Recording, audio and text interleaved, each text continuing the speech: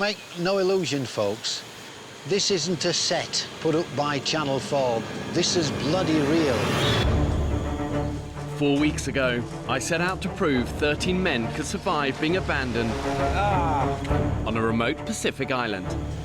The pelicans seem to be eating more than I do. This, for me, is a simple experiment to study what makes a man a man. Left alone on the island, Okay. And there you are. they filmed everything themselves.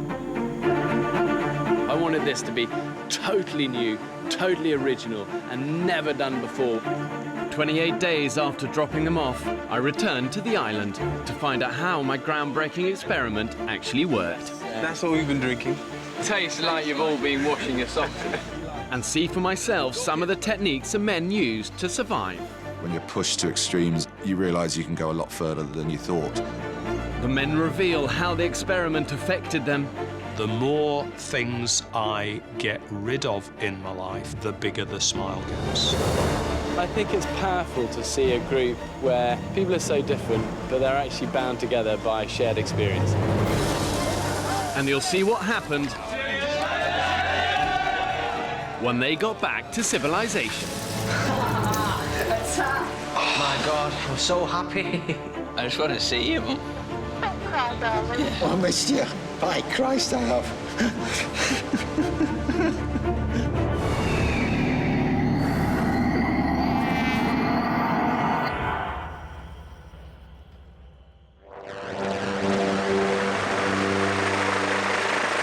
This island might look like paradise, but if you were marooned here with nothing, trust me, it would be hell on earth. I chose to base my experiment on a remote desert island in the Pacific Ocean, more than 5,000 miles from Britain. I think there's something appealing about doing this on an island for a couple of reasons. First of all, there's nowhere to run. You're stuck on this limited space, and that forces issues. The other reason is that I think people often think of desert islands as nice places. The reality is they're deserted for a reason. There's very little running water, and these things are covered in snakes, in tarantulas, and scorpions. You've got crocodiles, you've got sharks, and it forces issues because it's an unforgiving, unrelenting environment. But despite the dangers, the men survived. Well, I can see their fire. There he is, boys. Hit the bell. Come on. 1 month after dropping them off, I went back to see for myself what the men had achieved. Wow, look at you guys. Hairier. Yeah. Skinnier. Yeah.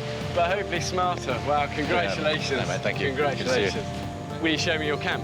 Come in. Good. Come in. So this is what we call home. And do you often have Tony? That is Tony's spot. Good to see you, Bear. Congratulations. Well done, you. Thank you very Well much. done, you. I love it. I love your throne. So I clocked them all in, I clocked them all out, safety, security, and I'd like to be the last on the boat to make sure they're all on. Shoe stores, obviously. Table kindly made for us by Joe. Hanging machetes, torches, buckets, coconuts. It's good. I mean, this is a real semblance of community. I love that. Look at that. Yeah. You've got a front door. Camp Bassie. Yeah. Shirley Island, Camp Bassie. So why Shirley Island? Because every time we went out looking for food, it was like, surely we're going to find something today. Surely we're going to find something tomorrow. And surely enough, we did. Shirley Island. Genius. In any survival situation, one of the first things you have to do is find shelter.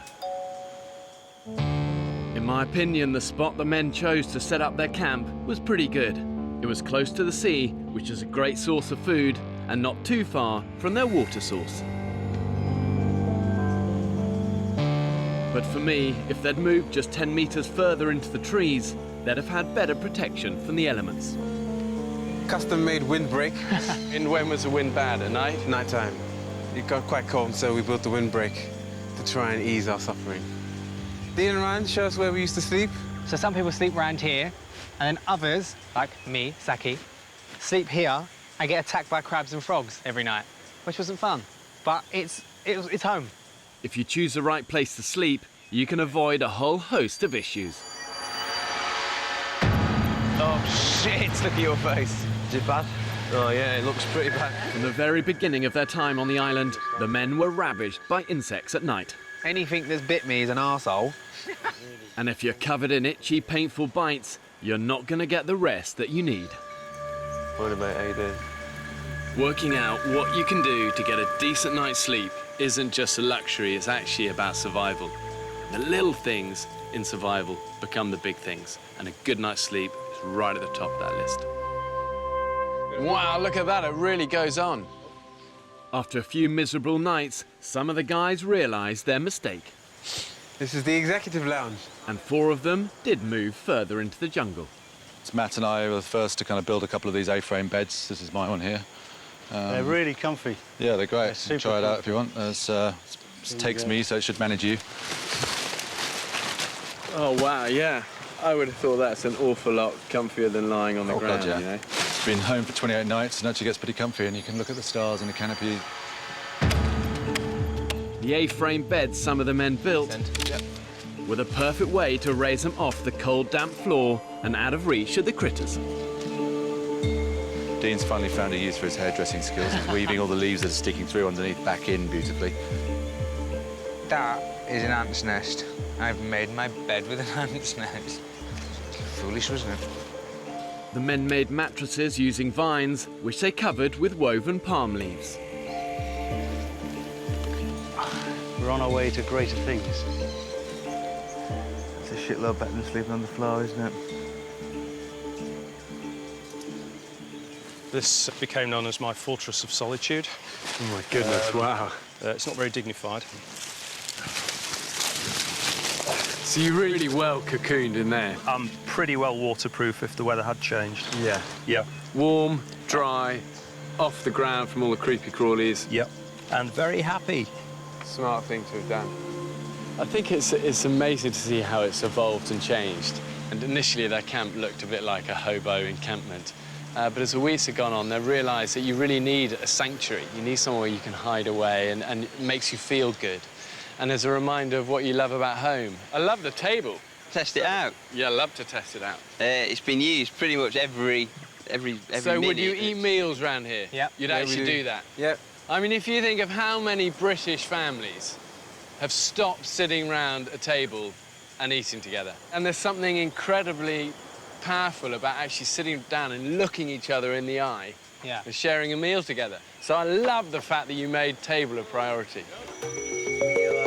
Looking around the camp, it was obvious how resourceful the men had been with materials they scavenged from around the island.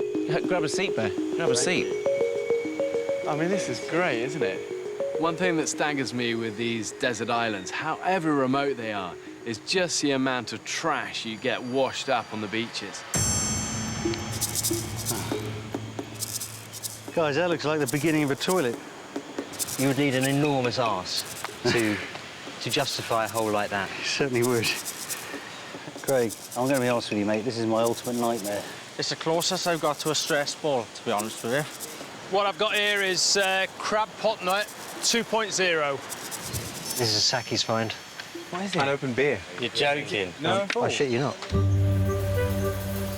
There's so much stuff on the shores of this island of kind of crap and rubbish that normally you kind of look at and touch and go, oh, what a shame, it's ruining paradise. But now we look at every single piece of plastic and metal and string and turn it as kind of treasure. When was the last time you felt salon fresh? What? No way. Shut the fuck up. That is shampoo.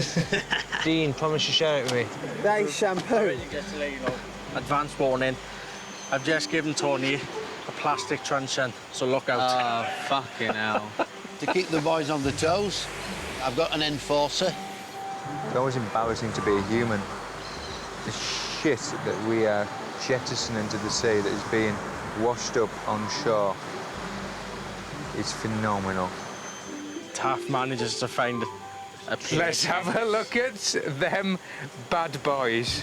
One black one, one blue one. They're not the same colour, but they're the same make. They're the same make. What more can you ask for on a deserted island? Mate, they're not as good as mine. Look at them. They don't fit well, but fuck it, it's going to be doing me well on a Sunday night. I think just a amount of the pair of high heel shoes made for you to get lucky. I don't think so. After last night, Fletch. Right, should we do this fishing line then? Yeah, let's go get some fish. Let's crack on. 4 weeks after abandoning 13 British men on a remote desert island, I mean, that's almost like a honeymoon suite of a view. I went back to see for myself how they managed to survive. Welcome to Camp Bassy, sir. Wow, do you mind if I have some of this? On a tropical desert island like this, dehydration is your biggest enemy. God, that's good. Without fluids, you're not going to last for more than 3 days. That's what we've been drinking. Good, healthy stuff. Filtered, boiled, ready to drink. I mean, truly horrible, isn't it? It tastes like you've all been washing your socks in it. If the filter actually does, it is actually my socks. Thanks. So you are drinking my sweat particles. Well, enjoy that. The only water source the men could find after a desperate search of the island was a stagnant pool. I never realised that I'd have to drink puddle water. When it came to collecting and transporting it, the debris from the beach came into its own. Calling it water is now a bit of a stretch of the imagination, to be honest. Sorry.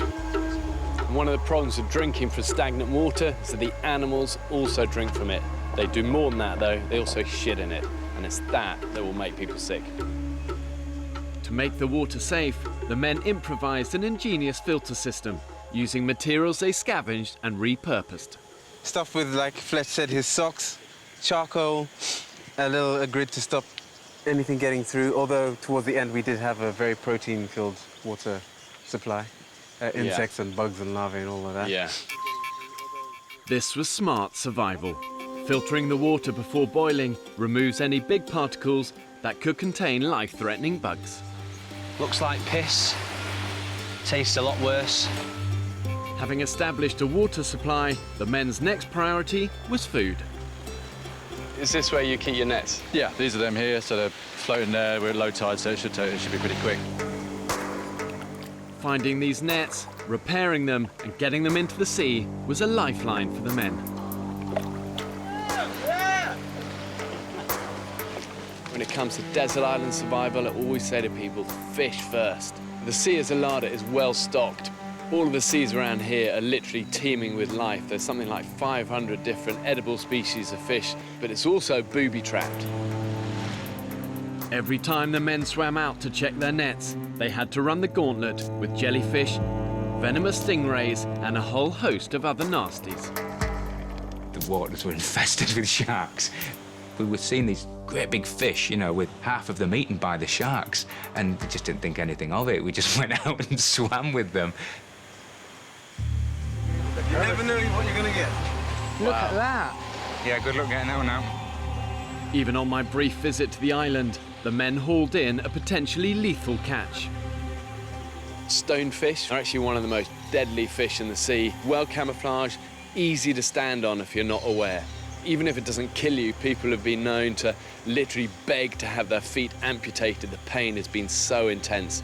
The island looked beautiful, but every time you went anywhere, it tried to kill you. And you're suddenly thinking, Jesus, this ain't a postcard. It's horrible. Before taking the guys into this extreme environment to start the experiment, If I leave him be, he will just quietly crawl around me. I gave them just one day's basic survival training.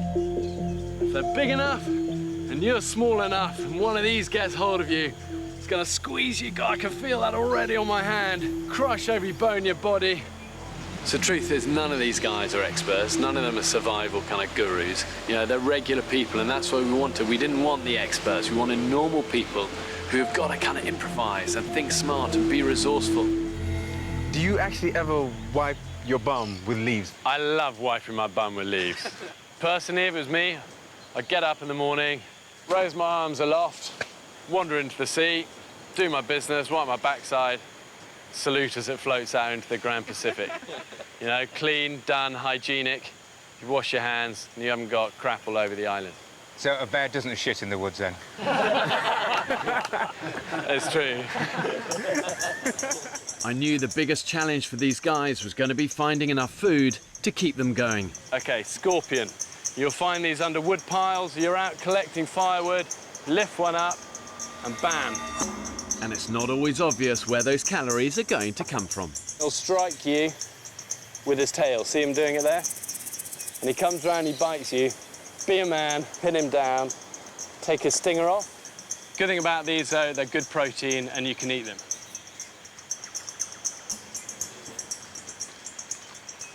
Tastes like shit. You're better off stewing them and roast them over the fire. But raw, they're horrible. Oh, scorpion. Here he is. There he is. Got him. I've got him. He's aggressive. He's aggressive. From experience, I know it's amazing what you'll eat when you're pushed to the edge. God, I can see its guts inside. That's not going to be tasty, guys. Oh, man, you're making us wait. Come on. We want to see you eat it. I hear that in the future, when things get a bit more dystopian, we're going to have to eat insects rather than mammals. So I'm looking forward to it.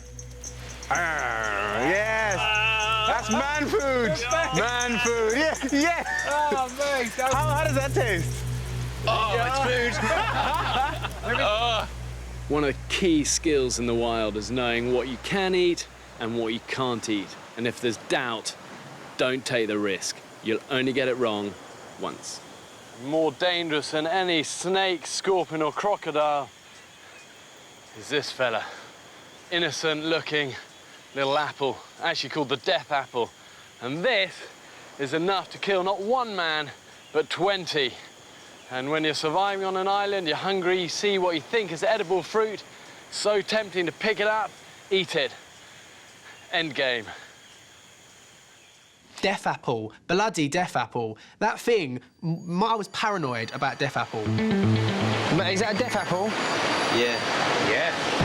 Let's evacuate camp. Where's that come from? It's been washing up. Yeah. Washed up? Not here. Might be down there or up there. When you're walking on the beach, they wash up from elsewhere. If you step on that death apple, you're getting scabbed, you could die.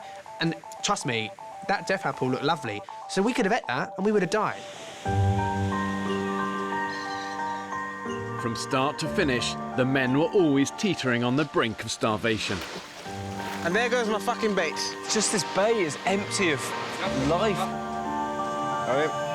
Come on, Mother Nature, give us some food. But what's important is that they never gave up. So where are we going, Sam? We're going foraging. And that is the key to survival. The pigs. Balls. Fuck. We all tried so many different things and they just didn't work. We didn't realize how far mankind has come through trial and error. OK, here we go. He's coming shallow. Failure plus failure plus determination equals success. Yes! Fucking hell! Yes! Hey, look at that, Biggie. Oh, mate! We've caught 28 fish today. Anyone for carbohydrate? Wow! Oh, my God! Driven by all-consuming hunger, they went to extraordinary lengths to discover what the island had to offer. It's a fucking caiman! It's a fucking caiman! Wow. I've never ate an orange before. Fuck off. We'll start now. Try that. Come on, here's your first one. Wow, you've got a massive hit of citrus all the way over here. It's nice, isn't it? So good. Welcome to the world of fruit, Dean. There was, however, one craving they couldn't easily satisfy, despite a tantalising reminder. Dean, what have you found on the beach, mate? We found a sweet wrapper. It's intense for these guys, the lust just to get something sweet in their mouth. And the boys have found some of these and they had like a tiny little bit of sugar in them. But if you put a bit of boiling water in them... Is it good? Oh, it's good! It's good! I don't care if he gives me the shit. It's worth it. Over 4 weeks, these 13 men had come a long way since their first unappetising meal of snails. Oh, Mr. Fletcher, you're an artist, sir. You toasted some coconut there as well. Toasted coconut here, mate. Before departing, they invited me to sample some of their favourite, hard-earned island delicacies. Unbelievable, guys. We have dressed crab, honey. Oh, you do not know how honoured you are to have that honey onto your oysters there, which are just marinating at the moment in a lime jus. We have fresh snapper there. We have gazuma berries and almonds in there, toasted coconut, and a fig and lime marinade to go with your fish. Yep. Well, guys, I'd like to say grace before eating. Yeah. Lord, thank you for these men, the courage and the fortitude they've shown. Thank you for the hands that prepared this food, and thank you for the sea that's provided it. Amen. Amen. And let's try a bit of this. So a little bit of honey onto the oysters. A little bit of honey on the oyster. That stuff is insane. I'm gonna tell you now. You look at the food that they served for me, and there was a real sense of genuine pride in that. That it was really special. To go from, you know, scavenging around in the first few days to providing something that, you know, I'm not saying it would be served at a Michelin star restaurant, but it was pretty good given the tools that we had. It showed our evolution and how much we'd got our stuff together. It's incredible. It's off the scale. On that plateau, that was like the culmination of our surviving there. It was a real sense of achievement. A toast to you guys, to an experience I really pray you'll never forget, to an experience that I hope will empower you in your everyday lives, and to friendships that I hope will last all your days as well. Here, here. It's you guys. Cheers.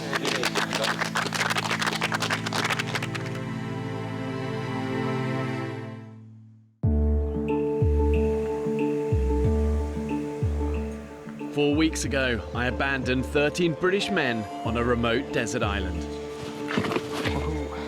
They would have to fend for themselves in isolation. For me, it was really important that we didn't have a camera crew coming in every day and filming it all, and it kind of just would have felt set up. I wanted this to be totally new, totally original, and never done before. For this reason, the radical decision was made to get the 13 men to film the entire experience for themselves. Come on, everybody. Take a walk with Uncle Saki today. The only filming is these guys going like that and going like that. Right. Guys, I'm gonna have to put you down. I think I found us a bird. Yes, I have. Hang on. And effectively, that means the only people telling their story is themselves. Woohoo! Shazam! We're all photographers now. We've all got iPhones or smartphones or whatever. And you can shoot movies on these things, you can take pictures, and we just do it as a natural part of our life. So why not incorporate it into television? I'd like to show you around my favourite spot. This is where I come and sit when I feel a little bit shit. I tried to do this trip on a budget. I won this hat in Bulgaria about 5 years ago. Here's the sea. And these are my rocks. These are my rocks. Wang Rock. Way, I'm out there. I bought my boots cheap, cheapest boots I could find. Look at this, day 13. What the fuck am I gonna do? Look at the view. Look at all this. This is the jungle that on which I have become a man. The group included a sound man and 3 trained and experienced cameramen who lived under exactly the same conditions as everybody else. It's a bit like myself, Matt and Rupert and Kif were on a plane and it's crashed on a desert island. It just happens we had our gear with us. With danger never far away, the men needed to be able to deal with emergencies themselves. The hospital, where people went for treatment. OK, so were you in charge? You were the assigned medic? Yeah, between myself and Sam, we dealt with a few injuries. The men were provided with basic medical supplies. Craig was a trained first aider. I think I've done more first aid on the island than I do when I'm back home. And Sam, a qualified doctor. Yes, they are. Fuck! It slipped as I threw it. I think I broke my hand. Without them, some men may have been forced to leave the island. I'll be honest, I punched the sand. Oh, no. I enjoyed being the doctor on the island. It gave me a bit of a sense of purpose. So I've made this bamboo into hopefully roughly the shape of a splint. I was called upon to do things I wouldn't normally do in my day-to-day life as a neurologist. I can still do some things. Yeah. Yeah. But the truth is that ultimately survival is about so much more than just physical preservation. As human beings, we're pretty complex creatures. You know, we need much more than just food and water. I think that's our base level, but above that, then we crave things like friendship and connection and community. The single hardest thing about that 28 days on that island, the lack of contact with your loved ones from the outside world. I'm 6,000 miles away from you, home, and I'm missing you. The men had to get by with just one photo from home. My 2 grandkids, you're still with me, Tommy and Annabelle. You'll be with me all the time. My beautiful girlfriend. And a huge part of me wants to go home. I think the hardest thing was definitely missing my girlfriend and our little girl that we have together. That was heart-wrenching at times. It's just a whole no contact whatsoever. Every now and then, I keep thinking I'll just snip off and use the phone and call home. Very, very suffocating feeling. It was important that the group reached out to each other to keep isolation at bay. What glues people together? Humour, kindness, and that shared adversity you're going through together. Yeah, all right, dude. Just come over a bit emotional, mate, to be honest. Yeah? Yeah. You know what you need, don't you? Big Fletch hug. Yeah? You've got a temporary family at the moment, mate. Yeah, I know. Yeah? I know. I know. You've never met these people before in your life, but yet you become instantly close just like that. As soon as you're chucked on the island, you're best friends because you've got no choice. I just feel like I've been so up and down. You know what you need then, don't you? As well as a Fletch hug. What's that? You man the fuck up, don't you? No, I do. Babe, I'm gay, I'm allowed to cry. Hey. But there were inevitable tensions and moments when it looked like the group might fall apart. Mate, come on, why are you here? Why are you here? I don't know, I asked my question now. I know. I quite a lot to go, so I know. I'm fucked off. The wild exposes people wide open, and sometimes there's a lot of fallout and mess first. So all you want to do is bitch, and that's all. I'm not bitching. Hey, grow up, don't walk away. When people are under pressure and your life is on the line, you've got to do all you can to keep a group cohesive and together. Because when it's together, it's strong. It's not strong when it's fragmented and broken. So what's going through your mind, Craig? Oh, I'm off. I've had enough. Don't quit, mate. You'll regret it for the rest of your life if you do. Just keep plodding, just digging deep. Yeah? You need to find that fire in your belly, mate. In the end, all 13 men managed to stick it out together. Let the party begin! And on their last night, were able to celebrate their differences. The award for the best tantrum. Oh, this one's close. This one's close one. Oh, it's tight, it's tight. It's a tight one. Is Craig. So the category for the most improved person, and this goes to Ryan. Yay! Five, Ryan. I'm gonna take this award and apply it for the rest of my life. Well done, mate. Well done, Ryan. I think it's powerful to see a group where people are so different, but they're actually bound together by shared experience. I think what you guys have been through is essentially an accelerated crash course in life. And I'd love to find out what each of you is going to take away from the island, but also what you're going to leave on the island. You realise how little you can survive on here and how little you actually need, and it's great to, I think, hopefully I'm going to be able to go home and just like pull that back and just be slightly less kind of wasteful with everything I do. I'm going to leave behind, hopefully forever, that sense of taking things for granted in the world that we live in. I don't feel as though I had a massive ego before, but if I did have any, I think I'll leave a bit more of it here.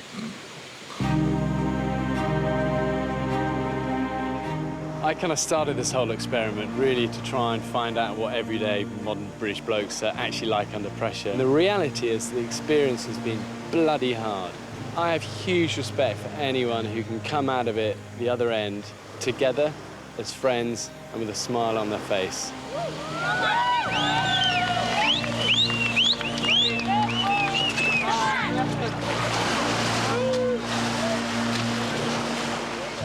Mate, amazing!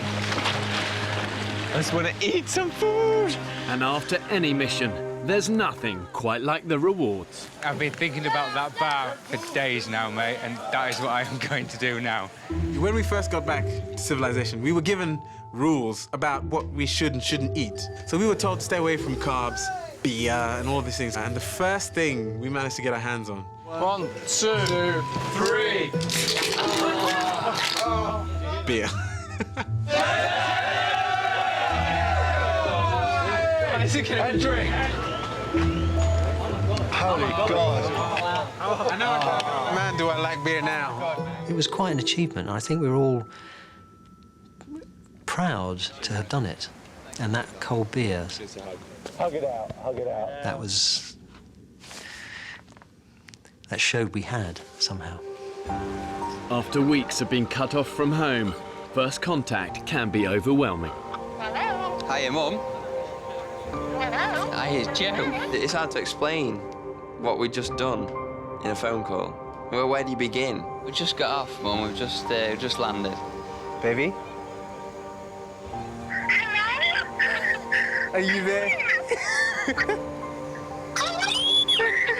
4 weeks worth of no contact, 4 weeks worth of missing, all just came out. Dad. I've done it. We finished. I'm back from the island, love. I just want to speak to you. I lost 2 stone. 2 stone? Yeah. I just want to see you, Mum. Yeah. I'm good.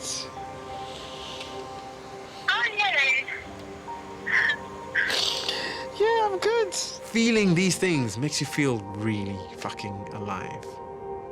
There's no doubt, I think, when you go through hard times, there's pain first. But this is about what people find at the end of it. Yes!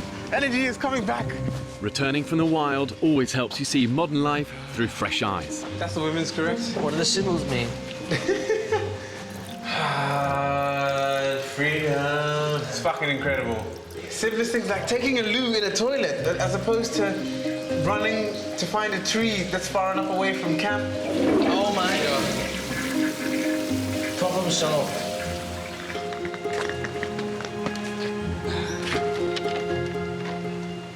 Oh, I can just feel the cool air. This doesn't feel right.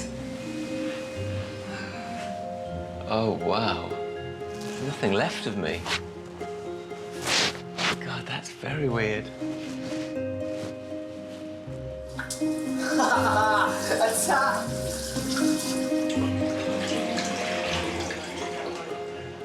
Nobody had to fetch it. I'll filter it. I'll boil it. Oh, man.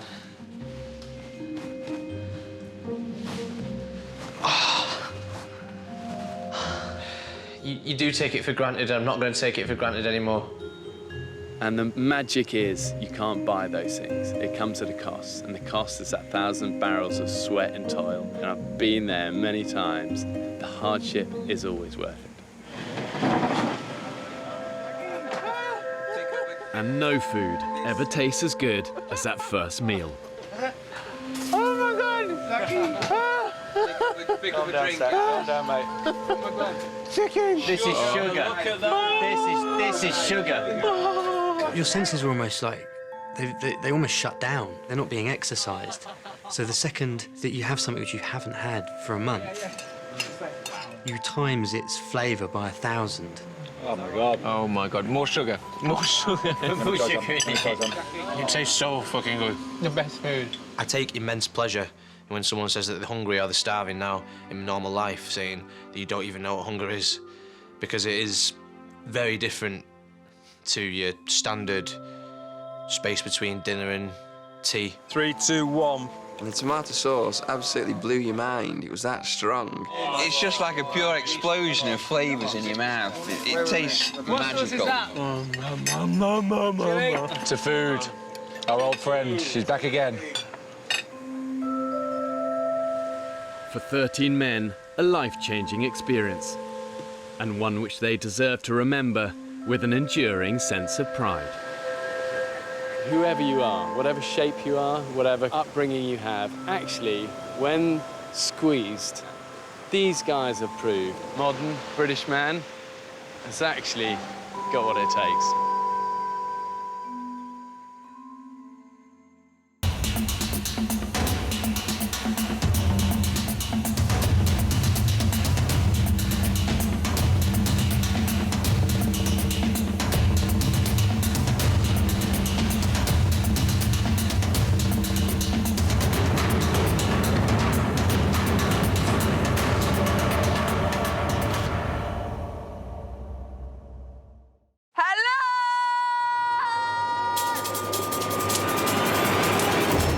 Six weeks ago, I set out to discover whether 14 ordinary British men and 14 ordinary British women could do something extraordinary.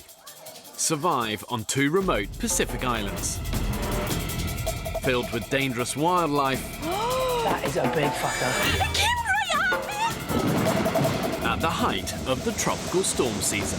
How on earth are we expected to survive in this? What I want to find out is, has all of this cushioning that civilization has experienced over the last 50 years made us totally lose touch with that survival instinct that I believe is deep within us all? In this groundbreaking experiment, the castaways faced surviving entirely alone for 6 weeks. Holy shit! Tonight, I discover how both the islands fared. Bring it on, Mother Nature, I say. I'll reveal and explain the techniques the men and women used to survive.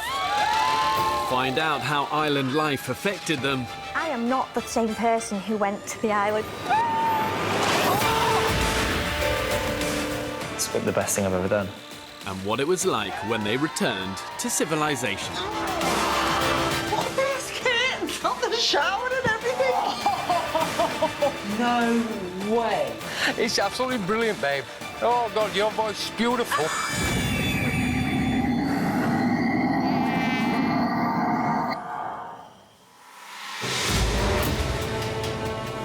After 41 days, I returned to the islands to find out how the castaways have stayed alive using only their wits and some basic survival skills. Is it him? Such a big part of me is so relieved we've reached this point where we're extracting them. This is the most in-depth experiment I've ever done. 6 weeks, height of the rainy season, brutal.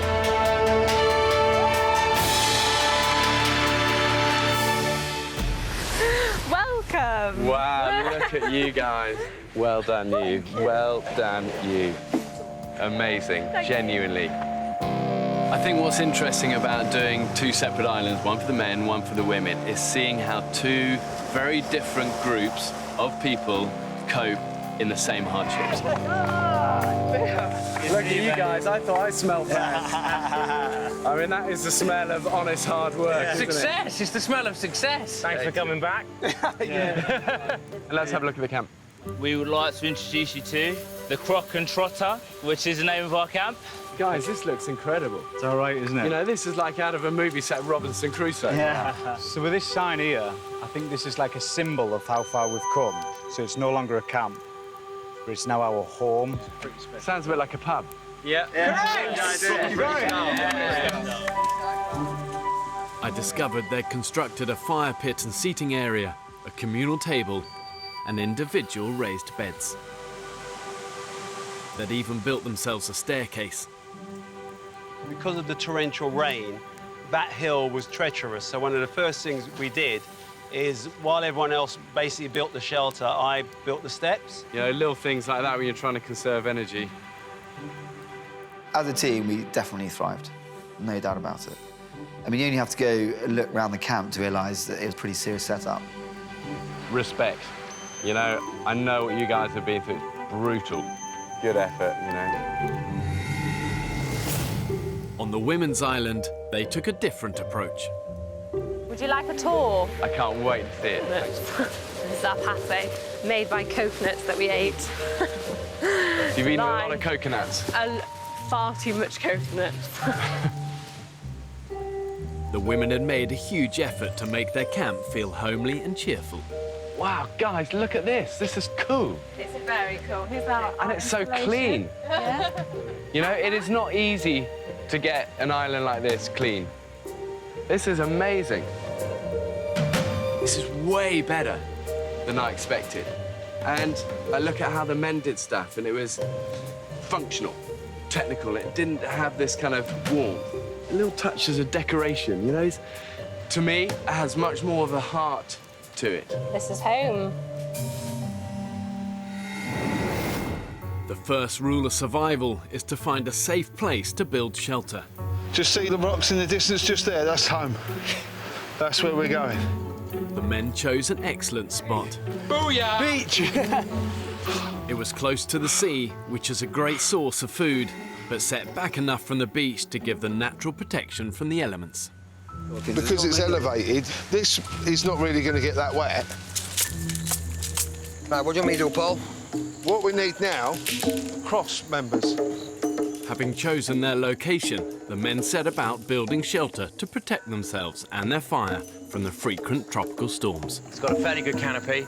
It's got 4 corners that we can notch off, put rope into, cover over the top. From my experience in the wild, constructing a good shelter is crucial, not only to get yourself out of that weather, but also just for morale. You know, if you're just getting pissed off all day, all night, to have somewhere to hide away, get out of it, means so much. So, these are the dormitories. The men went on to build individual covered beds that were raised off the floor to protect them from the jungle critters.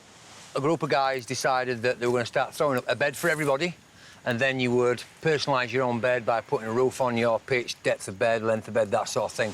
The beds were built using A-frames and lengths of washed-up rope for their mattresses. OK, whose is the best, you reckon? Mine. And that's this one. A man's bed is his castle. I got stuck into my bed, making it as comfortable as I possibly could, because once I'd got in that bed, I wanted that to be my personal place for me to go, close my eyes and be at home. So I realised once they decided to make individual beds, pick a decent one, make it a palace. You happy for me to have a go? By all means, sir. Are you going to be sad to leave this, Vic? Yes, I am, yeah. That was my one luxury on this island, and that good night's sleep every night.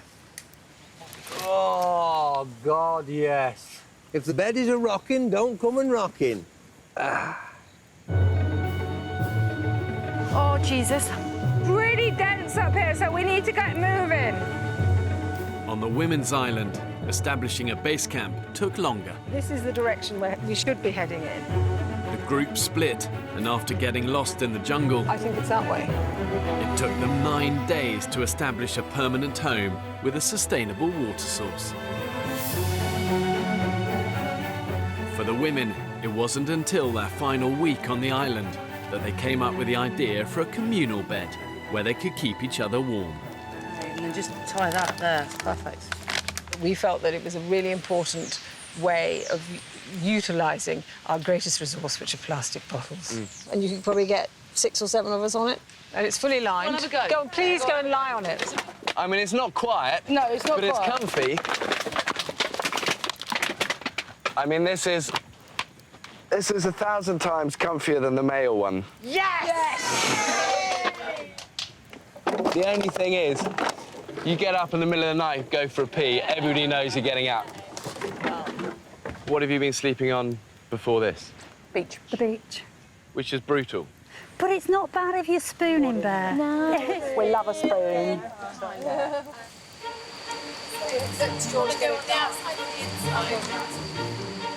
I think there's several really good reasons for sleeping as a group. There was a sense of safety. If there were anything nasty was to come into camp, the group was there to deal with it. You've got to choose your spot now, Georgie. Decisions. I think we were really happy with spooning in a really sad way. It was quite a big comfort for a lot of us, and definitely a way to keep warm. Nighty night. You know, maybe this is a difference between men and women. The men wanted their space. They wanted these individual shelters where they can hide away and they go, oh, I'm annoyed with him, and whoosh, I close my curtains and I'm done. But actually, community is strength. I very much anticipated that the women would be very much the homemakers. It would be right top of their list to build shelter. I think it was interesting just how long it took. It looks pretty good. Oh, for fuck's sake. They just didn't have the skills. They had to learn these skills by getting things wrong, and they got there in the end. But one thing the women were better at was making fire. They did it much quicker than the men. So this is Vesta. Who's slowly, she was absolutely flaming, but she's decided to go a bit down. Why Vesta? Because Vesta is the Roman goddess of the hearth. For us, she's been the heart of the camp and the main thing that we've kept going. The women used a traditional friction-based method, spinning a bow drill to create heat by friction. Bloody good ember. Then blowing on the ember to breathe life into the flame. Here we go! Oh my God! Wow! Get on fire! Get on fire!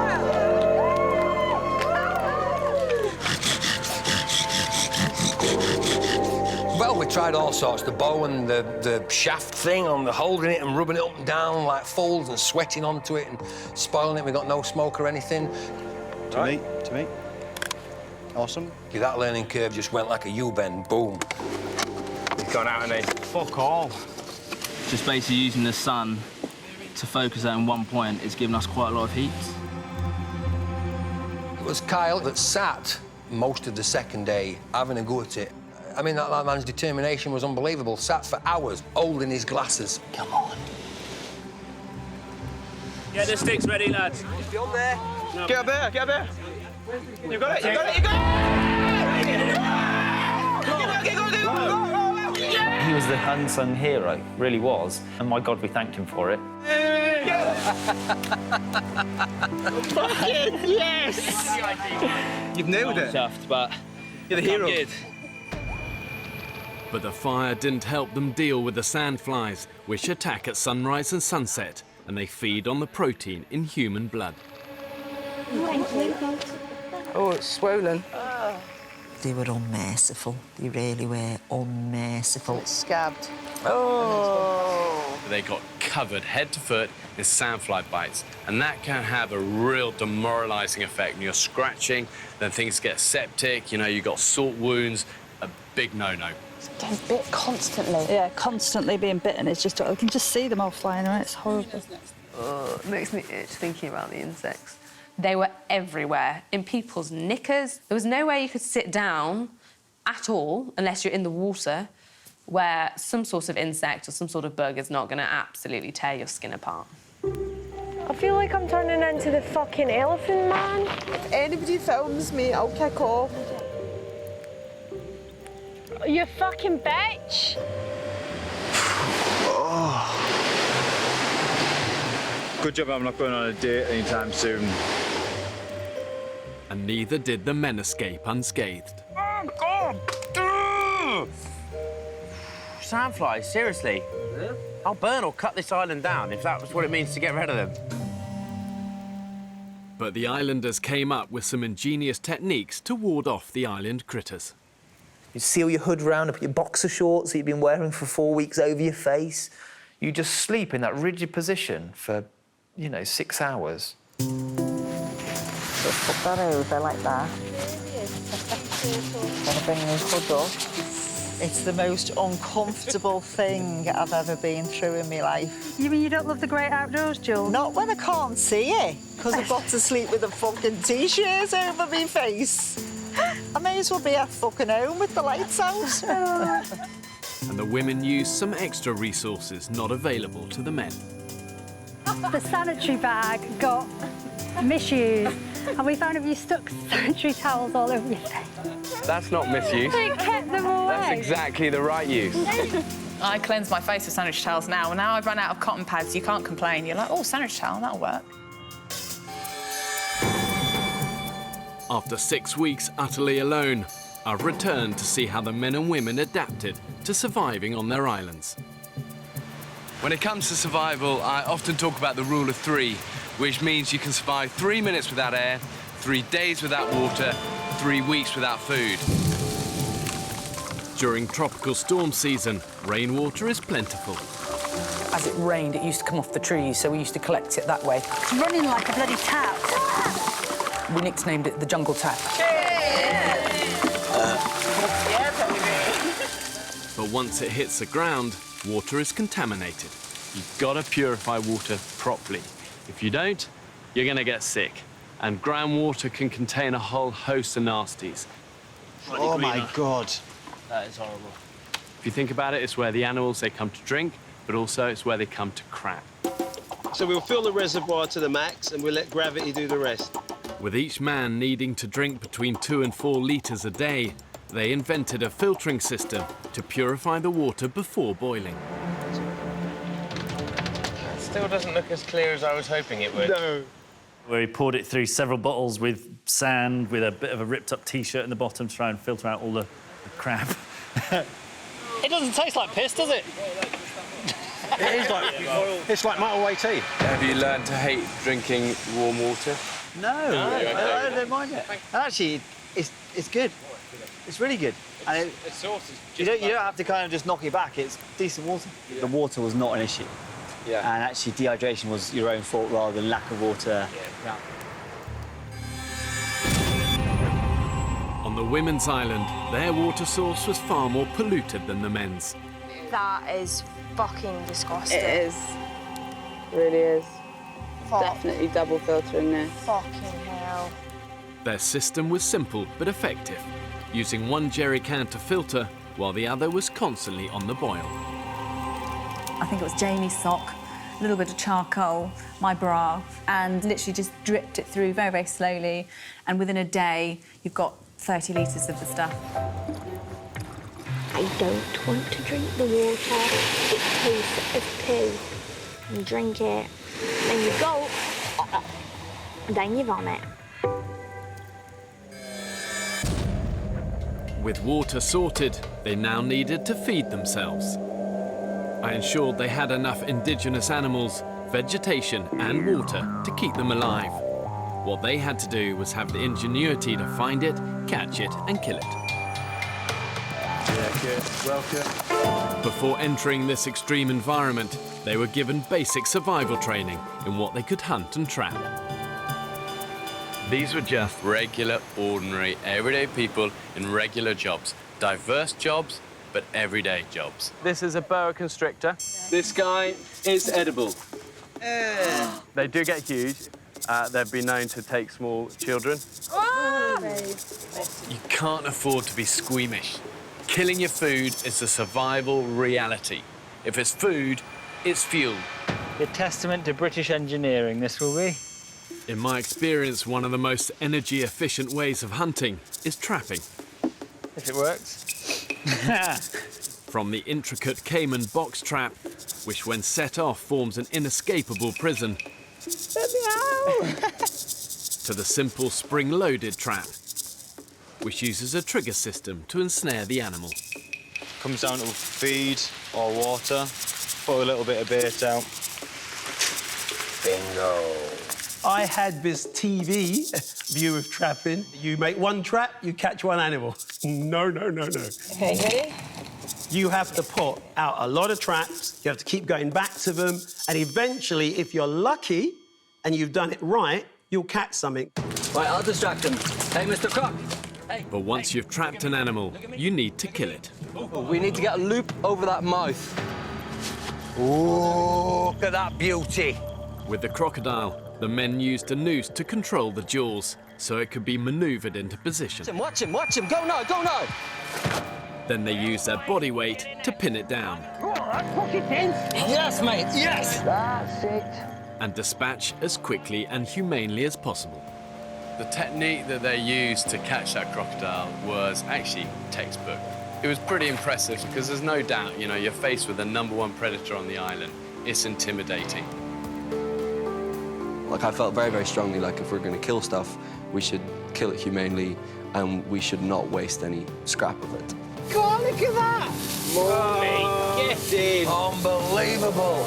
Let the feast begin, boys! Yes! These are some of the trophies we kept. We absolutely ate everything. 7 feet of beautiful crocodile. That's all that remains, pretty much, apart from the sign. Thing is, if you hesitate, you lose. Set your traps, set multiples of them. You've got to be opportunistic. That's great, you're right. Dosh. While some men accepted that killing was necessary to eat, Hi, sage and onion. one of the things I think the women struggled with was putting aside their instinct to nurture and turning it to an instinct to hunt and to kill. Hunting and killing has been the biggest eye-opener that I've taken from the island. Taking a life is never easy, and for the women, it was a real turning point. They overcame one of the hardest psychological obstacles, showing they had what it takes to be survivors. You can spend a week trying to trap an animal, and then the actual killing process is pretty gruesome. It's actually a really emotional thing. Using a knife, the most humane way to dispatch a pig is by severing its jugular veins, which renders the animal unconscious. It was so hard. It was horrible. Horrible. It took them a long time to embrace the hard realities of this isn't going to be pretty. But from that point on, the women, just like the men, were able to take their rightful place at the top of the island's food chain. While there's plenty to eat on land, if you can catch it, the most reliable source of food for the men and the women wasn't on the island at all. All of the seas around here are literally teeming with life. There's something like 500 different edible species of fish, and it's why when it comes to desert island survival, I always say to people, fish first. Once you figure out how to catch them, you've got a well-stocked larder right on your doorstep. Oh, look. Rays, fuck, they're shallow, aren't they? Come on, boys, let's get one of these. But it's easier said than done when you don't have the right tools for the job. Stingray's one, survivor's nail. Yeah! No, she just lost it! Get behind it! Oh! Cut him off! Have you ever seen anyone fish like that before in your life? I don't think any fish couldn't eat it. That's rubbish. I loved the fishing. I loved doing the fishing, but I was rubbish at it. Bastard him. That spear's not worth donkey poo. Fucking rubbish. Then the reality kicks in that you have no idea what you're doing and hopefully that you're going to be able to clutch at things to make them work. That's why it's called fishing and not catching. It was a big learning curve. It really was a big learning curve. You fucking beauty! Look at the size of that bitch! As part of their basic survival kit, I provided both islands with a handful of fishing hooks. Oh, Barney, you're an inch or two longer. It's directly proportional to the size of my penis. Which meant they could experiment with improvised rods. That idea is so romantic, isn't it? To be able to carve your own fishing rod, sit there with your stick like a gnome and soak up the sun. Oh, I got a big one! Woo! Fuck! But it was far from romantic, really. It was a really hard graft. Oh, my God, I can't believe it. She's got a fish! Daddy brought home the bacon! Yeah! Oh, I saved everybody. I was almost like Jesus. I fed the thousands with nothing more than a homemade fishing rod. In a survival situation, the sea can be a lifesaver. But if you don't treat it with respect, it can just as easily take you out. There he's gone! Fuck! Oh, shit! I've seen it happen. A misjudged tide or freak wave, and it's game over. Rock fishing can prove deadly. Best fishing was always in the most dangerous spot. And bad shit happens really quickly. It takes 12 months for Christmas to come. Bad stuff happens that quick. And that's why rock fishing is considered one of the most dangerous sports in the world.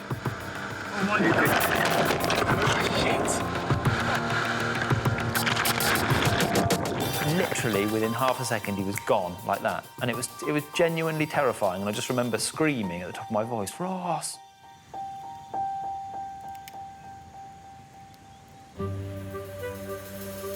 Too many more days like There's this. nothing like a successful hunt to lift the spirits. Is this the first time we've actually had breakfast? Yeah, I think it is. Amazing. But as I know from experience, the island diet can have a few unwelcome repercussions. Oh, pardon me. Sorry. God, that was awful. I'm going to have to go. Oh no, you're not going to be sick, are you? I don't know. I don't feel very well. Sorry. Pardon me, even the food. Why does that always happen when I'm talking about food? That's not what's supposed to happen. Basically, I've been having explosive diarrhea. Oh. I would get completely naked, do a poo, and just run straight into the sea and have a shower and bath in the sea. With no modern conveniences on the island, the call of nature presented something of a dilemma for the women. You're doing a poo in the ocean? Yeah. What? Yes. Are you kidding me? No. Why are you shitting in the ocean? Because it's clean. Going for a poo. A lot of people went into the jungle and dug holes. I have to confess, I was really worried about something biting my bum. So I used to go just on the water's edge, which I know upset a lot of people. The men weren't so fussy about where they did their business. Here comes my esteemed colleague. I think he might have some good news for the camera. I've officially dropped anchor in Pooh Bay 3 times. Oh, it's such a relief. I feel like a new man. Going in the sea for me was absolutely perfect. So I've started shitting in the bath.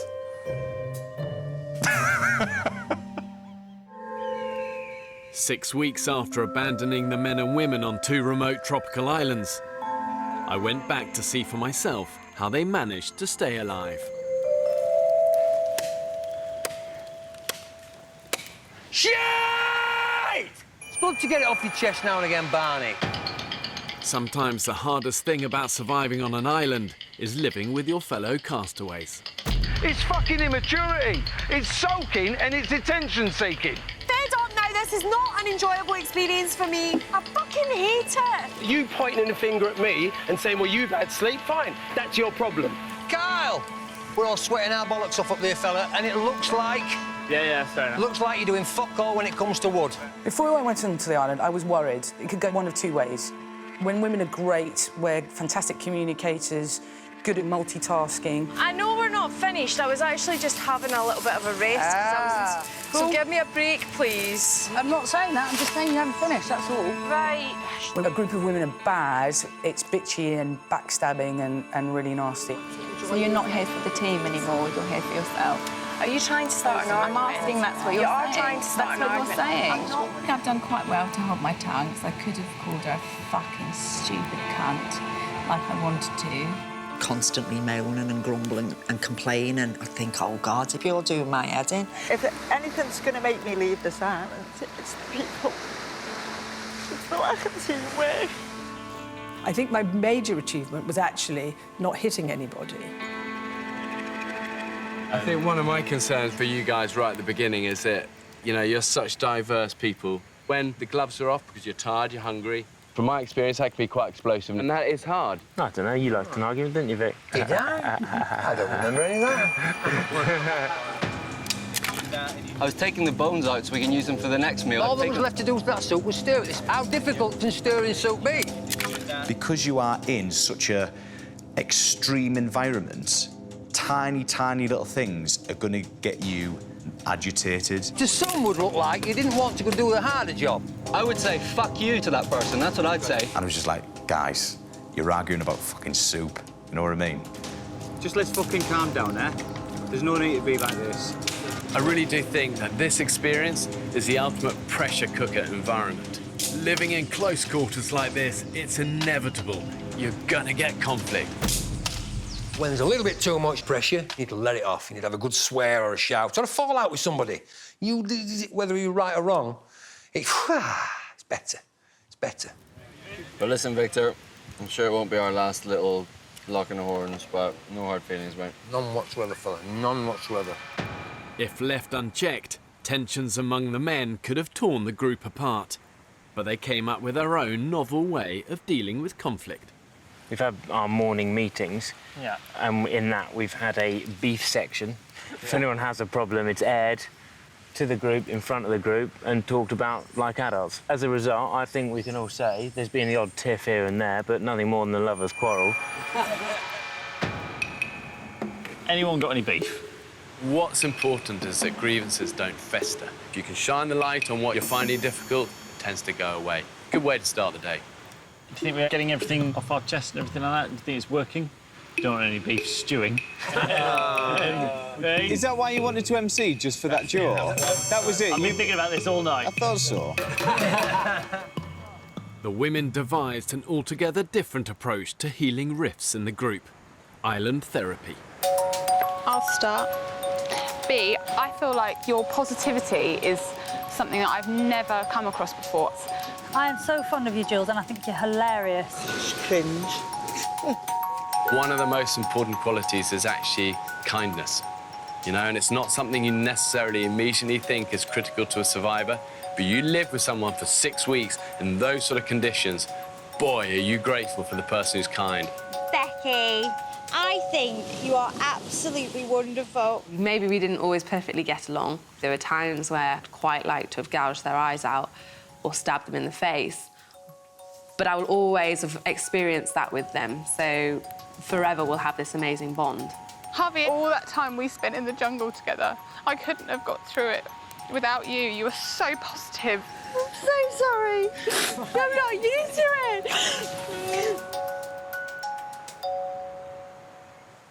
Arriving on the island with little more than the clothes they stood up in. The island's beaches were a rich source of materials for the castaways to put to good use. What's this? Yes! Look at that. Not the cleanest teacup in the world. I'm sure we can give it a wash for him. That is amazing! A metal can that we can boil stuff in. Look what I found. Unopened can of ginger ale, and it's in date as well. Oh my God. One thing that always staggers me with these desert islands, however remote they are, is just the amount of trash you often see washed up on the beaches. Discarded rubbish offered an opportunity to make life on the islands a little more comfortable. Hey, lads, look. Found it. Pink pear. Look at these bad boys. This is the male version. What's this? Oh, yes. Lovely toothbrush. That is minging. That is pretty rank.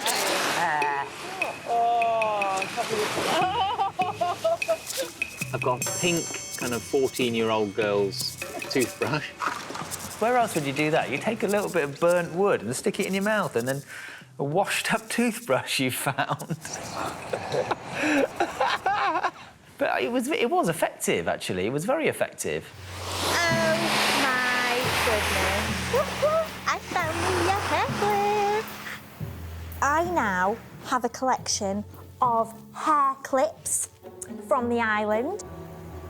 Another comb! White tooth! Very important. The women used scavenged items to turn their camp into a home away from home, and even created an island hair salon. There, don't look too scared.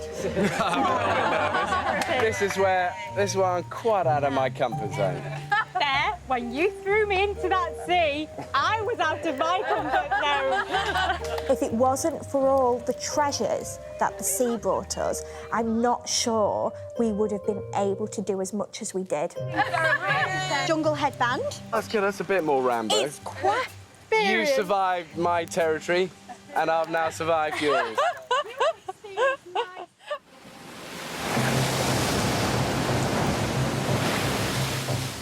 In this hostile environment, the castaways were putting their lives in danger on a daily basis. There's no doubt with this experiment, this island was not benign. Ah, God! Fuck was that? Something just fucked me. It's a scorpion, guys. Everything on the island was dangerous. There was nothing safe. They faced starvation, dehydration, You're so weak. and exhaustion. And it was inevitable over 6 weeks that there would be injuries. Go right into the sea because it's cold. She opened the lid and it just exploded in our face. Especially in the blistered area. The first thing that went through my head when the water can exploded was, gosh, that is hot. And then the second thing was, oh my God, I don't want to leave the island. I'm still standing. Yeah. So if you can see there, you okay? Yeah, I feel a little bit faint. You look ever so slightly peaky. OK, so don't look back. Just don't you dare look. In case of a serious medical emergency, I had a rapid response team on a 24-hour standby. But the islanders still felt vulnerable. She's boiling. I need to get some air to her. Oh, my God. We've got a code 77. We're just dealing with a flat square course at that location. I definitely worried for my life on the island, like, genuinely after the collapse. Then I realised, yes, we have a support team, but it does take them a while to get to us, so, yeah, we need to be careful. I just got up and everything went black. What happens when you extend the amount of time that they're trying to survive for? You up the risk ratio exponentially, you know, because now you're making decisions when you're tired, you're dehydrated, you're starving, and so much can happen in those last few weeks. Be careful!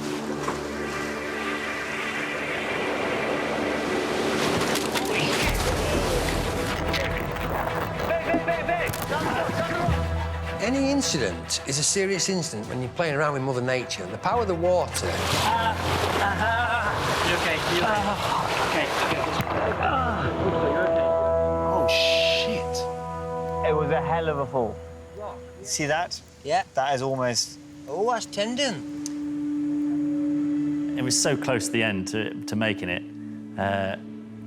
but it wasn't to be, you know. Once evacuated from the island, cameraman Will was flown to the nearest hospital. The plastic surgeon has done an awesome job. I had cut through a muscle that controlled the wrist, so I'm going to have a good scar. But yeah, everything's fine. Whoa, look at that! Carbs and veg!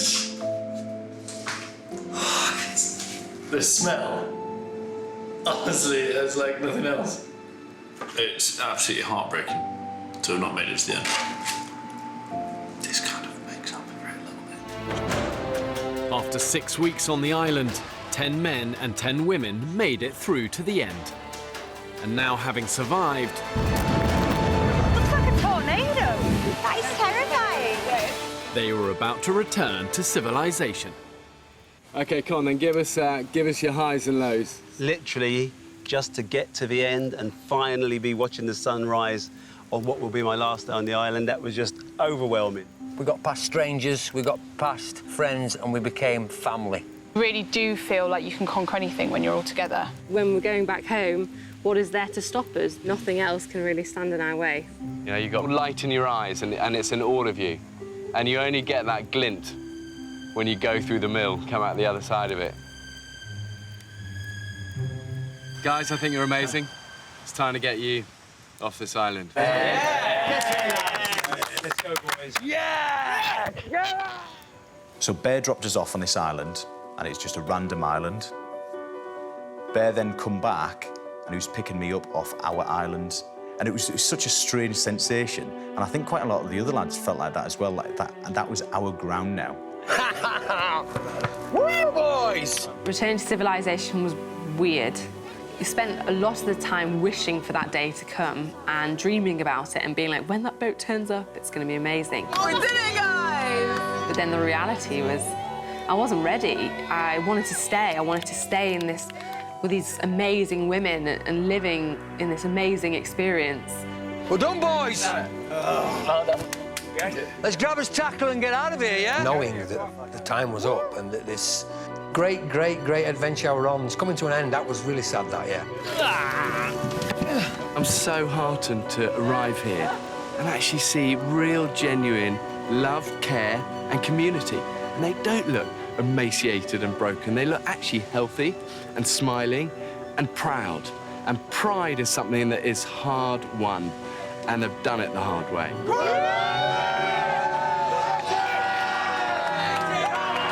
Oh, the relief. Absolute relief. Just to know that we were finally going to get back to reality where we can fill our bellies. It was just, yeah, amazing. Okay, ladies, welcome back to civilization. You done it, you done it. Oh, it's like so happy. For the men's arrival, a special welcoming party awaited. In they come. In the form of injured cameraman Will. There's William! I could see all their faces on the side of the boat, and I kind of give a little wave, and they all kind of like cheered and jumped out, came running over. It's giving me goosebumps now to think of it. Wow, you all stink! It was, you know, it was really good to kind of get the team back together. After spending 6 weeks cut off from the world, Oh, it's so weird to touch. reacclimatising was going to take time. It feels... I'm going to need to train myself. I can't remember how to work it. I knew this was going to happen. I've forgotten how to work. It feels so weird. Fucking hell, it looks weird. Oh, that first phone call. I was really looking forward to it, but not the emotional roller coaster that I knew were going to come. I mean, purely speaking to my missus just pushed me over the edge. Never been like that in my life that I can remember other than being a kid, sobbing over bugger all. Oh, God, your voice is beautiful. My bit of squeeze on the phone, it was lovely. It was really nice. Hello, baby. I'm so happy to talk to you. I cannot tell you. Oh, it's so good to hear your voice. It was so strange and weird and intense, and I really loved it. I really loved it. I didn't realise that when I spoke to my mum and heard her voice, just how powerful that was.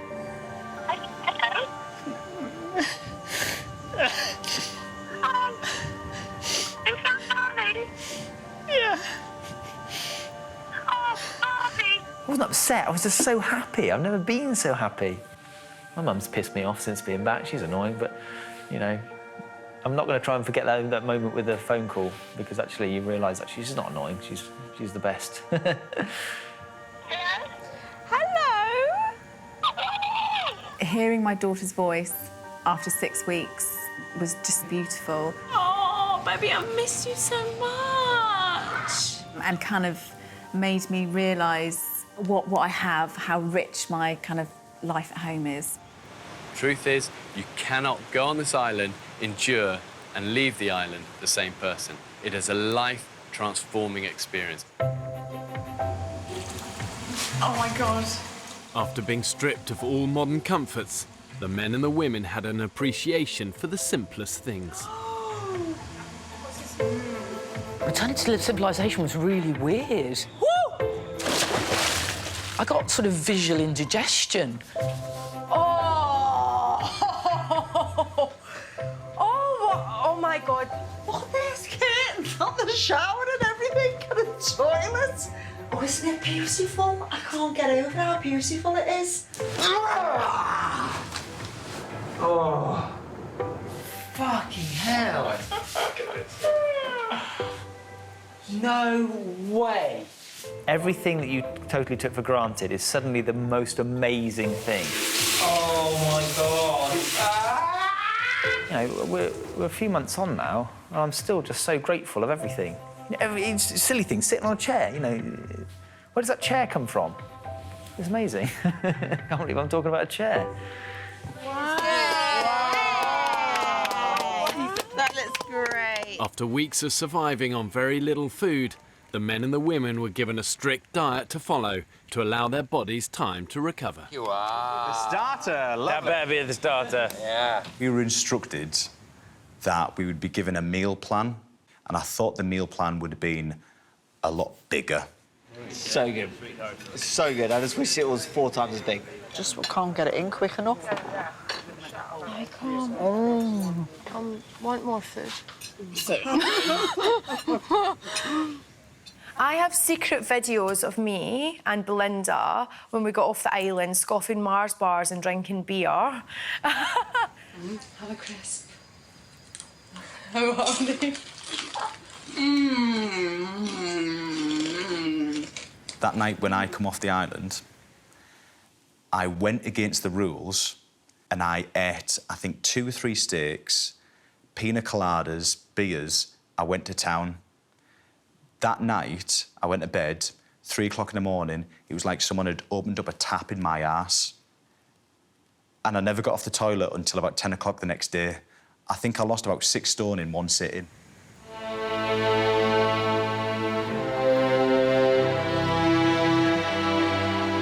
think what I gained from the island was a sense that the human spirit is unbreakable. Made me feel fantastic. I was 25 again for 6 weeks. It was great. Fantastic. Thank you. I am not the same person who went to the island. I was really shy. I was just scared of what people would make of me. But the island, it helped me find friends, like lifelong friends. I think we had an amazing bond. We've shared experience of that, which we'll keep for the rest of our life. She floats! What? They've made a raft! It's that feeling of living on the edge and living in the extremes, but still being really happy. That's what amazed me the most. 100% I would do it again. I loved it. I think probably the experience of the island, for me, was life-changing and incredibly humbling. I just think it's the best thing I've ever done. Full stop. Seeing them at the end, proud of what they've done, tight as a group, actually is inspiring. And ultimately, they learned never give up. Every single one of them said that. Said this is about just being bloody-minded and not giving up and sticking with it. And really, that's the heart of a great survivor.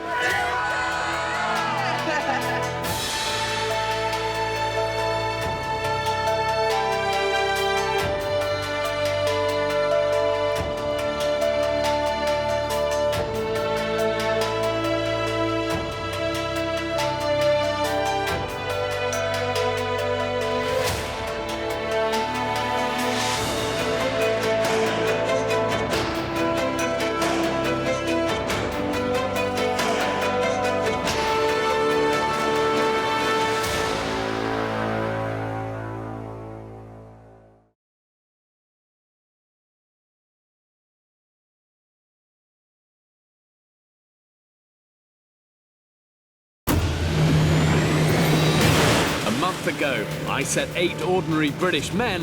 Go for it. And 8 ordinary British women. Go, go, go. An extraordinary challenge. To survive on a remote Pacific island. Shit. Filled with dangerous wildlife. And lashed by tropical storms. It was just like when we used to get moored in Iraq. And for the first time, I wanted the men and women to survive together. This perfect! So this time on the island, we're undoubtedly shaking it up in a way we've never done before. I'll just talk first, yeah? If you want to talk, put your hand up. Men, really, you. What will happen when they're really under pressure? They're fighting for every breath and bit of water and morsel of food. Look at this boy, his skin and bone. Tonight, I discover how the men and women really coped. It is the most scariest place you'll ever be. And the secrets they used to stay alive. Here we go. Find out how island life affected them.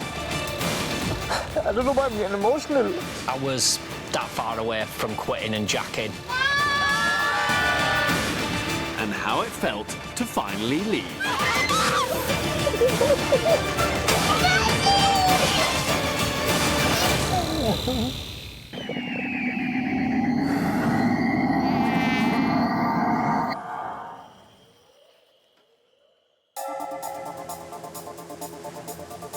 One month after dropping everyone off on the island, I returned to see who was left and how they've stayed alive. Coming this way. Here he is. Here he is, Mr. Bear. Mr. Bear. I'm so excited to go and pick these guys and girls up. But what's going to be interesting is to see how having boys and girls together for the first time, how that's affected their collective ability to survive. Here he comes. Look at you guys. Good to see you. About 30 days late, mate. Total respect to you guys, honestly, for what you've been through. Well done, guys. Come and show us your camp then, come on then. I dropped the men and women off as two separate groups. But once they'd met, they decided to face a challenge together. Our humble abode. This is looking pretty good. The camp they built was basic, but it was enough to protect them from the ravages of a particularly nasty tropical storm season. So how long did it take you to figure out to make a good roof? This was built about 10 days ago. This is a lot more waterproof, do you know, that even when it's been absolutely siling it down, it's not come through this. OK, so this has worked? Yeah. Oh, my God! Look how flooded the whole camp is. No. When the first rainstorm hit, it was a real wake-up call. The frequent torrential downpours took a huge toll on the group. My hands were like a 90-year-old woman. I cannot tell you how, like, deep the skin went. I was just like, what is happening to me? The skin is starting to sort of break off and form little ulcers, which is obviously really shit.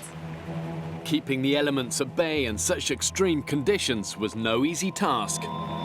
We did build ourselves a shelter that leaked like a sieve.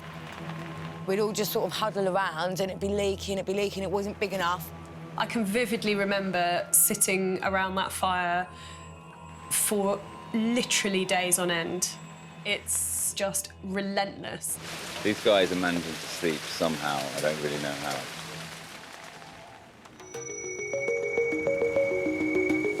1, 2. After weeks of suffering, they finally decided to make some home improvements. We, like, done an extension. We're doubling the size of the shelter, essentially. The difference between having that shelter where once we got it doubled in size and when we didn't have it, and the team spirit and the morale and the attitude was actually quite significant. That took so much of the pain of when it rained away. Nice, isn't it? That's covered that now, which is great. You'd think this would be an early thing to do, Yeah. a key thing to do, and it's going to improve your life. Yeah, we didn't. Was it like you didn't think of it, or just... I think it's more sleep deprivation, food starvation, your mind's starved. Knowing what you know now, what would you do differently? Would you do this day one while you got energy? Absolutely. Get a good communal space, cover the fire, something covering the firewood, and then that's it. Beds? Yeah. Let's have a look in here. Did anyone think of maybe using some palm fronds to pad it out a bit, or...? Yeah. Slept on that for like 29 days. Your back gets used to it, you adapt to it, you suck it up, basically. Would you use your collective warmth? Would you really huddle in? Back to back. We all have a snuggle, don't we, guys? With men and women living in such close proximity, there was bound to be a few sparks of physical attraction. I mean, I was hoping it might be mixed. I brought the smallest bikini with me just in case. I did fancy quite a few of them. I thought Ben, Elliot and Rob were all pretty hot. And Paddy was very easy on the eye. Paddy was 10 years older. Yeah, I definitely would have, you know, maybe pursued that on the island. It's quite nice to have a little flirt and stuff as well, like... Oh, yeah. Love a good flirt. So do you have a girlfriend then? Sarah might have been the only girl that was a bit like, ooh, boys. Paddy kind of, I think, had a little bit of a crush on Alice when we were out there, which is kind of very sweet. This is almost like a holiday, Paddy. Oh, no!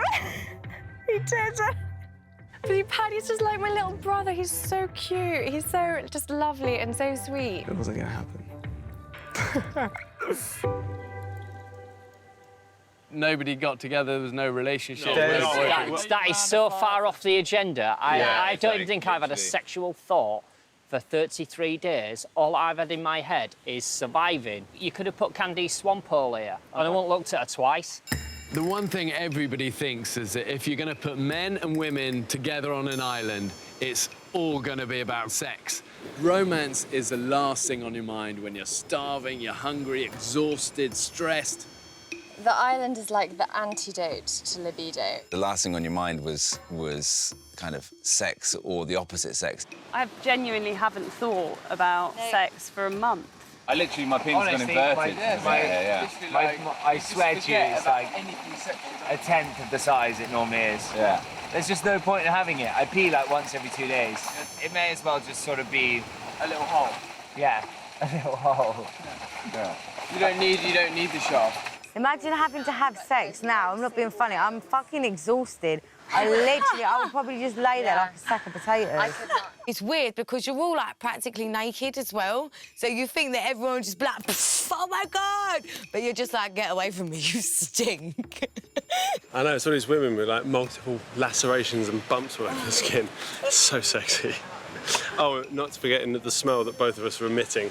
Oh, yeah. It's like a nightclub in southeast Kent. This was the first time I'd put both sexes on the island together, and I wondered how they'd tackled the business of survival as a mixed group. What do you think the difference between how women approach it and men? The blokes, I think it's our competitive streak. We all wanted to go for the caiman, the shark, like the big kills, and we don't care if we don't eat for a week as long as we get that one big kill.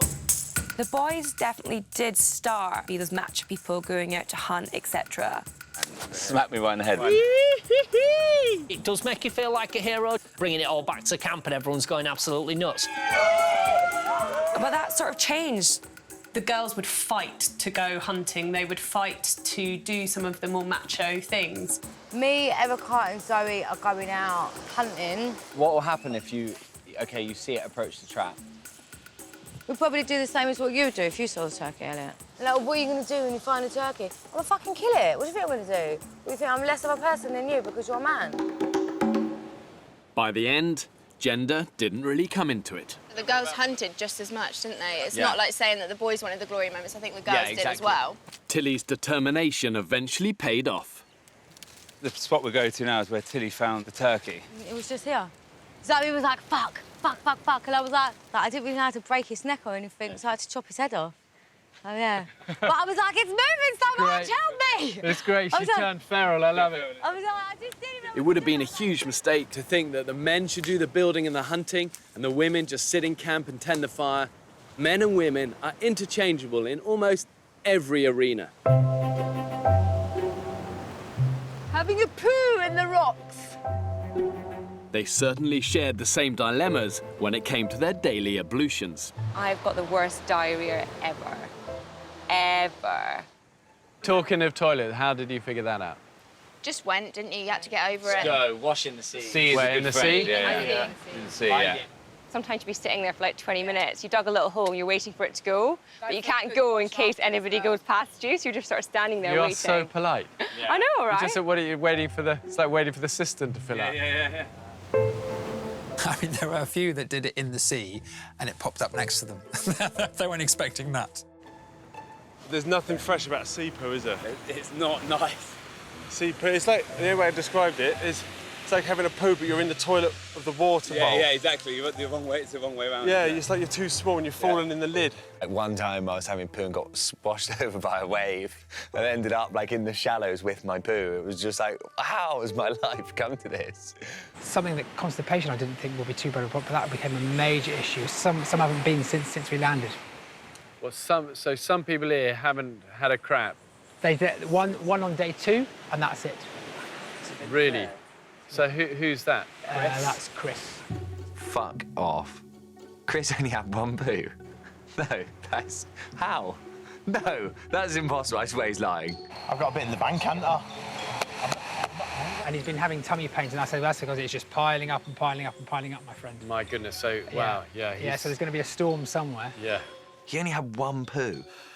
I had a poo after about 3 or 4 days when I went on the island, and then that was it for me. My God, where did all the food go?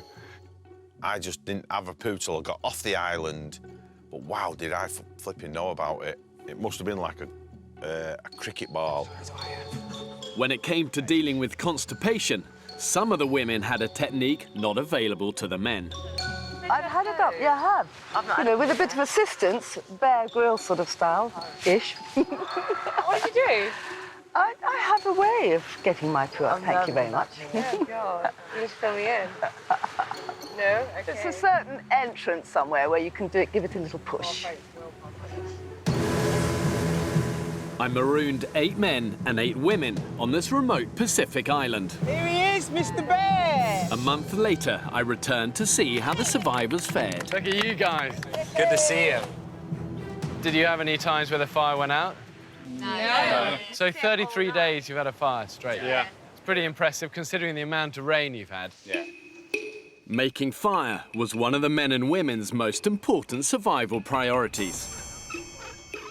But marooned separately, each group had to do it for themselves. Fuck off. We didn't just spend hours and hours, we spent days trying to get a fire going. Bear taught us how to make it, spark it up. I know how to do this. That sort of spindle, this sort of da-da-da-da. Do this, we did great. In the field, not a chance. The women got their fire going with far less trouble. Put it down first. I was being called to teach them how to do the fire. I literally have lived in the bush, so I learnt a lot of things like that. Erica, it's safe to say I don't think we would have done that without your very important input. Erica is a character. She was awesome. She was a bit fucking hardcore, like Jungle Jane. Did they actually do it in 20 minutes? Did they? Oh, God, that's pretty embarrassing, isn't it? Yes! We've just seen a group of people. What the fuck? When the men and women did finally come together, Oh, my heart's pounding. the men were eager to prove their masculinity. I win, you stupid piece of wood. There was a few alpha males in there who were like, you know, we're strong big men, we need to build stuff. I think the guys dominated, we just imposed ourselves. I mean, I see it so often that men, you know, approach things very cocky. Shayna, no, I'll lift that for you, doll. Pumped with testosterone, desperate to prove themselves. But actually, survival is always a marathon, not a sprint. And the worst thing you can do is burn yourself out. Men think like that, don't they? Slam dunk. As the experiment wore on, the men, having 10% less body fat, I feel weird. quickly started to suffer. If you get up too quickly, you just pass out, as like quite a few people did. Paddy passed out more than once, actually. Jobs were allocated to whoever was capable, and gender became irrelevant. When you're on there, whatever you can do and bring to the island, you just do it. Smashed it, guys. I was quite shocked I was still carrying him jerry cans to the end. Well chuffed. By the end of it, the women bought exactly what the blokes did. And some blokes were weaker than the women and some women were weaker than the blokes.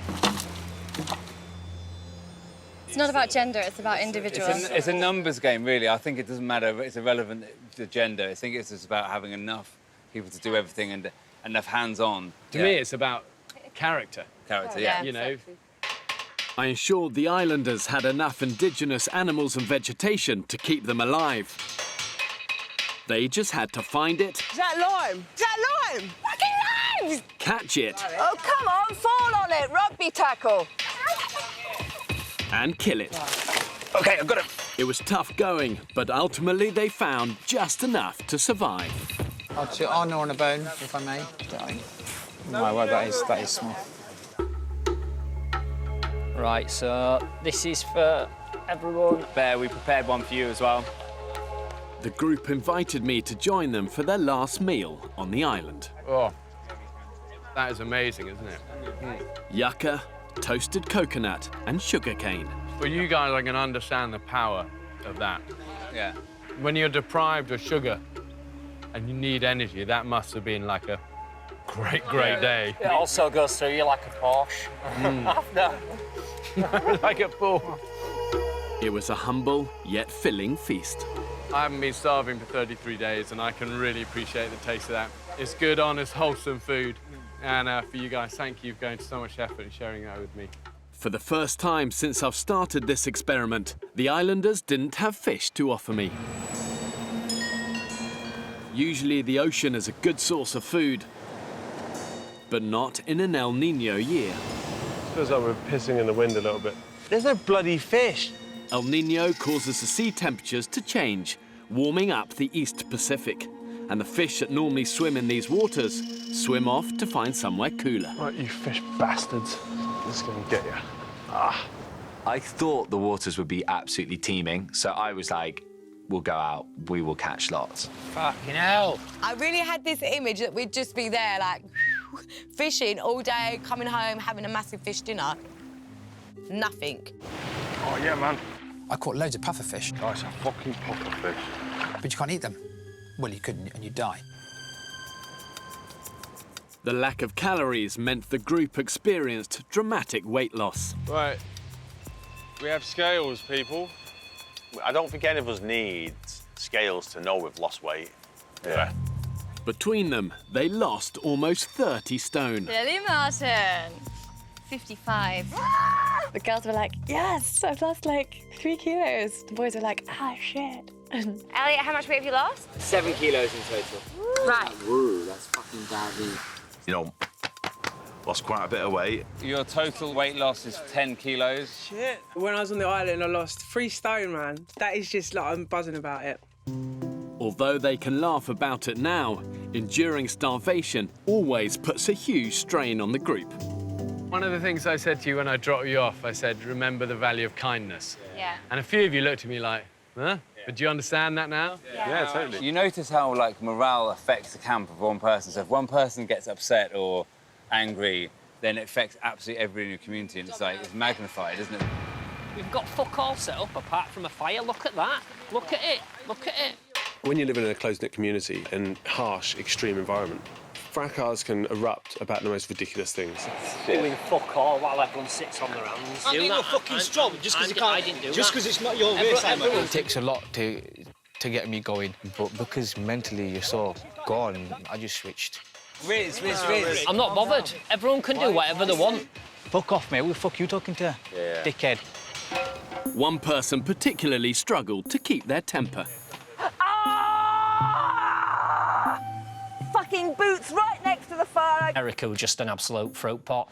Shitty fucking brains. Fuck off, Erica! You're doing my fucking head in. In the wild, when people are under pressure and your life is on the line, you've got to do all you can to keep a group cohesive and together. Because when it's together, it's strong. It's not strong when it's fragmented and broken. So some of the most important people on the island were the peacemakers. I think she's struggling. And I think if somebody's struggling, you don't fight fire with fire. Erica ran the risk of being ostracised all the way through just because of the way she's fiercely independent. She wound people up, but in the normal world, people do wind each other up. That's what happens. Sometimes you've got to cut people a bit of slack, haven't you? And if you want to get on as a group, then people like Erica, she's definitely unique, slightly cantankerous, but that's part of her. Yeah, I'm quite independent. I'm a self-employed person all my life, so I have to bite my tongue quite a lot. They've been all lovely. I mean, I can't complain. It's been fantastic. It was vital the group did pull together because this environment is so dangerous. They needed each other to survive. My biggest fear on the island is always the same. It's about keeping these guys safe. At the end of the day, these guys are there totally on their own. They're operating at the limits of their fatigue and physicality, and stuff happens. Even the vegetation was potentially lethal. The fruit from the manchineel tree, known as death apples, would kill if the islanders hadn't spotted it. Hey! Who's put their trousers on there? That's a death apple. They look like lime leaves. If you go along, there they are. And I just hung my trousers. You did, and they're all over. They're the death apples, so everything's poisonous. The foliage, the stems, the fruit. Lethal. Wow. Well, that was stupid. So did anyone get bitten by scorpions? Yeah. 3 people. 3 people. Oh, my God! Ah! Yeah. Can someone grab a knife really quickly? You just watch the venom literally going through your vein up your arm. And I was thinking... OK, darling, I'm going to do an injection now, all right? But just for a split second, as that hot heat hit my vein, I thought, oh, stop it. They're going to kill me. Well done, sweetheart. Well done. So there you go. This little critter sitting right under Erica's pillow that she used last night, so we don't want to hem it around the camp, so... Bugger. That's how fast they are. One of the keys to survival is to judge when the risks outweigh the rewards. To set their fishing nets, there was no option but to brave the vicious rip currents around the island. We're drifting, aren't we? The sea could look incredibly calm and peaceful and just like, oh, this is nice. And underneath the water, there is a really strong current. I think you should come back. You're being pulled away. When you're in it and you're maybe underwater, Mother Nature has got you by the balls and it's dragging you down. You tend to forget how close to danger you are. I mean, we pushed the limits on a number of occasions. There's no doubt about that. Fuck, where's Rob? I have no idea where Rob is. The way I was feeling while this was going on, it was very calm. It was only afterwards, it was quite a shock of how close I could have come to drowning. Do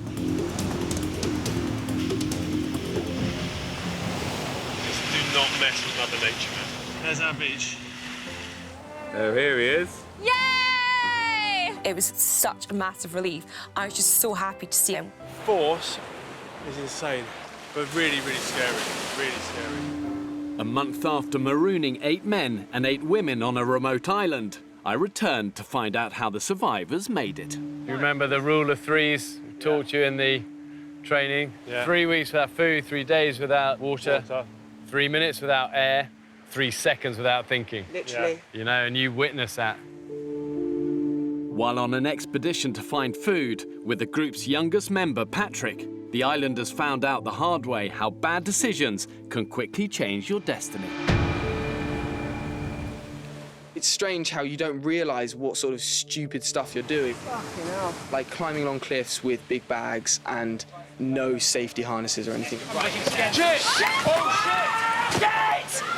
Shit! Paddy, you all right? Paddy, stay there, man! Oh my God, he's going white. Oh my God. I feel like sort of heat go through in sort of part of your spine.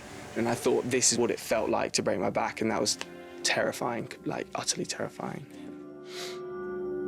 My safety team was on call 24/7 in case of emergencies. But even they were at the mercy of the elements. You need to be in the water to understand the power of the waves. You're like a ragdoll. You have no control. I'm a former Royal Navy commando. I don't scare particularly easily, but I don't mind saying I had a moment of doubt whether we were actually going to survive this whole experience.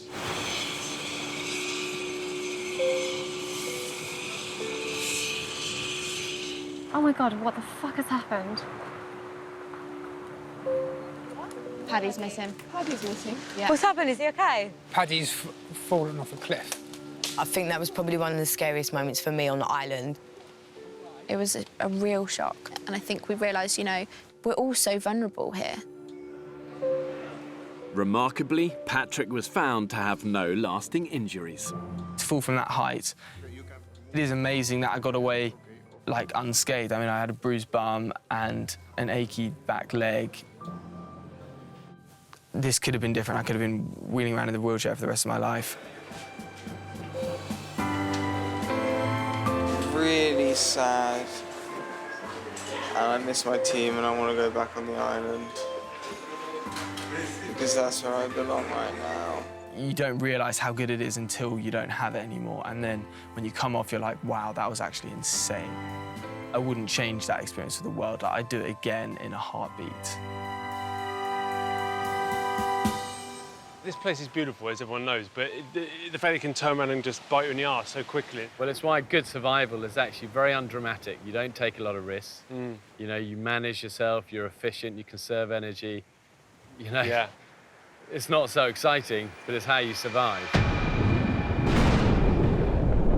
While physical injury is an obvious danger in this kind of environment, it's easy to underestimate just how much of a psychological toll the island can take. Hannah, you're right, you sure? You're right, mate. Hannah, better. Red. Just don't like it when it's overhead. The violence of the tropical thunderstorms triggered war veteran Hannah's post-traumatic stress disorder. We're in the eye of the storm.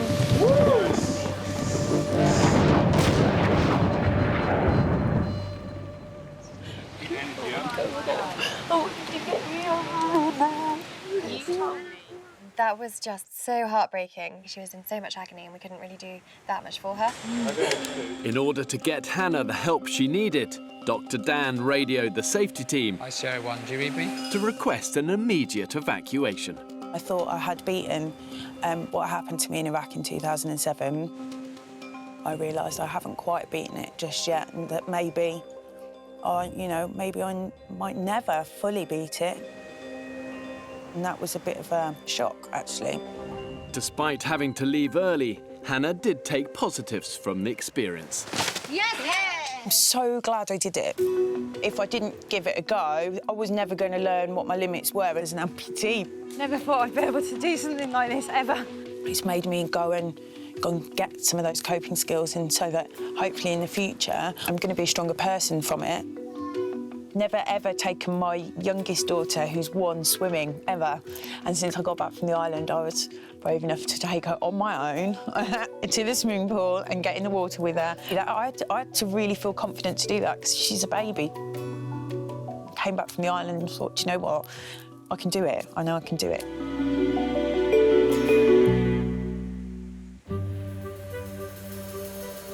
To cope with all of the islanders' medical issues, I put 2 doctors on the island, Dr. Alice and Dr. Dan. So, Dan, you've been the doctor for everyone on the island. So has that been pretty full-time for you? I know coming into the jungle, I tried to prepare people to look after their feet, and then one by one, they all went down with trench foot. Trench foot hit almost everyone in the camp. Oh, my God! You, too, could date a girl with feet like this. Trench foot is essentially when the outermost layer of your skin, the epidermis, just gets a bit saturated and boggy and stagnant. It's delicious. You can't treat this nasty condition, but you can prevent it by maintaining a strict hygiene routine. You have to have your dry set of clothes or your clean set and your wet set. And during the day, you can be wet as you like, and in the evening, you have your dry set. Otherwise, you will get problems. Look at Dan, he's on clothes dry already. That man never stops. His stuff has to be pristine constantly. If there was an award for the cleanliest, well-kept, Dan would win them hands down. In the end, I was the one having the last laugh. Although I wouldn't laugh at them being a doctor, that would be unfair. The only downside of being an island medic is that if something happens to you, you've got to treat yourself. In that situation, you are so tired, accidents happen. I've got to stitch it. Really? Oh, it's fucking deep. He's going to stitch himself back together, and I'm going to be here with a hand for him to squeeze. You have to improvise and just make do. Is he like Rambo, just stitching himself up in the field? Yeah, but I've got local anaesthetic and... Yeah, Rambo didn't. And a sterile pack. That's nice. Oh, perfect. I would say you've done cross-stitch before, my friend. Yeah. Excellent. Job's a good one. Well done. One of the biggest sources of irritation came from the smallest of culprits. On the island, basically everything is out to get you. The worst, top of the list, is the sandflies, like absolute bastards.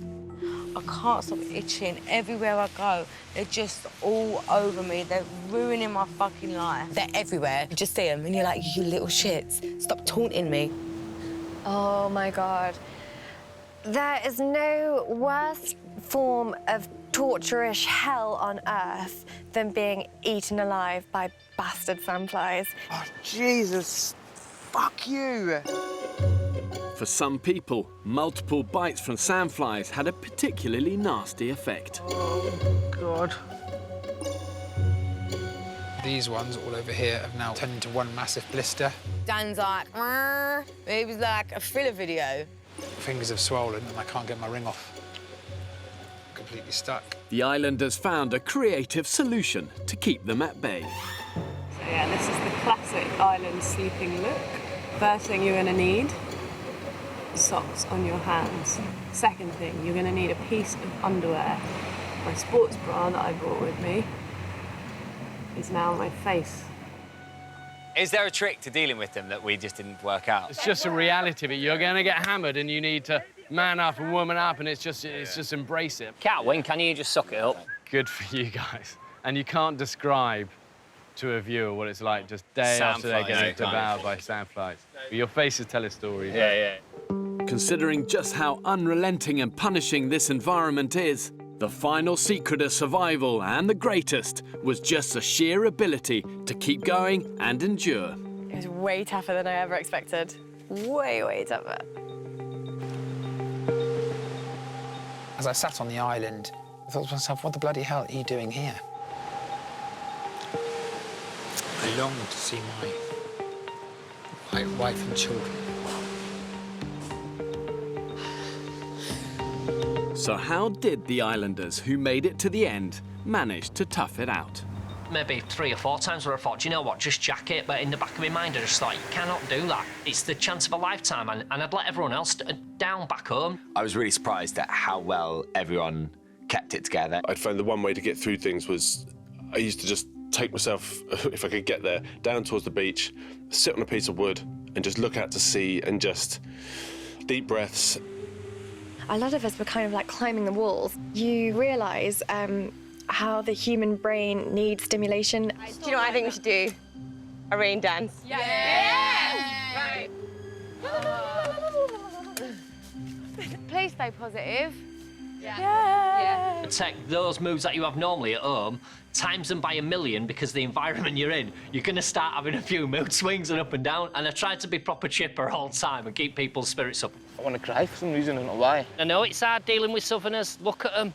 I know they talk funny. I know they're really weak, like weak bones, muscles, everything. You're just going to have to grin and bear it. You might even like one of them.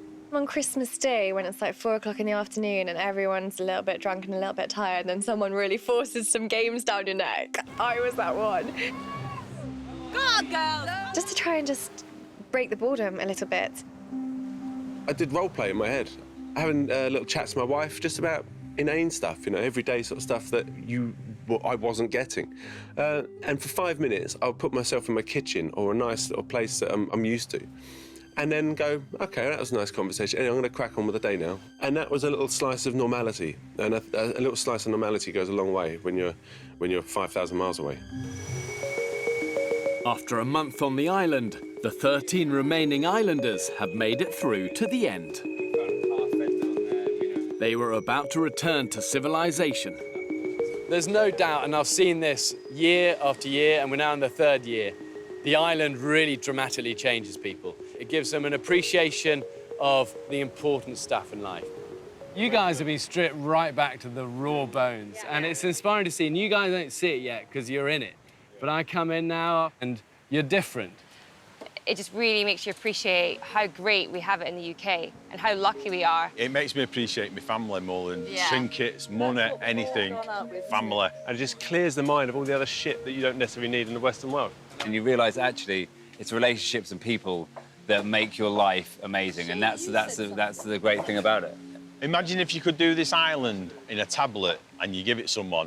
How many relationships would it save, and how many families would it save? Your challenge is to really hold on to these things, because as you're right, if you could take it in a tablet, you change the world, but not everyone can do this, you know? Yeah. OK, let's get you guys out of here.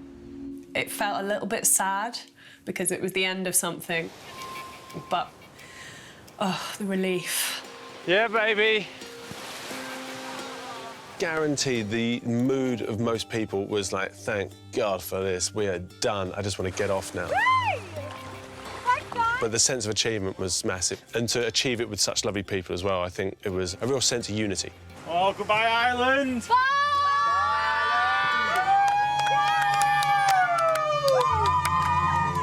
Oh, God, it was so heartbreaking. We smashed it! We'll never go back there, but at the same time, just like the wind in your hair, we were just so excited that we'd done it. Them people made that experience for me. They were fantastic teammates and fantastic friends, and I'm glad that out of everything that we've been through, I'm so glad that I met them.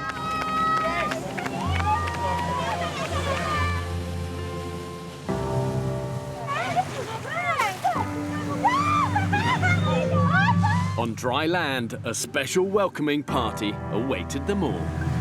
Shit, it's fucking Paddy! Paddy! Injured student Paddy.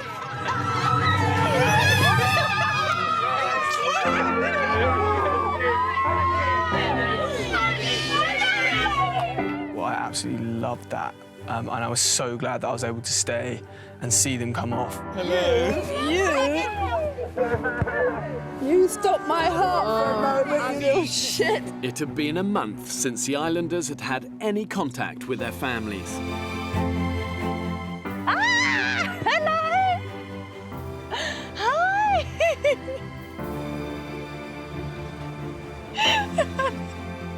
All the way through the island, the one thing that I missed more than everything else was my husband. And it was just like, oh my God, you know, there's my best friend, everything's gonna be all right.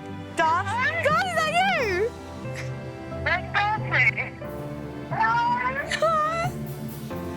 It's me! Yeah, I'm awake! I can't tell you how nice it is to hear your voice. You're like a little warming rock in my heart. Hello. Hi, Mum. Hi, Sadie, how are you? I'm really good, how are you? I really missed my family. It was just like opening a floodgate, really. Now that was a beautiful phone conversation. When you've got used to surviving on the most basic of diets, There's vegetables. becoming reacquainted with everyday food can be overwhelming.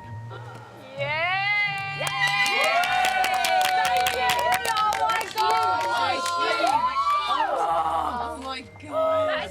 Vegetables, I love you. Nothing can describe the feeling of having that first bite of real, proper food. I will never forget it for as long as I live. Oh, what's that? Oh, you're welcome, body. Yeah. I know, yeah, you deserve it. I could just feel my body light up again. It was like someone was turning the dimmer switch up. So saucy. The chicken that we had, I thought it'd been spiked with something delicious, but it was just fried in a pan with a bit of salt. Your taste buds are just exploding. You're like a fruitgasm. A fruitasm. Fruitgasm. Fruitgasm. So their bodies could adjust, the Islanders were advised not to overindulge. Everyone went against the advice, though. Not eat Snickers. We can talk about Snickers for ages, even if we get a bite. Look, Tilly went to the shop as well and spent about like $100 on just like loads of processed sugar, biscuits, crisps. We just sat and gorged. It was awesome. Come on, I've been starving for 5 weeks. I'm not gonna go, oh, I'll have a grape, you know, whatever. Fast forward 24 hours, I was drunk, stuffed, and in agony in my stomach. After so long surviving on virtually nothing, the most basic things become luxuries. Here's to us. Sometimes the best way to appreciate what you have is to be parted from it. On the island, we were so devoid of anything sort of sophisticated or refined. Everything smells so clean. Getting back off the island was like discovering a whole new set of senses again. Really? 1, 2, 3. Oh my God, that's insane. That's amazing, look. Look.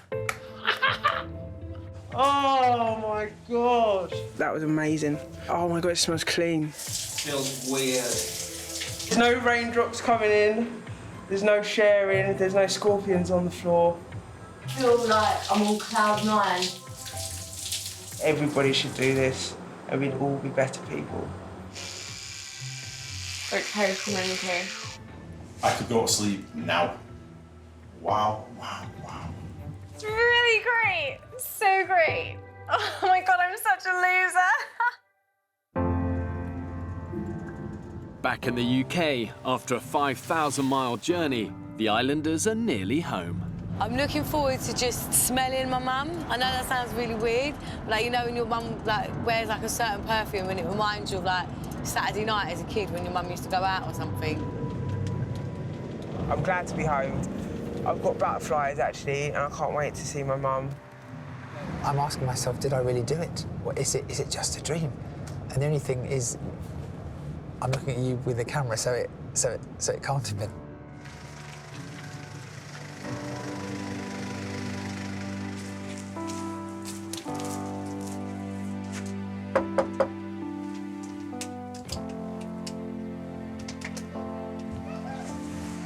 Okay, here.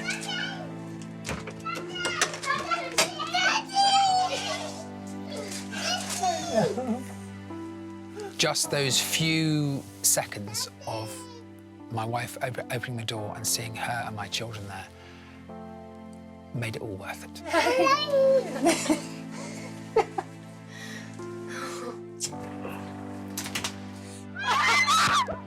I just craved seeing them for so long. And I could just see how proud they were of me as well. Oh my God! Oh, you skinny cat. I don't think there's like a better feeling than seeing your mum if you've not seen her for that long. Oh, well done, darling, well done.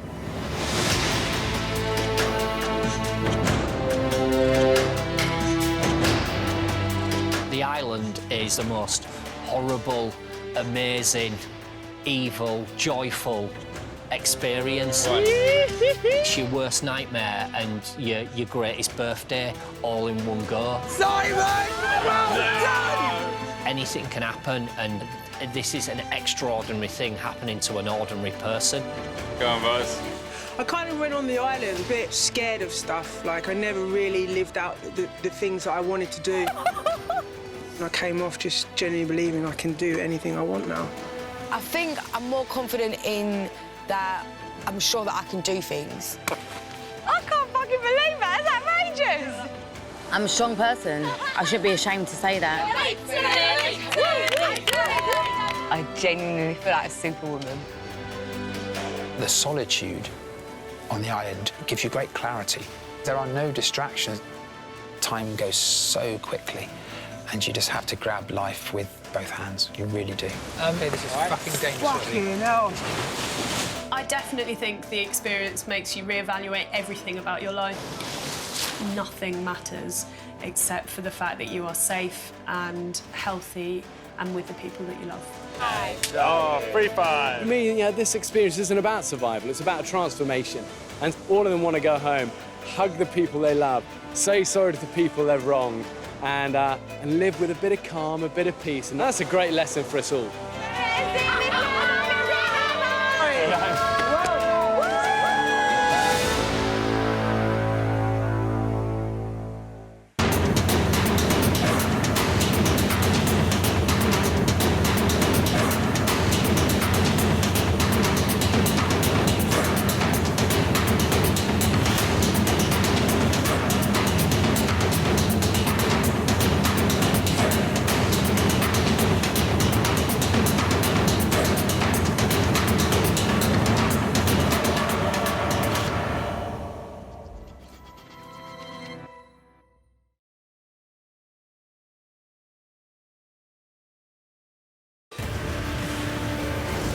A month ago, I marooned 16 ordinary Brits. Here we go. Aged from 18 to 66. Right, this way. On a remote cluster of Pacific Islands. What am I doing here? I split the groups to see what happens when two different generations Check the guns out. are put to the test in a survival situation.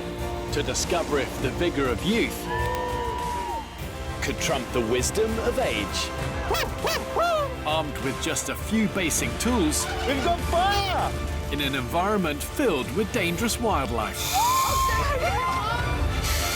They were lashed by the worst tropical storms in a generation. This is impossible, bud. Requesting an exit en masse. Tonight, I discover how young and old really coped. I have not seen you once chopping wood! Mug.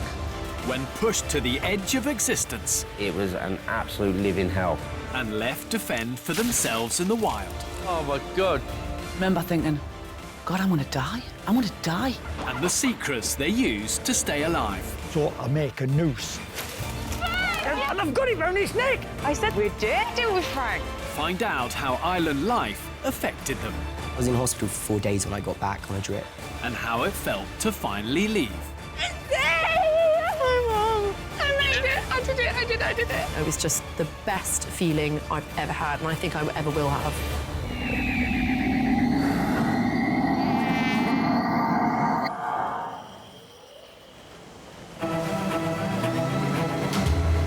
One month after dropping 16 people on the island, I returned to see who was left and how they survived. This has been the most brutal conditions any of the island survivors have ever had to encounter. I mean, just a few minutes ago, we said the remains of a tropical storm over there. This will have taken its toll. The castaways were battered by Hurricane Otto and battled starvation. Welcome, John. We're going home. Only 12 made it to the end. He's here.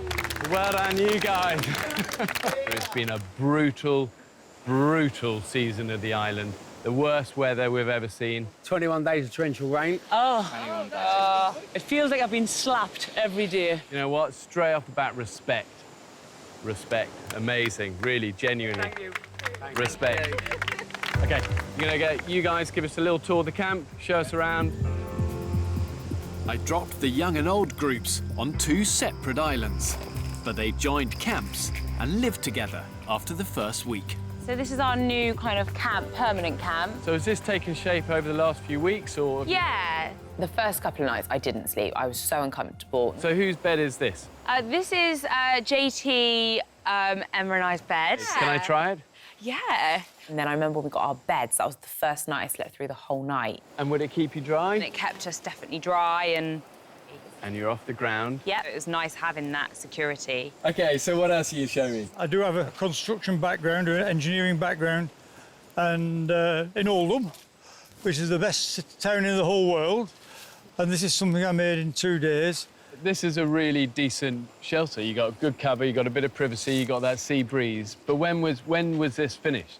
About 2 weeks ago. By the end of their stay, the team had cracked the 3 camp essentials: beds off the ground, shower-proof shelters, and a roaring fire. Just say we kept the fire going for the whole 21 days that it rained, for the whole time period that we were here. That is the original fire. That is like... That has been... This, to me, looks like a well-prepared camp. You're ready for the enemy here. It's amazing. It really is. But 35 days ago, it was a very different story. I dropped them off as 2 groups, pitting the energy of youth. Here we go. I was so ready to like grab the ball by the horns and go for it. And then you pull up to them mangroves and you're like, shit. Against more experienced heads. Okay, go, go, go. To discover if age made a difference to survival prospects. You focus on, oh, how am I going to cope with the physical side of it? But it's the mental side which was the hardest. The 18 to 30-year-olds managed to find a beach to camp on. But after the initial high, the harsh realities of survival kicked in. So fucking thirsty. They failed to light a fire for 4 whole days, so couldn't boil any water to make it safe to drink. Oh my God. That's dark. We were getting to the point where we were dangerously dehydrated and could be causing, if we went any further, irreversible damage to our kidneys. We were going to have to call the whole thing off.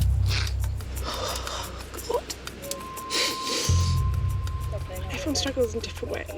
Well, we completely screwed up. I think it's just the whole hunger, thirst, sleep deprivation. It just makes you horrendously emotional. I'm worried I'm going to lose water if I cry. I know that. Go back in. I really thought I was going to be a lot stronger and a lot more resolutely positive. Yeah, I think you could be nice to me. I'm going to cry. Oh, God, it lasted like a minute.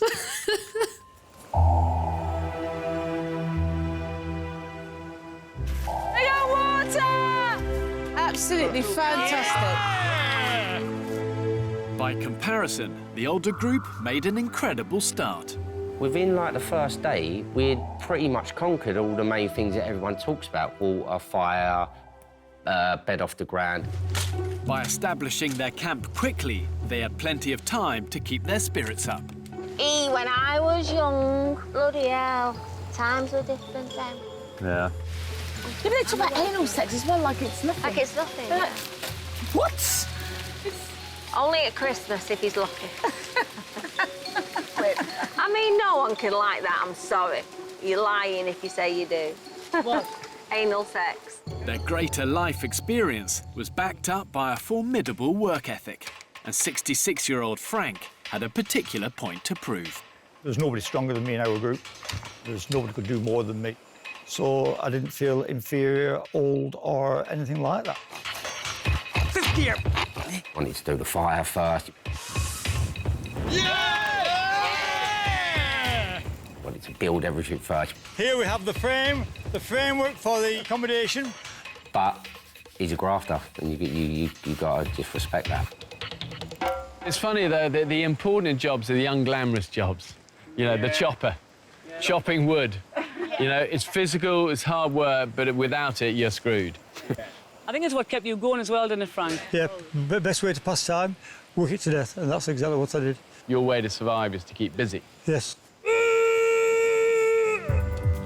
Once the groups met, So the people. Oh, my God! they decided to face a challenge together. You could see the youngsters, we'd rescued them. Frank did not rescue us. It's so frustrating. But he still maintains that now. He's a dickhead, isn't he? Do you think, therefore, if you bring older and younger people together, there's a sort of collective, you know, it's stronger and better? I don't think age has come into this. It's down to the individual. Oh, I just think it's just everyone's just different and they all come together. It's a community. So you haven't seen a clear distinction with old and young? No. 5 weeks in survival mode must have affected their memories, because a generational gap was a constant source of conflict. Hey! Hey, you lot! You don't hold it. Come on, graft. The older ones thought that the younger ones were lazier. I feel like I'm at fucking school. I don't think they were, I just think... yeah, they were. They were bloody lazy. Can the young one come down here, please, and give us a lift for this timber? It's too fucking big for a pensioner. What was all the shouting about? And ask for a lift and nobody moves their fucking ass. I don't know why you're telling us to fuck off and about we're lazy little fucks. I had loads of rows with Frank, loads of rows, because he ain't going to tell me what to do sort of thing. I know what I'm doing, I'm 30 years of age, well, nearly 30. They haven't got that need, that urge. You know, they're mummy's little soldiers, mummy's little princesses. Oh, yeah. When you're younger, you start something and then something else takes your attention. Not anything malicious or horrible or anything like that. You just get bored. If I'm bored of something, I cannot stay interested and I can't keep doing it. But I wouldn't say it's just age, it was just coincidentally. It was all the young people. Whilst the eldest islander, Frank, was one of the strongest, it was no surprise to many of the group that their youngest member was the first to throw in the towel. So losing Freddie, that was hard? I think he was looking for an excuse to go for quite a long time. Yeah, he wanted to go. I could see that Freddie was bewildered by the whole experience. And I said, you can be my apprentice. I thought that'd be good for him. And then he just didn't have the want, the eager want to do what he was doing. Well, Fred, why aren't you chopping wood now, then? Because I've got a headache and I'm taking a bit of water because I need to hydrate. Oh, you poor boy. I don't think that's embarrassing, because I'm honestly doing my best here. You know, this is a massive challenge for me. I'm 18. He's a lovely boy, very polite, very well-mannered, lovely boy, but he's about 12. I've never been so tired in my life. Everything was like blurring. You know, when you get all these like little stars in your eyes. I just had that and I was so out of it. I can just remember sitting there and like falling asleep. After 2.5 weeks, Freddie had reached breaking point. I've thought about everything, and I want to go, I think. Oh, it's a hard one with Freddie leaving because I just heard so many excuses. Bye, Frank. Take it.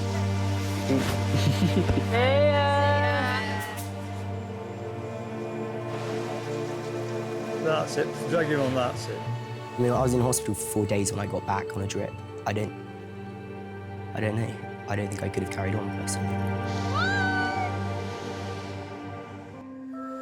5 weeks ago, I dropped off the young and old groups on neighbouring islands, with enough wildlife and vegetation to keep them all alive, if they had the ingenuity to find it, catch it and kill it.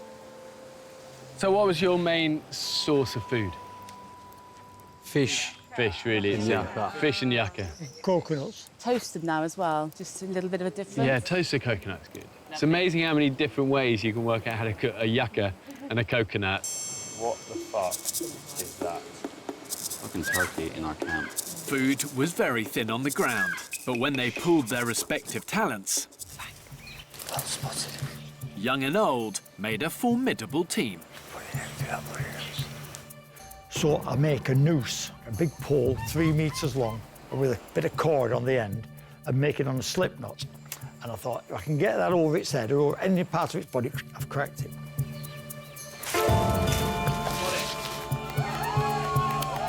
I pull it down, and I've got it round its neck. I said we did it with Frank. Just cast it out. I just thought the new hermit crabs were the best bait. It looks like appetising to the fish. You can tell fish think like a fish. Together, they caught a richer, more diverse diet than any islanders before them.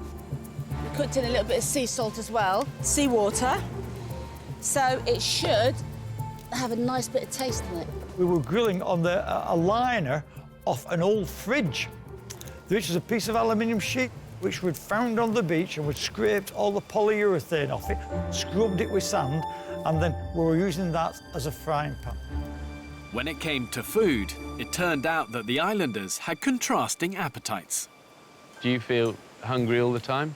I've never been hungry here, and that's what I'd love. Me and Jackie and Karen discussed. Well, that's because we're the oldest. We're all 50. I wasn't hungry. I'm never not hungry. I'm like the biggest gannet in the bloody world. I love food. You know, that was one amazing thing. We weren't hungry. Well, I weren't hungry. Well, maybe there is an element of that. I don't know. How do you feel? I think there's a few of us. Starving, these There's little a few of us that, are hungry constantly. Energy is so low. And we all felt that. I felt that massively. Ben Cooper was on you like a rat of a drain pipe. You left something there. It was on your plate before you even seen it. Oh, heaven. Me and Cags are a bit naughty all the time. When we were cooking food and stuff, we did kind of, have a few pieces of yucca here and there. We had to sit down and eat our coconut around the corner. That is the extremes. This has got to. Very cheeky, but we did laugh about that a lot. Such a chicken. Thank you. There was one opportunity for a proper feast. I might scream. Try not to scream. I'm trying very hard. But I'm terrified. I need a nervous boo. Please don't scream. But first, they had to dispatch the island's most fearsome predator. So talk me through the caiman. It was the biggest thing I've ever seen in my life. We're like... She was holding it to the left and I was holding it to the right, and then Aaron came round and just literally pounced like Ray Mears onto this animal. That's £5 in the swear box. Oh my gosh! Bloody hell! Cayman. Now that brought strangeness out in people.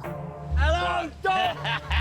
Dom, can you hear me, son? Watching people with a cayman tail, but flattened out, and like going like that, thinking, what are you doing? I was like fish and chicken in one. Yeah. And they were chewing it as if they were like cannibals, as if there was like this, there was no tomorrow. And I was like, God, really?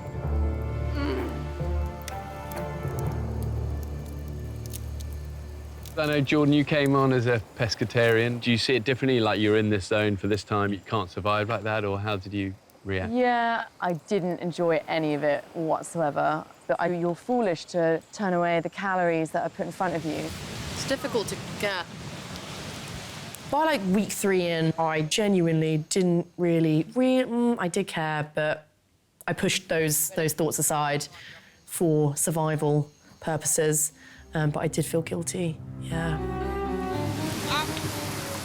You know what? Just have something to bite. Yeah. It just isn't a proper chew.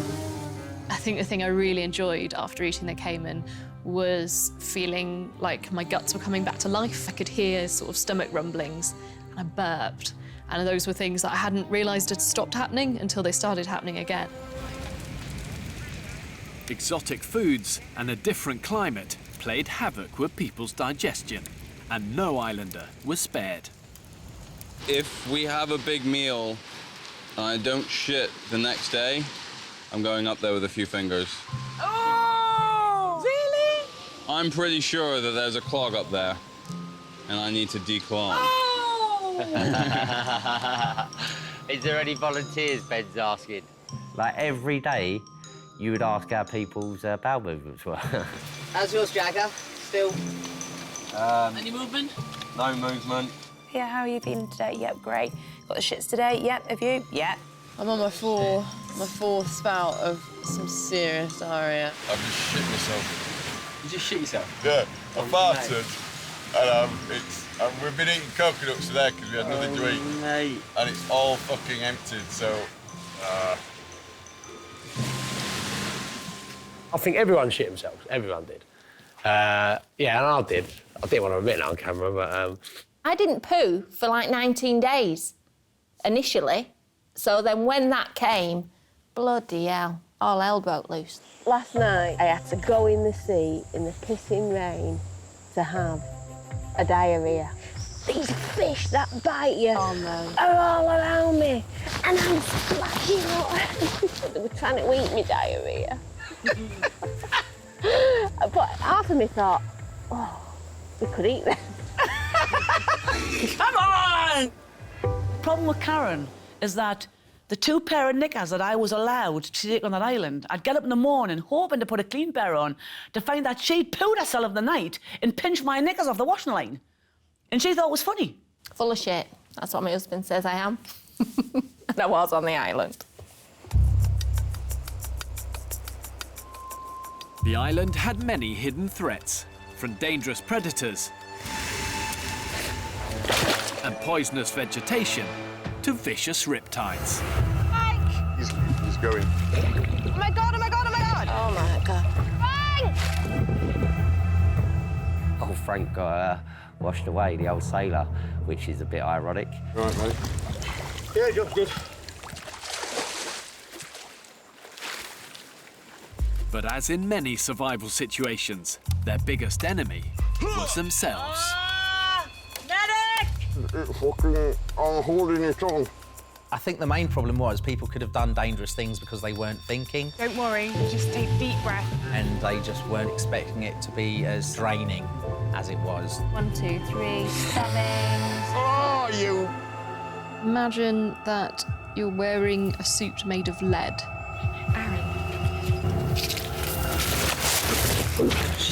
I think that's how it feels to do things when you're that tired and hungry.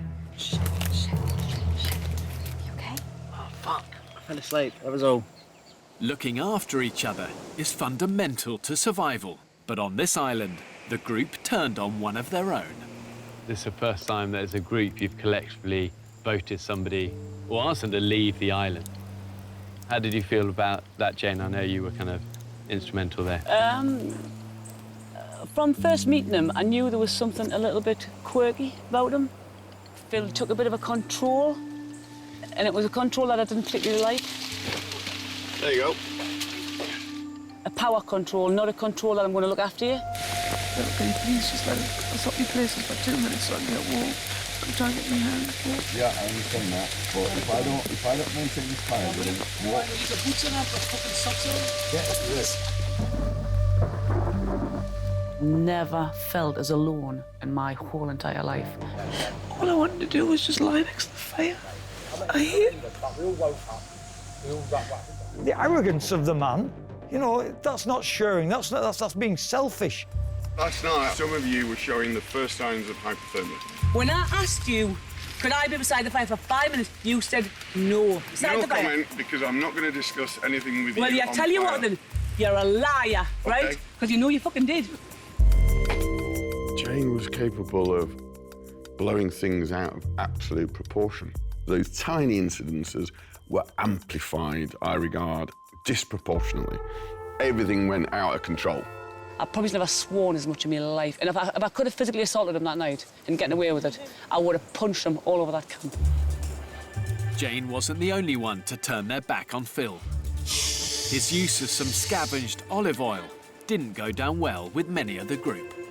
It's really quite depressing, actually, to see that. Isn't it? It really, really is. Fucking annoying. Without that, we would have no food. Without the fire, we'd have no water or food. The fire was lit. But how can 7 people be wrong and 1 right? I don't get that. I made appropriate judgment calls at the time. Some, in hindsight, were better than others, but I stick by them. Phil, I've had a problem with you from the start. I don't think that you belong in this sort of social situation.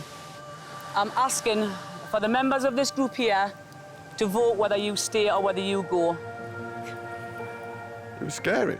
I can honestly say it was a scary feeling to be singled out like that. I think you're a male chauvinist, ignorant pig, and I think you are a disgrace to mankind. Shit! There was frustration in the camp, and they needed a scapegoat.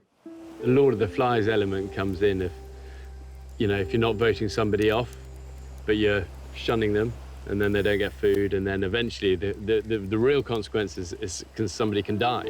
If it was actually Lord of the Flies, he definitely would have been killed, 100%. He would have definitely been killed. Does that feel fair, or what about the word, what about right? Yeah, it's not fair. It's not fair on him. It's not fair on the rest of the group. But as you say, right, yeah, I'd say a right decision. Enjoy the rain! You know, once we got shut to him, it was like having a great big shit. Oh, what a relief. But for Phil, the drama continued back on the mainland. I ended up having Mania in the hospital, having had major surgery on the fingertip, which I just thought was a little bit of a cut, and it wasn't. And they've cut away necrotic, you know, dead flesh. So it was black, it was going gangrenous, it was stinky. Glad I come off when I did, because otherwise I might have lost my finger. Because the surgeon said that 24 hours later, I might have lost it. So, ironically, in hindsight, it might have been a good thing.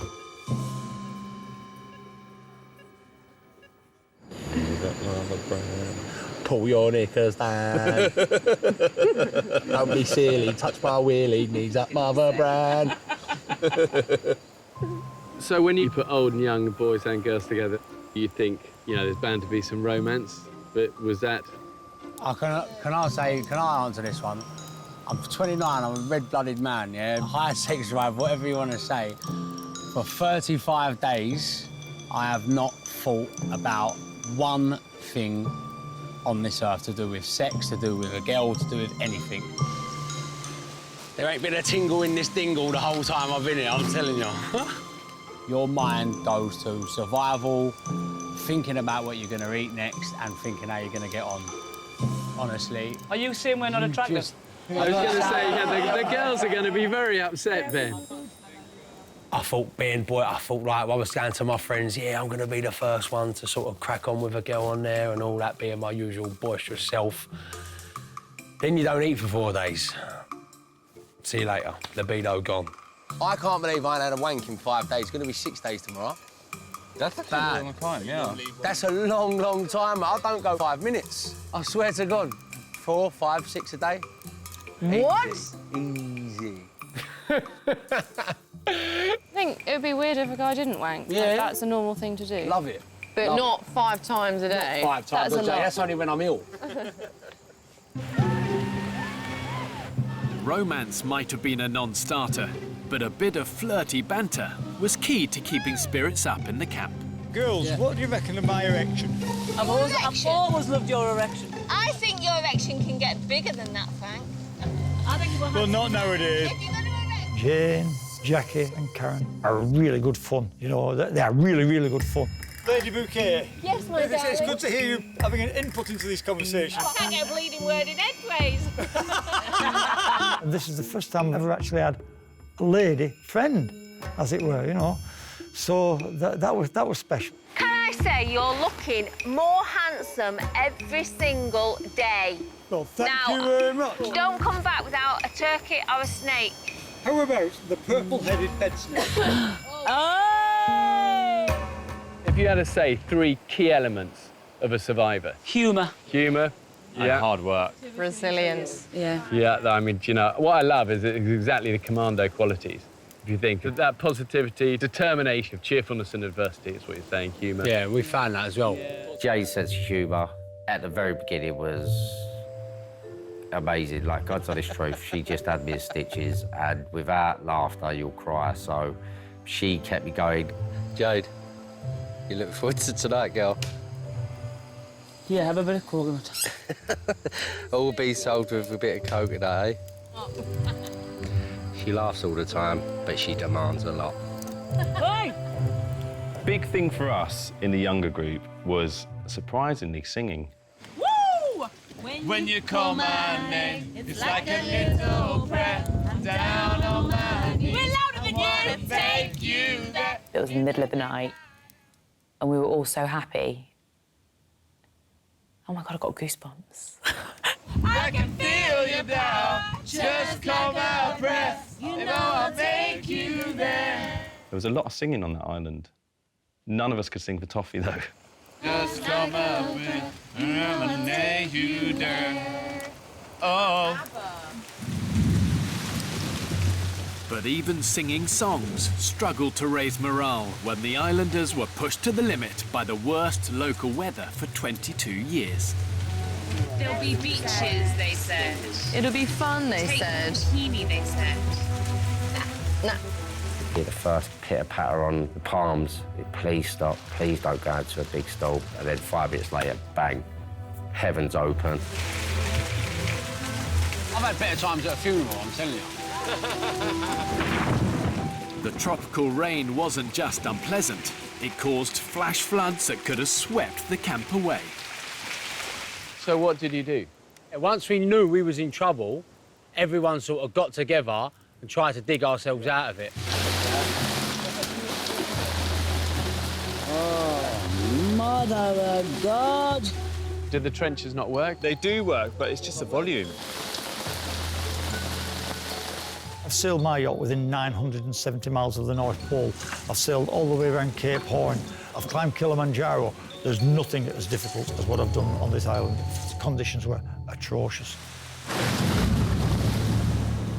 After 20 days on the island, Hurricane Otto hit Panama, causing devastation across the region. Hello, Zero, this is Bravo, over. The group are requesting an exit from the island en masse, over. Tell me about the night when you had that, you obviously had to make that emergency call. We've had such a sustained period of downpour, and then we thought we was at the end of it, and we experienced 24 hours of by far the worst.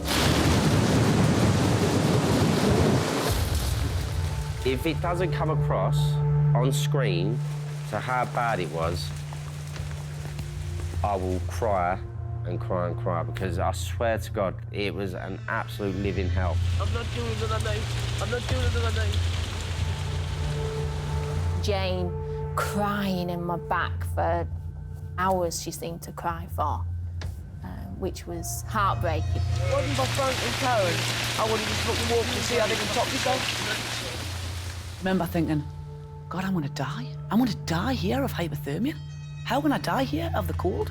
Why not then just move? Just take the fire, take the shelter, move. I think there was a fear. I don't look at that situation and think, oh, you know, we could have moved. I look at that situation and think, oh my God, we were in the middle of a nightmare. It was horrific. I think that's a fair and honest assessment. You were like overrun by the enemy, really. It's like, you know.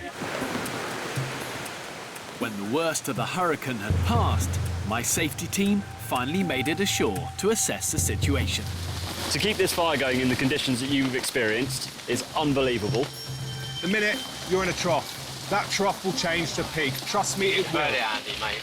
We burned it. I defeated the group, we just broke. We broke. and that was it. I was off. Whilst the majority wanted to leave, some islanders were determined to carry on, whatever the weather threw at them. Explain to me why you're staying. I have to, right at the bottom of my heart, know that I can't do any more here. Thought you're a bunch of masochistic idiots that really... What are you going to achieve by stopping here? Aaron yesterday was tired. The day before he was tired. The day before that he was tired. Yeah. He had nothing left. But all of a sudden now he's got fucking strength for like 10 men. He wants to carry on. That's... yeah. Couldn't get any wetter. I couldn't get any colder. I think it was the most willpower I've ever used. Caggy and Aaron said they were staying, and I don't know why they said they were staying. They wouldn't be able to survive in a fucking supermarket if they got locked in. What we want to do is move our location to here. My safety team decided that no one could remain unless the camp was moved to higher ground. Every single islander then followed Aaron's lead and committed to stay. To be truthfully honest, I'm a little bit ashamed of myself for wanting to leave. Got some energy. Oh my God. Holy shit. Please, someone stop me. I promised myself that I would not give in. And also Mum and Dad were like, you better not leave. That'd be so embarrassing. You know, nobody expected you to be great survivalists. You know, you've become it. You don't know it yet, but you've become it. At the end of the day, you know, with all the survival skills in the world, when you're in the hurt logs of a hurricane, there's only one thing that gets you through each other and a bit of grit. So I think, as I said, what you've done is incredible.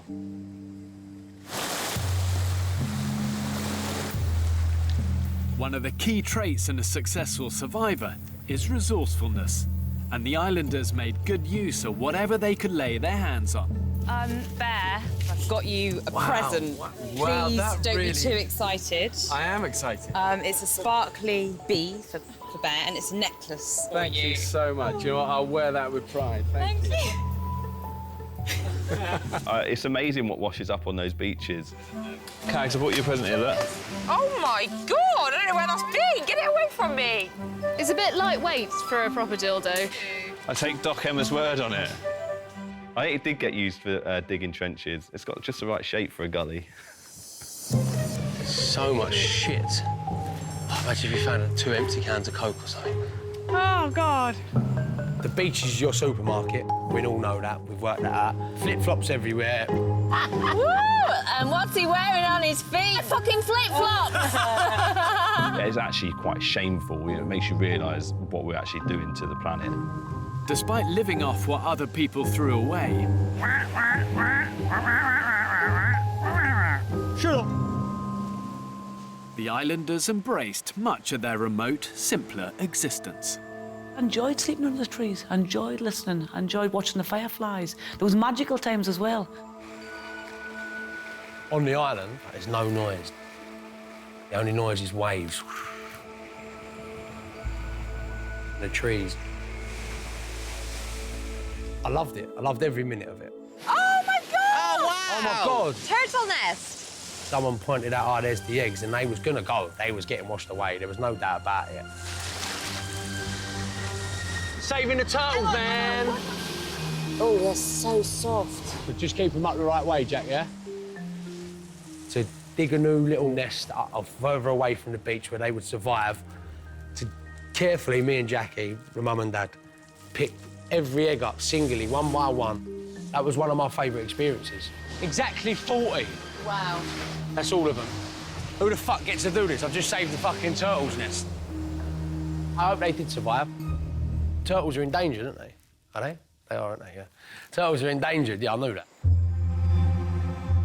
The group might have learned to love their surroundings, but in the final 2 days, they were rocked when 2 of their most popular members were forced to leave the island. Karen was taken off under doctor's orders after not being able to eat during a prolonged bout of sickness. How are you this morning? Can't stop lecturing. I mean, I shit in bed last night. I'm really sorry. I'm taking you off. I'm sorry. I had a nightmare with the food situation. Thought if I don't eat anything, then there's nothing to come out. But apparently it don't work that way. Love you to pieces. It's all right. We'll do. It broke my heart to see her leaving so late in the game because she deserved to see it out to the end. Then, on the penultimate day, Jagger left the island because of a family bereavement.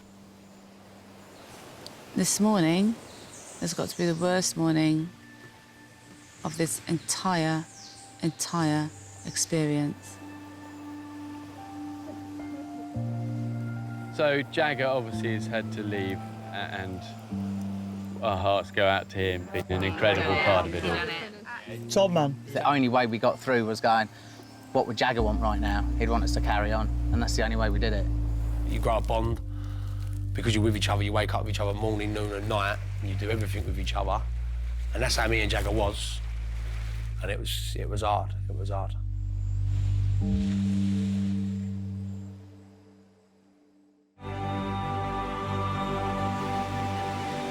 After 35 days on the island, Last thing, what do you want to do? Put out the fire? Yes. Okay. Thank you, Fair. I returned to take the castaways back to civilization. Let's get the fuck out of here! Just couldn't stop crying. I was sat in between, I think, JT and M. I was just crying.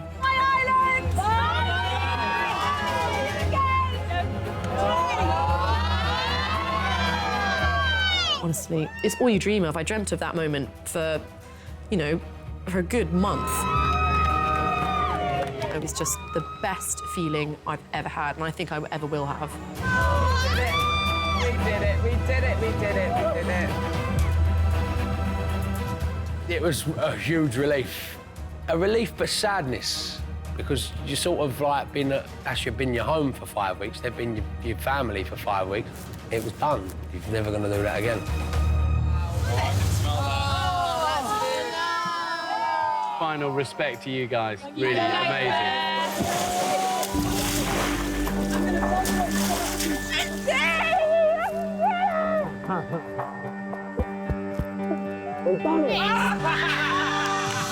Once on the mainland, they had the perfect welcoming party. As Karen was back on her feet after 2 days of medical supervision. When I see these shows and you see us hugging and kissing and crying when somebody goes, I think, well, that's a lot of crap, that, you know. But it's not. And I'm the biggest, strongest, hardest bloke you get when it comes to that, you know. And I was really upset when she went. Did you catch that bloody alligator? Yeah. Because you're still part of the group. Oh, yeah. There's a teeth from it. The islanders had survived on less than 300 calories a day, so I made sure they acclimatised slowly back to a normal diet. Oh my gosh, it's fruit! Sweetness is great. It's just the taste in your mouth.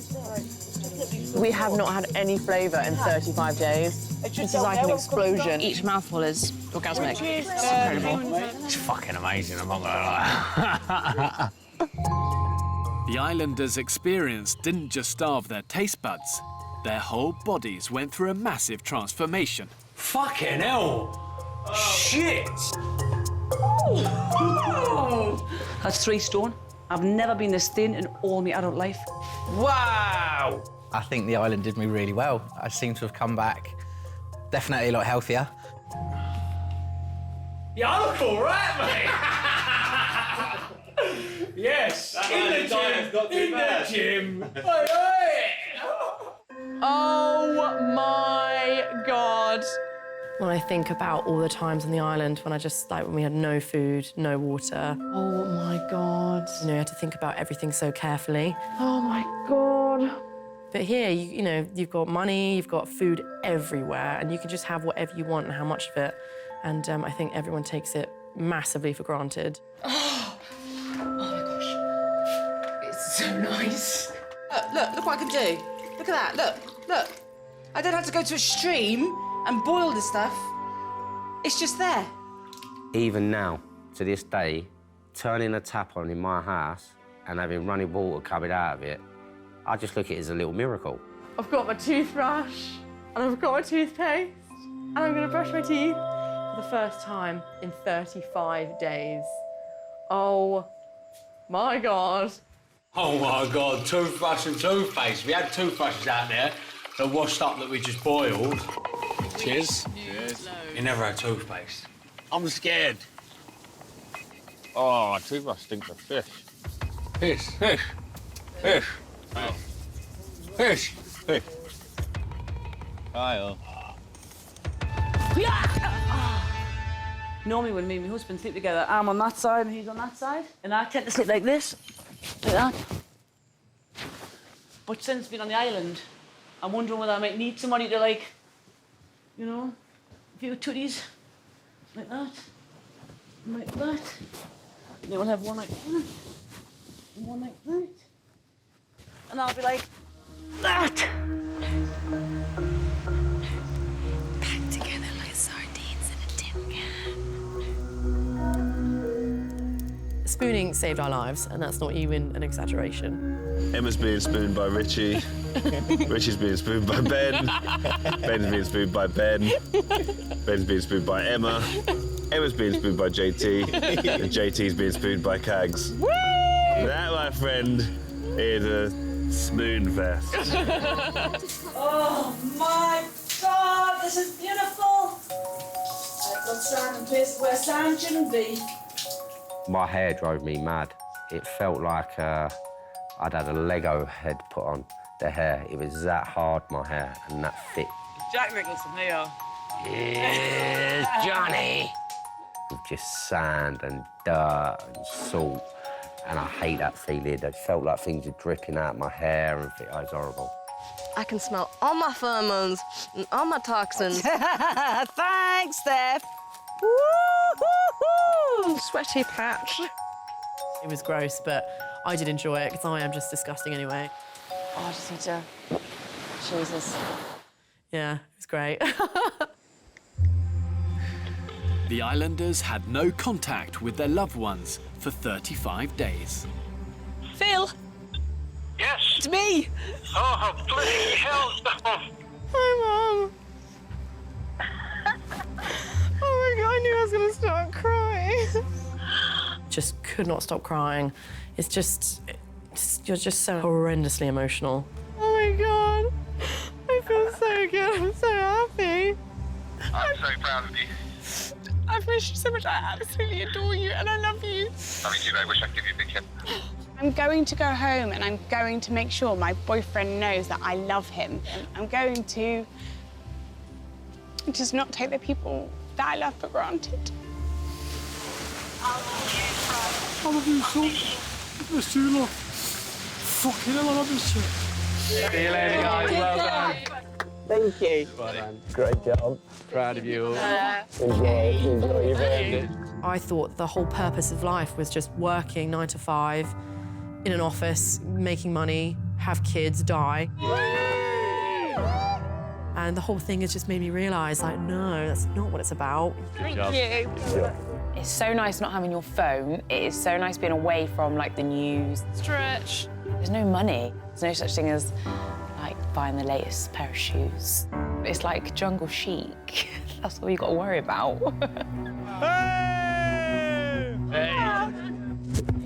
Cheers, mate. Thank you very much. Yeah, cheers. To be able to go and tell my grandkids or my children about this achievement, about what I've done, it's a good feeling, you know? It is a good feeling. Santa's got it hot and he's coming out to play. Hey! It's a pleasure. Take care. All yours, of course, all yours. Watching a firefly, like, dart, like a little light, and I'd follow it. And the star that I'd watch used to track over my head. They're mining there, they're mining here now. I'm not making it. No, well, it was there. It was the best thing I ever did for me, for my mental strength. I love chicken nuggets! Surround yourself with good people, and you'll have a good life. Hey, give us a hug, you big man. Looking back now on the island, my experience is the worst experience I've ever had. I'm coming off the island. I'm not doing this. I am off. Would I do it again? Everything's an effort today. I'd definitely do it again. But don't tell my wife.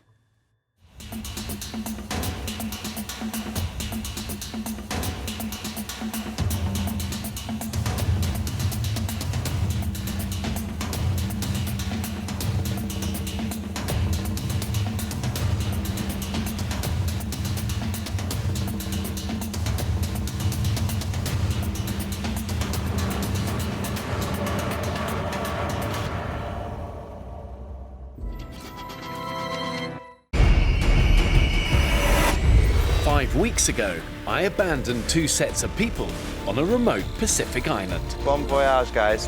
One, a group of wealthy professionals. What are you doing? I'm looking for the Hilton. The other, let's do this. A group working for less than the national average wage. I grew up in the concrete jungles. You find your way around them. To see if those from opposite ends of the wealth spectrum could work together. That's their working class roots, that. But from early on, it seemed they'd never see eye to eye. I don't give a shit how much money they got in their bank. Nobody talks to me like I can't. These are not my sort of people. Scumbags. Absolute scumbags. Until beaten down by exhaustion and on the brink of starvation, Oh, God. You all right, Ali? they finally decided to unite. I think it'd be good if we built a canopy, everyone get together as a team. Do you think maybe we've merged? Tonight, I discover how they all coped when pushed to the limit. I thought that this was going to be like Robinson Crusoe, but with a little bit of Saint-Tropez thrown in with it. It felt like marathon after marathon after marathon. We were starving. Our bodies were eating themselves. And how it felt, finally, to return to civilization. When I think back, I think I've actually done it. But thank God it's over, because it was horrific.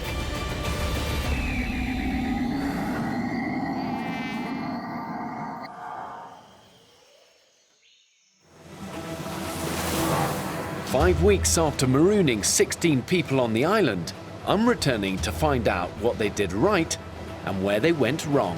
One thing I'm pretty surprised about, actually, though, is just how the groups never really learned to pool their resources and come together. When you're fighting each other in 2 groups, you lose your power. But despite it all, 13 of the original castaways survived the island.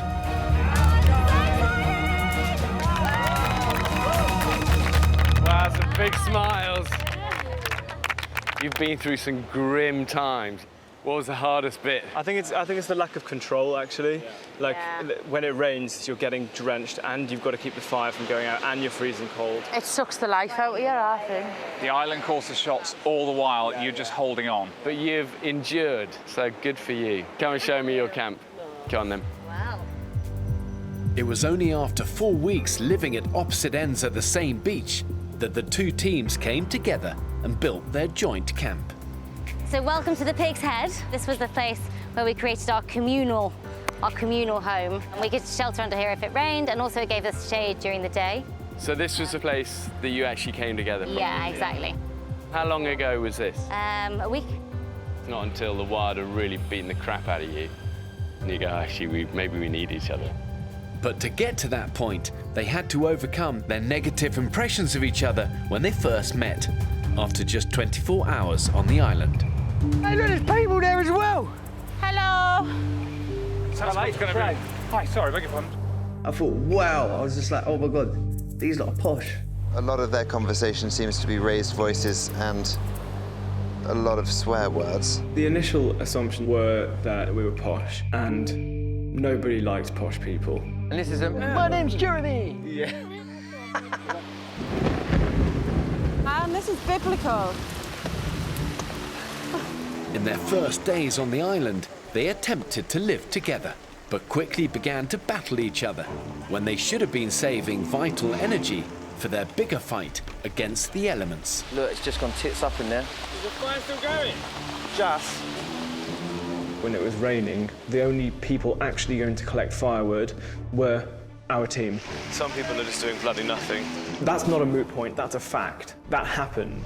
Guys, I need more sticks, like really, really hurry up. There's a lot of people in that group that wanted to order people around. Guys, we all need to get sticks. The fire's going out. Fuck that.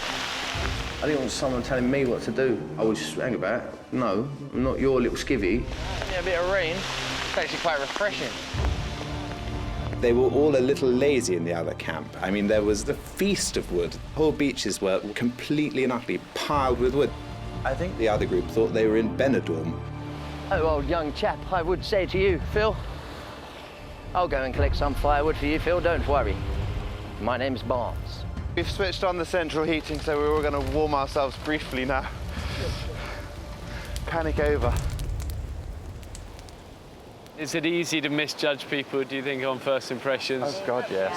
When you're a bit nervous, all of us naturally put up a bit of a... The guard come up to me like really posh voices. It was, to me, whoa, I was like mind blown. It was, like you see, it's just the front. And I compare myself to others and I think, oh, they've got this job or they've got this life and I'll never have that. You know, I know from my military experiences, you know, the army brings people together from all different backgrounds. You have to get on. You have to not judge someone by that. You have to create connections if you're going to be effective as a soldier and also as a survivor.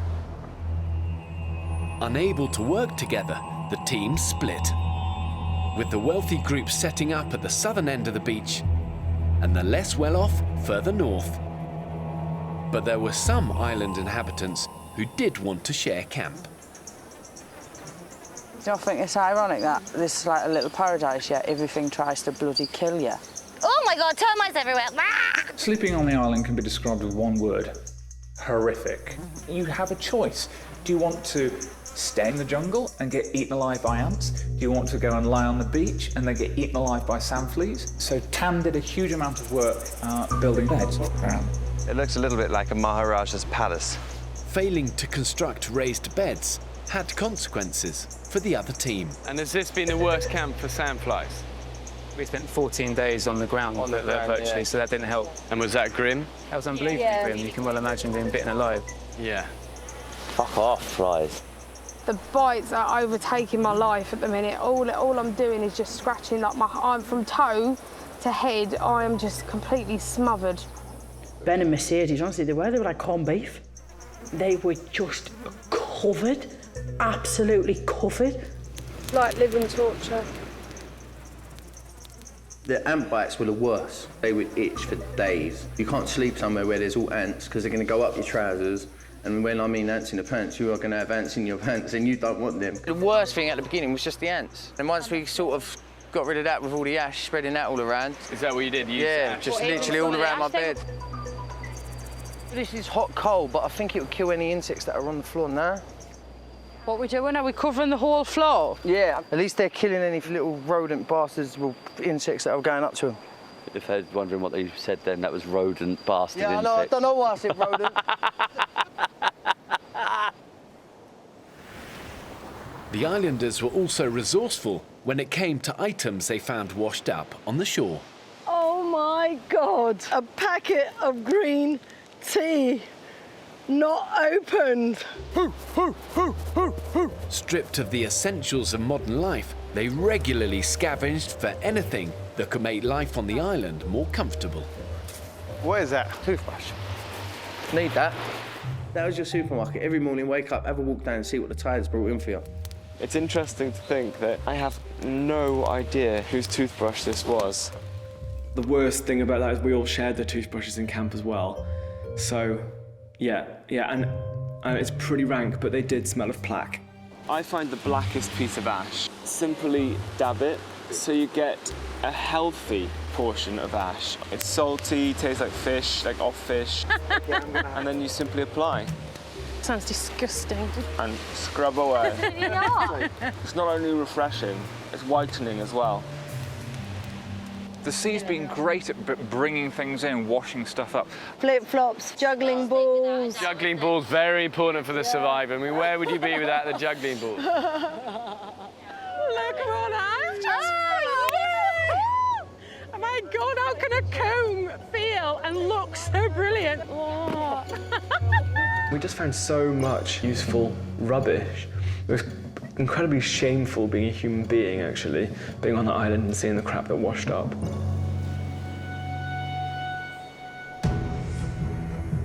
While I ensured there was enough vegetation and wildlife on the island to keep both groups alive, I don't think there is anything on this flipping island. So disappointing. We've gone for hours. divided into rival camps, they had to work even harder to find it, catch it, and kill it. We've been lost for about 2 hours. I am not going in that jungle anymore looking for food. When they did find food, that yucca. Oh my God. Just again. They had to make the decision of whether to help their rival group survive. I think the right thing to do is to give them a couple of pieces of yucca. That is, I think, the right thing. Everybody was equally hungry, so I was always in favour of sharing the yucca with the other group. Good morning. morning. Morning. Should we give them a sample? You want a bit? I'll have one piece if you don't mind. Lovely. A lot of roast potatoes. Thank you very much. Oh, wow. If they found yucca, they'd give us some yucca. We weren't in a position to share a lot of food because we didn't catch a lot of food. Let me have a bit. Thank you. We were like the charity. Oh, they're salty. They just thought they sort of had to mother us along, or we'll give them a little bit to sort of keep them alive. Thank you. There are birds here, big birds. Although they shared vegetables, precious protein was another matter entirely. Ladies and gentlemen, Barnes! Barnesy boy. I'm so impressed. It started a tit-for-tat that lasted for much of their stay. Guys, we're having chicken and chips! I thought, actually, here we are, we're surviving. We have absolutely nothing. We've spent all day going off into this jungle, getting scratched to death, falling over, and I thought, no, we're not bloody sharing it. We've killed these birds and we're jolly well going to eat everything that we can. So I apologise to the other group now that actually it was me that didn't want to share the food. We're going to eat the skin, everything. Every single morsel. But I think, frankly, if you hadn't have all been so bloody lazy, then I might have been a bit keener to share it in the first place.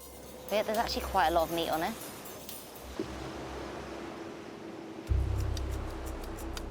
You know, they ate 3 chickens last night. What? 3 chickens that camp had. I remember I walked up there and they were arguing over chicken bones and how they were going to turn these chicken bones into stock, and I was thinking, chicken bones? 3 chickens. Fuck that shit. When they caught them 3 chickens and didn't share them, I was like, nah, done. This is when you see people's true characters, but people start fighting dirty. Scumbags. Absolute scumbags. That's why the world's as fucked up as it is. Because of people like these. The less wealthy group's anger had barely settled 3 days later when they captured an iguana. It's gonna go, Phil. Phil, do it. Finish him off. Sorry, mate. We're eating tonight! Guys, are we going to share this out? No, we're not. No, we're not. We're going to cook it now. No. We're going to cook. No, they had 3 chickens. Do we think this is 3 chickens worth? I think it's 3 chickens worth. Yeah, exactly. I think we deserve it. Beautiful. It's just summer barbecue. Like an orgasm in your mouth. I actually felt really bad, like really guilty. So that played with my conscience a little bit. I don't think it did with the others. I think they just enjoyed it too much. The iguana. If I'm honest, hands down, one of the best things. I loved it. Just try it, it tastes like turkey. It's even making my mouth water now. Like thinking of it again. Hey, bruv, my stomach feels full. Yeah. I got energy.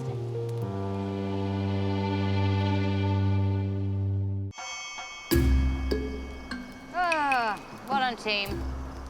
What a day, we've survived. One's in the trio. Whoa! My no, No, it just missed me by a fucking inch. coconut? To survive on the island, the wealthy and less well-off groups had to be on constant alert for unexpected danger.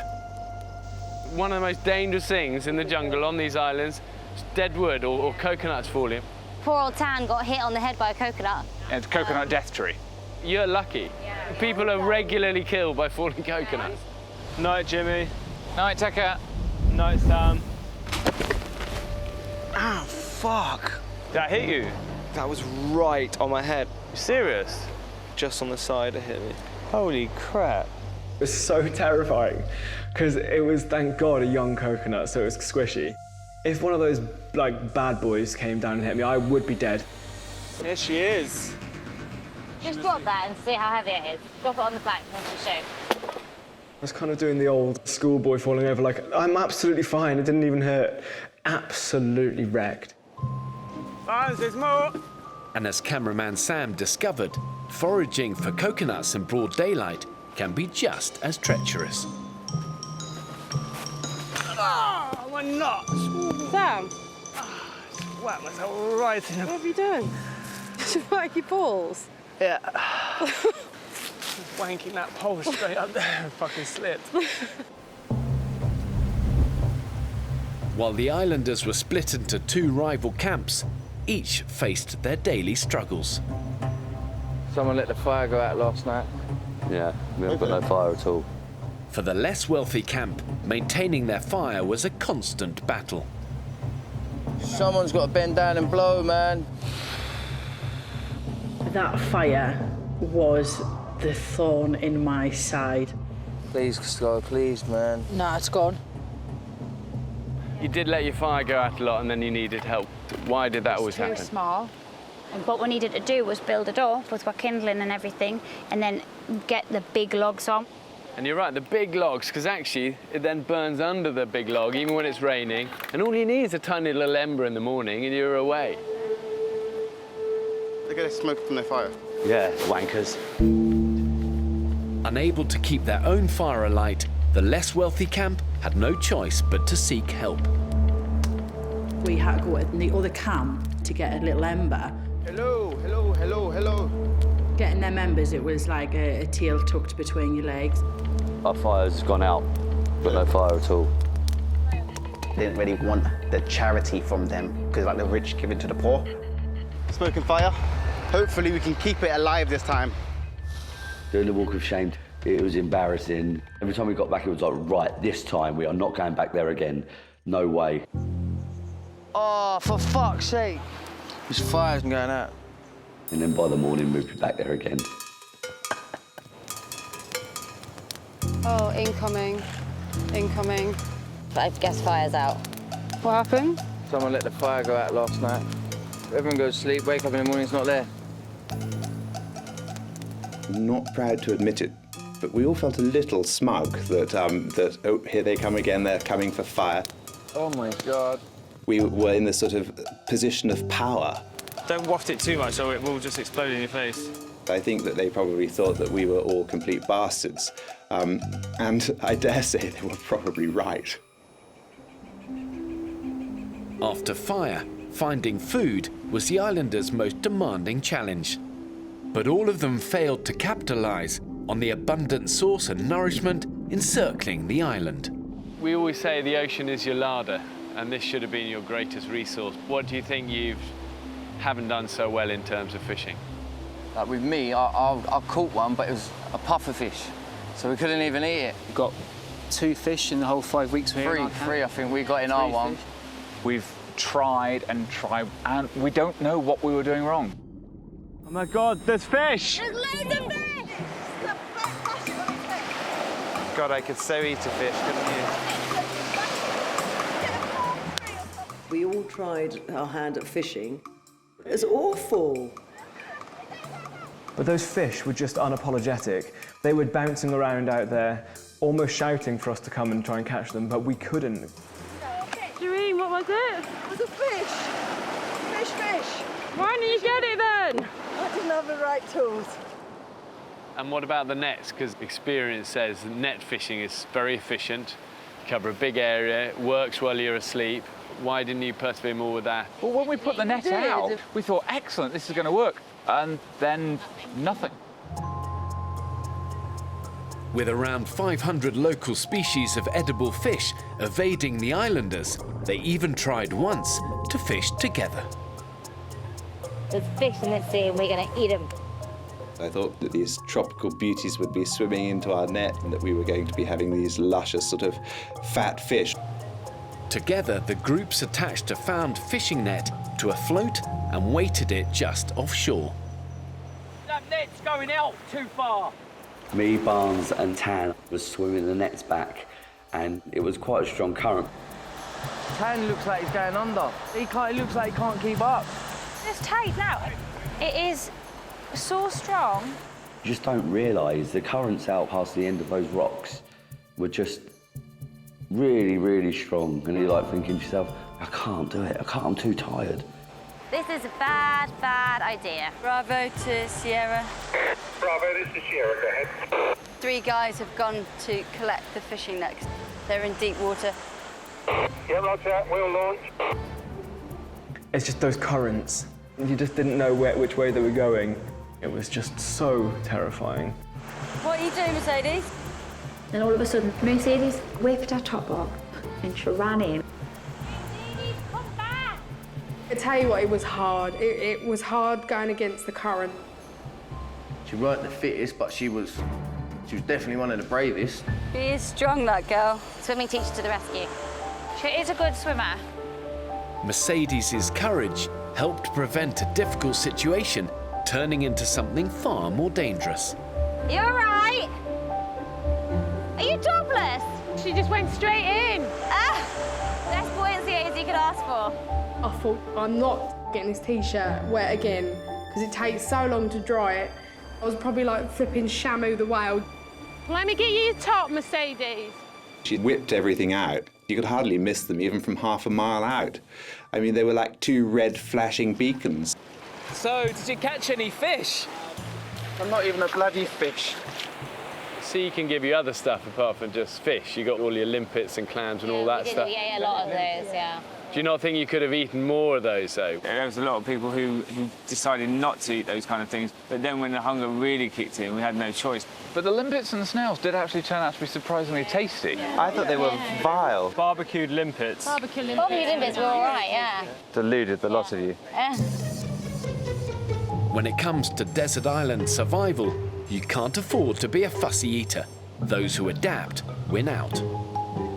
They are what we call giant limpets. Winkles and snails are in there, and crabs. Some crabs are in there. Oh, God. Gonna eat its tail. Let's just make it its prawn cocktail sauce. That is disgusting.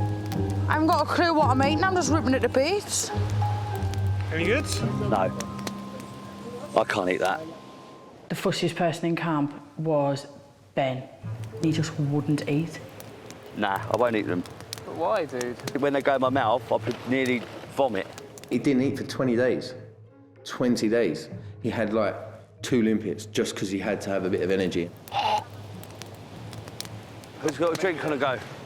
I've never ate shit, but it was almost like as I imagined shit would taste like. I mean, these things were huge. Some of them were like half the size of a coconut, which was another thing I didn't like. Overriding their taste buds proved equally challenging when the wealthier group discovered one of the island's more exotic foods. What's that? Vomit fruit. Vomit fruit does not sound massively appealing. The vomit fruit, that probably was one of the most rank things that I've ever tasted in my entire life. But it's really, really good for you, isn't it? Vitamins and minerals in it. I will eat it. That vomit fruit is the most revolting thing I have ever smelt. And I've smelt necrotic ulcers. The thought that you did it once would normally put people off. So the fact that we actually kept eating these things showed how much we were hungry and that people were desperate to get anything in, really. Oh, no, it's gonna make me vomit. That is gonna make me vomit.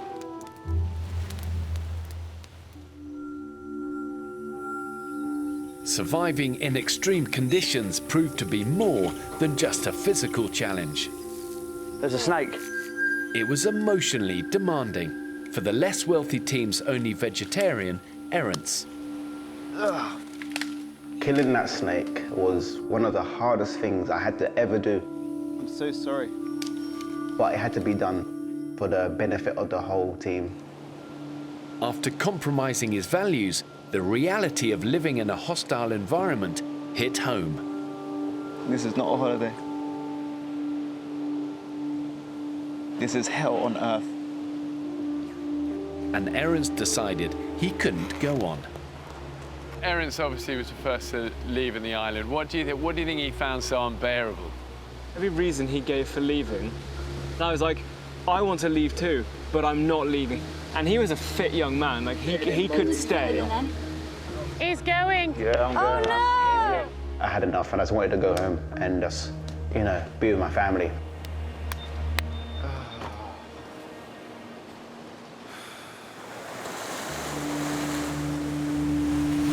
And another shock departure wasn't far off, as with so little sustenance, the less wealthy team hit an all-time low. I'm struggling to do a water run. Just feel weak. You don't even get hunger pains or your stomach doesn't make noises. It just kind of starts dying, basically. Feel like I'm gonna be sick. Being knackered and being starving, it just breaks you down as a person. The physical strain took the greatest toll on Mercedes, who just couldn't keep up with daily tasks.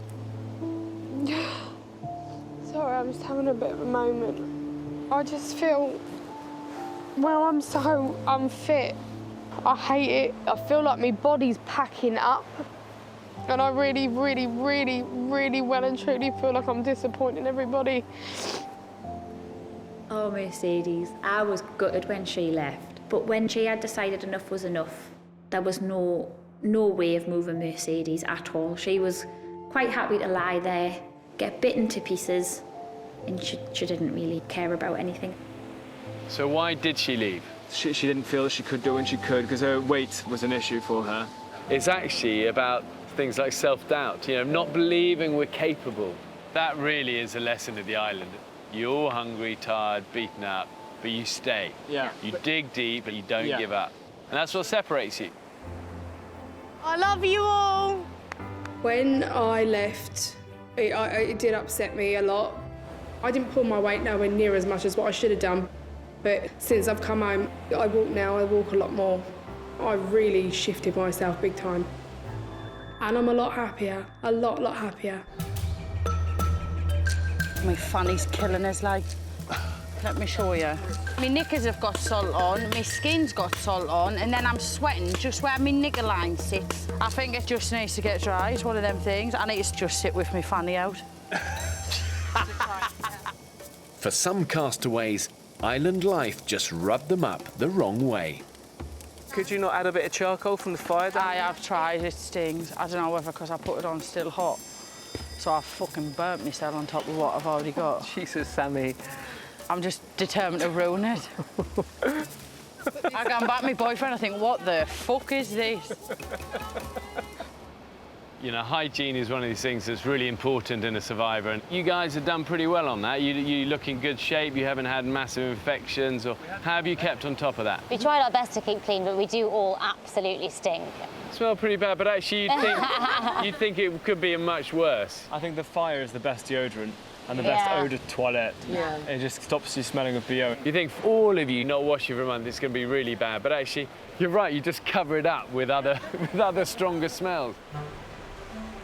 But tackling body odour was the least of the islanders' personal hygiene issues. I might go and do a poo. Have fun.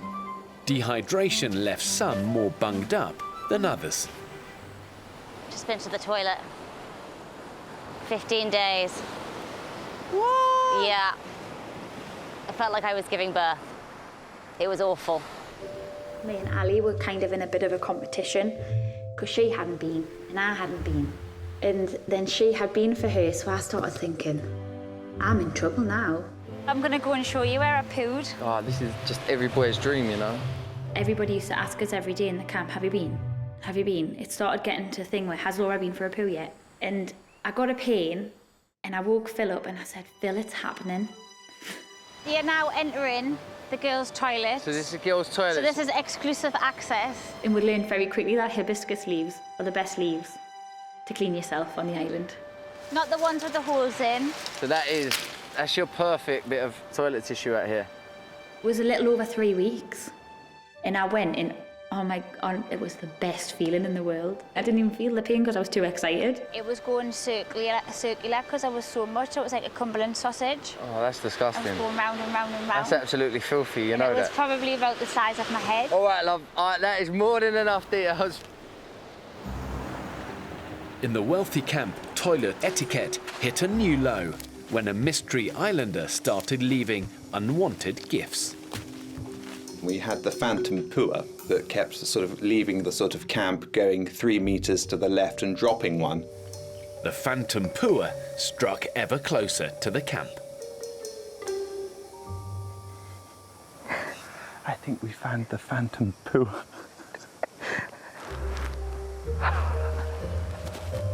Do you think it's a bit close? Just a little. James, we wondered what you were doing. Seriously, I was probably opening my bowels 2, 3, 4 times a day. I tell you now, that tree was not wide enough. Just boof, comes out. It's not fun. God, I can't stop thinking about lasagna. The islanders may not have found, caught or killed much food, but that didn't stop them from talking about it. Homemade lasagna and chips, right? Oof. With Mexicano cheese each layer, and I think it would be a Mexican lasagna. Oh my God. The subject of food was very, very apparent, and it was something that was discussed a lot.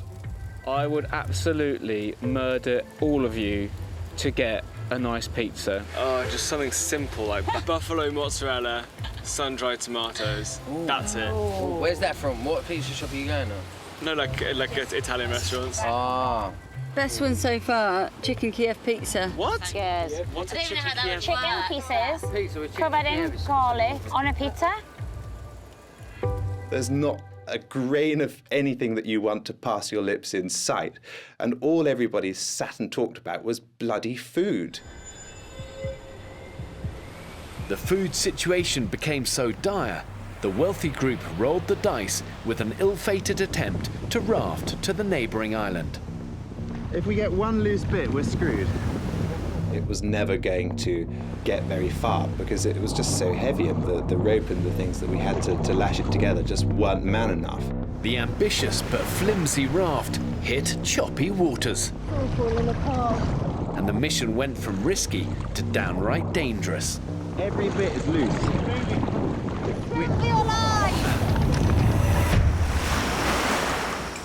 At this point, we were pretty much starving, but If you pull your weight and you all get on together, then you can be victorious.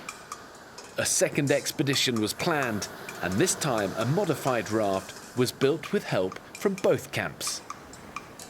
What's a good bit of teamwork, eh? Teamwork makes the dream work. Okay, so this is your raft. Yes. Iteration number 2, on the basis that all of survival is about learning from failure. Yes. Well, the first raft, we went 2 grand, so we used big pieces of wood because we thought that actually we were going to all be transported on the raft, which was probably a disaster. Yeah, disaster. I like this because this is compact, it's Yeah. efficient, and you're using the net, which is smart. One thing that was in abundance on this island, sadly, is plastic bottles. But for a survivor, you've been able to use that buoyancy and build something that's actually got really good flotation. Yeah. And it was so light. I mean, you could just literally pull it through the water. It's like a pedal boat. Keep kicking. I just love that. Just going out in the deep sea and just risking it on this little raft, all by manpower, just holding onto it and kicking it. It's the most tiring thing I ever done. Pineapple! The crew was rewarded with its first sugar hit in weeks. I can't believe I've actually even seen pineapples growing. It just doesn't seem real. But the exciting discovery had some unexpected consequences. I think I'm feeling a little high on pineapples. oh my God, it was like ecstasy. It was just this huge sugar rush that went to you. I mean, we were all as high as kites. Darling, I love you. Oh, mate, I'm rushing, I'm buzzing. It really gelled us as a group because we were having a joint venture. Who would have thought that a fruit would ever make you so happy? We ended up coming together when it actually got to the point that we couldn't survive apart, and we needed to come together. We needed the manpower. That's the bones of it. By that point, both groups were pretty much at crisis point in terms of starvation. And with a big group of us together, then we could actually be a lot more efficient. All right, they're batting first with bowling and fielding. Let's do this! Yeah, boy! Buoyed by their successful raft expedition, the islanders planned more joint ventures. That's a ball. How's that? When we sort of all started spending more time together, we just started chilling. And the more we started chilling, the more we just thought, actually, we get on with these. Is everyone listening? Yeah. Yeah. I think it'd be a really good idea if we built a canopy over this fire as a team. Well done, Ben. Do you think maybe we've merged? I think the way we came together was really lovely because it was just organic. It just occurred and grew any nonsense to do with where you've come from, what you've got, or any egos and any sort of fight for power had gone. And everybody just wanted to get on. Unofficial merge. Yay! When you did come together, everything started to change. Yeah. I think the last 2 weeks have been blinding. Yeah, absolutely. Do you regret, therefore, leaving that so late? I do. Stay together. Definitely. You all brought so many different survival skills and traits and character personalities, but was there anyone who really stood out, who kind of surprised you? For me, I think Ben was amazing. Yeah. As we were all fading, Ben just... It was lovely. And was off. But as he finished the communal shelter, Ben's time on the island was about to be cut short. Oh, man. One of the bits just hit me in the eyeball. Oh, mate, are you okay? Fuck. My safety team was scrambled to assess Ben's scratched cornea. Oh, right, yes, I see. It feels a hell of a lot better, trust me. If there are issues or are problems, then you really shouldn't be here. Yeah, but I don't think I'm going to lose my sight. If this was my eye, I would be going. I've started something, mate, and I'm finishing it. I'm not going. I'm not. But the doctor's words soon sunk in. I think my girls would be proud of me for what I've achieved, and I think they definitely would have wanted me to come off. So I'm going. Bye, Ben! Bye, Ben! See you later, son! I was absolutely gutted, but I still say now they had to take me off there kicking and screaming. Let me take a look at that. Look to your right. Okay. Yeah, look to your left. He actually had a scratch in the eye. And if it's left unattended, basically he could get infected. That's a major risk. Yeah, I would have been a mug to have stayed on there and went against doctor's orders. So they were right. And would you believe it? Look what washed up in the surf this morning. A little bit of green. What do you think? Stylish, huh? With just 2 days left, the remaining castaways found cause for celebration with the island's first, albeit mock, wedding. You are now married and you may kiss. Obviously, you've formed lots of close relationships. Any romantic relationships or anything you think that might develop on? I feel a divorce coming on. Well, I think legally you have to be married for a year before you get the divorce, so you're committed for another 363 days. But I don't think there are any close relationships, though, that we've... No romance. Everyone's so disgusting. I don't think there's any possibility for romance. But unbeknownst to most of the other campmates, 2 islanders kept sneaking off together. When I first met Phil on that boat, I did think, oh, I've got a typical London Cockney geezer here. Hey! Loud, obnoxious, a little bit rude. But 5 weeks of island life provided unique opportunities for romance to blossom. That's why I used to do a lot of the water runs. That was the time I got to, like, put the work in, really. Do you know what I mean? If it didn't work there, it weren't going to work. You know what I mean? It's your best friend in here. One who helps me with everything. Then Laura was like, I'm scared of the dark. She was like, can I sleep next to someone? I was like, yeah, go on, all right, that'd be me. I'll sleep next to you. You are gorgeous, even with all your sandy face. To this day, I look at him sometimes and I think, I don't know how you've done it, but there's just something there. We did have a few sneaky little kisses, which were nice. And we were inseparable, completely inseparable. Right, Laura? She is so nice. Like, my family adore her. And obviously her family, they're wicked. They're wicked, but they're all Geordies. I can't even understand them. They all need subtitles under them when they talk. I can't understand a word they say. We decided to get a romantic tattoo, didn't we? Definitely. A love heart that we'll look at forever. With a perfect sunset in. Sand, sea, everything. And with 2 people walking down the beach. Holding hands. Like we've done every day, near enough.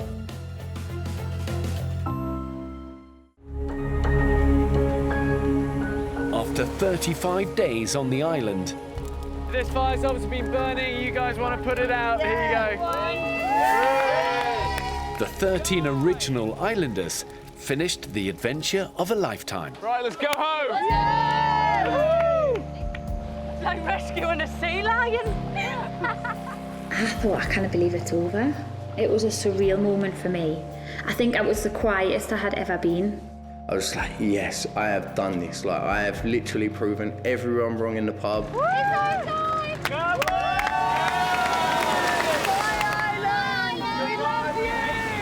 That island was an angry, intelligent organism. It did not like us. I feel I'm on top of the world right now. Absolutely. It was the best feeling.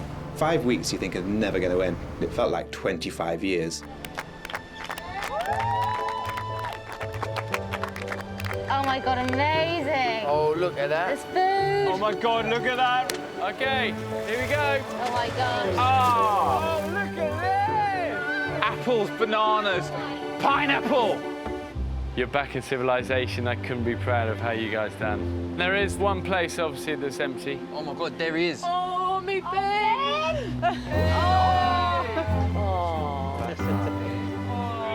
My friendship with Ben, it was a big part of me getting to that island. Me and Sammy just clicked instantly, and she was like my rock. The band's back together. Let's eat. Yeah, let's eat. I'm practically shaking. Oh my God, that's so good. It was amazing, absolutely unreal. Oh my God. I could cry. This is better than winning the lottery. The islanders had no contact with their loved ones for 35 days. Ollie? Ollie? Hey baby, how you doing? Oh, I'm good, how are you? Not too bad. I did it, baby, I did it. I'm so proud of you, it's unbelievable. Oh my God, I've missed you so much, you wouldn't believe it. I don't think anything can prepare you for that island. Are you alright, Nora? How was it? It's been so hard. People think being happy is earning more money when it's not. And when you're on the island and you're stripped of everything, you realise what true happiness really is. I've missed you so much. The islanders' experience didn't just starve their taste buds, their whole bodies went through a massive transformation. Oh my goodness, I look quite skinny. Oh, look at these little arms. Yeah, matchsticks, mate. There is nothing there. I look like a convict. Oh my goodness, look, it's all soft. Just smell the pressure cake. There's no BO, there's no nothing. Sometimes I'll think back and I'll think, this is cold water, fresh out of a tap. Water? I haven't had to boil it, it's not brown, it's not got a beetle in, it's not steel. I haven't had to wring it through my sock. Like, I just think it's like magic. Coming home was a total shock. It took a long time to get out of the rhythm of the island. I just struggled with reality. I mean, I didn't go into a shop for over a week because I found all of this very difficult to sort of get back into having money, doing things. If you wanted something, you could have it. I thought I was going to go there and miss my mum and my nan the most, but it was totally different. The biggest thing was my dad. I want to tell him I love him and I'm sorry for everything. Sorry for being rude. Sorry for being an absolute arsehole to him, really. I feel this moment has been a really, really long time coming and I can't bloody wait.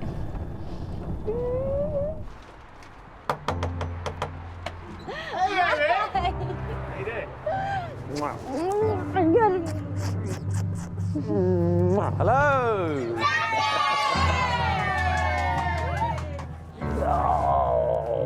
Got all this time to think. You realise that the only thing that's important in life is people. How much did you miss me? Is that all? Yeah. Not bigger than that? Okay, that's big.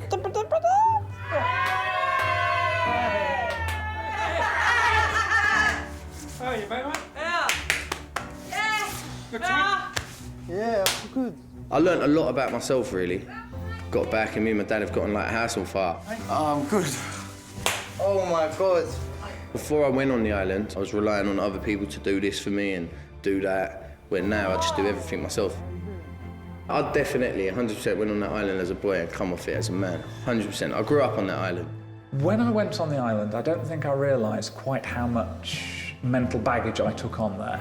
and everybody on the island helped me in some way, shape or form to become a better person. What did I learn about myself on the island? I learned that I'm a survivor. In 100 years from now, that island will still be there. It'll still have the same types of wildlife on. The tide will still come in, the tide will still go out. We are completely irrelevant to that island, and that is what it felt like.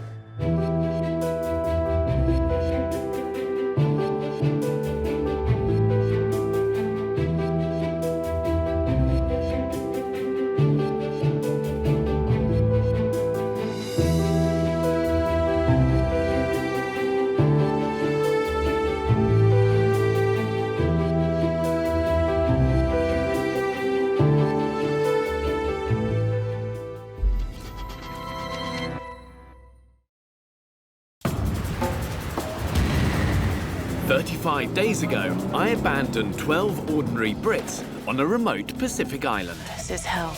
With just the clothes on their back and a few basic tools. Set up camp. There's a bee! Get a fire going. Go find some money. This year, there was £100,000 waiting to be discovered. I found money! Yeah, baby! How many opportunities do you get to run around an island like a little kid and find boxes of money? What's that in that tree over there? Wonga. Would they be able to find and keep this life-changing sum? It's a game, this. Anything goes here. Dog eat dog, every man for himself, you know. Facing constant hunger. I just feel hungry and thirsty. Yes, get it! I'm literally dreaming of food. And the hostile tropical environment. Jack, hold on! No, Jack! Who would have the skills to survive?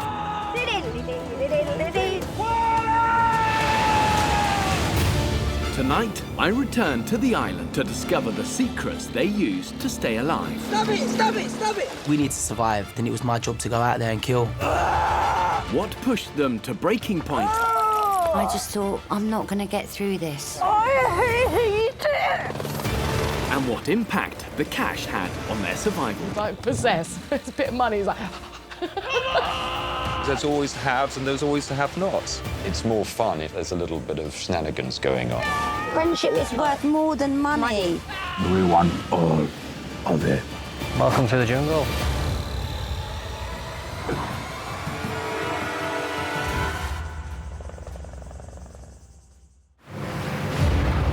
So I'm on my way to pick up the remaining 11 castaways, and this has been an extraordinary month of twists and turns. All I've done is put the money on there.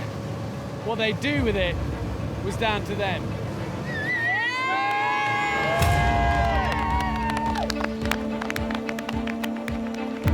Actually, this moment I've been waiting for so long. In this series, a cross-section of British society, from nurses to lords, brain surgeons to plumbers, were left to fend for themselves. Man, I tell you what, you're the heroes around here. You are the heroes. 35 days. And 11 of you left? Yes! Pretty impressive. Right, come on, let's go and have a look at your camp.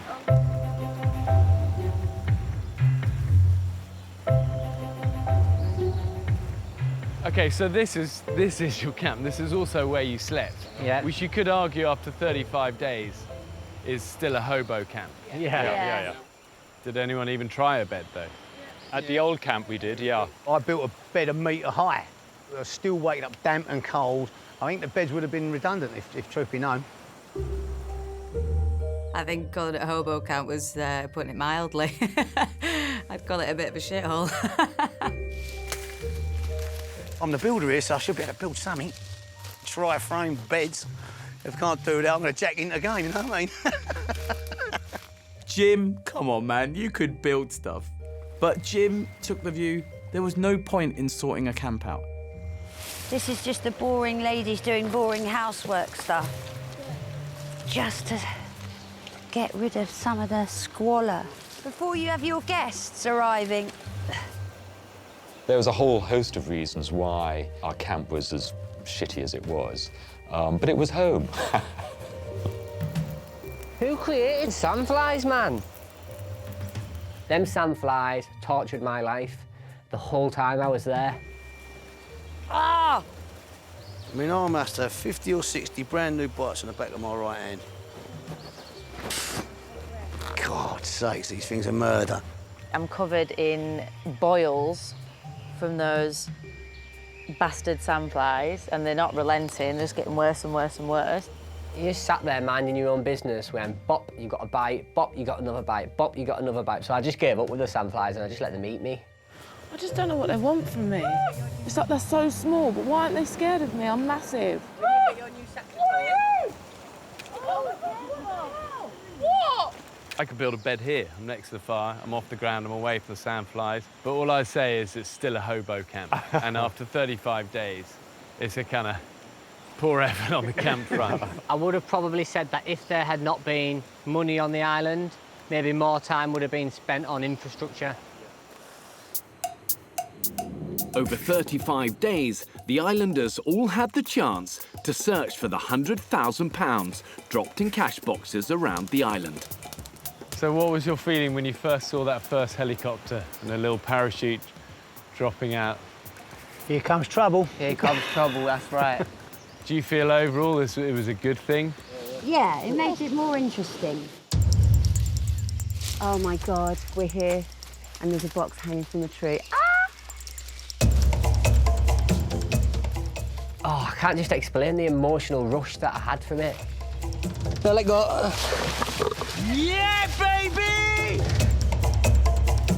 Working out what to do with the money when they found it, the islanders had to quickly devise a strategy. As soon as that first box was in front of me, it felt like we just robbed the bank and got away with it.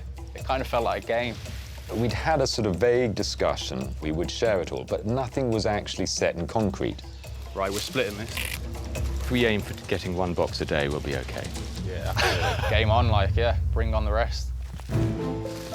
Oh my God, he's crazy. He's like a crazed man. Like, possessed. There's a bit of money, he's like... It kind of reawoke the whole competitive spirit in me. I wanted to be part of that, you know, that little adventure of tearing down those parachutes. You're excited, aren't you? Oh,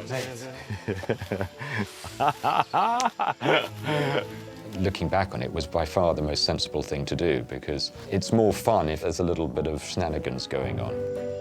Holy fuck. What? There's a box. No, there's not. No, just kidding. Fucking dickhead. And after all, it is a game, isn't it? He's a league of his own. I can't compete with that guy. He's been 6 years in the Marines. I'm just 7 years in the NHS.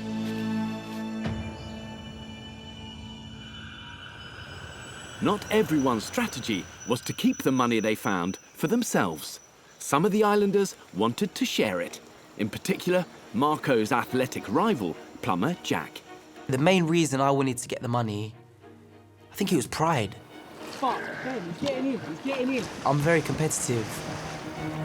I love Ben to bits, but I probably had the worst person that I could ask for in the boat with me.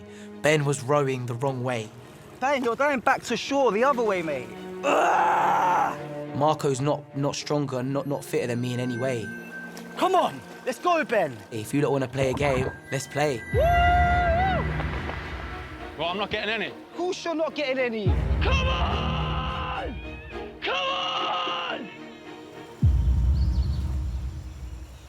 So, Marco, do you have any regrets how it's worked out, the money side of it? But I came here with two different mindsets. One was towards the money and one was towards the group and the survival. If people wanted more money, they were welcome to go out on their own or in groups and do as they pleased. Well, you were very lucky you had the choice to be able to get out and do that. Yeah. Right from the start. That wasn't going to happen with Morag and I. We didn't feel good about it, but it was a physical age thing. It wasn't because we didn't want to do it. We were unable to do it. Get in! They found some money! How much? 15! 15! Oh, my God. Well done! When they came back into the camp, having found money, if they said that they'd found money, the enthusiasm and the feel that pleasure and excitement. It was great. I wanted to feel that. I thought I was going to have nothing. I'd have gone into their bag and stole a couple of thousand of each because I wasn't getting money. And it was a game. I kept saying to Murray, it's a game. I'll steal. I mean it. I would have stolen it. I, honest to God, would have done that. Irene is a dark horse, I'm telling you. If Irene was my age, you know, she probably would have been more, you know, cutthroat than I was. Yeah, she would have ripped that place apart, no doubt. I wished I'd known it was in their bags. They must have left these bags in camp and I'd be in camp. I was so near it and didn't get it.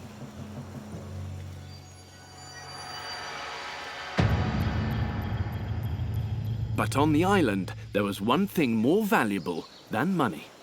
And do you remember your first taste of island water? Yes. What was it, Marco? He said it was like a cold week tea, wasn't it? But we knew we'd survive then. By that stage, you're thirsty anyway.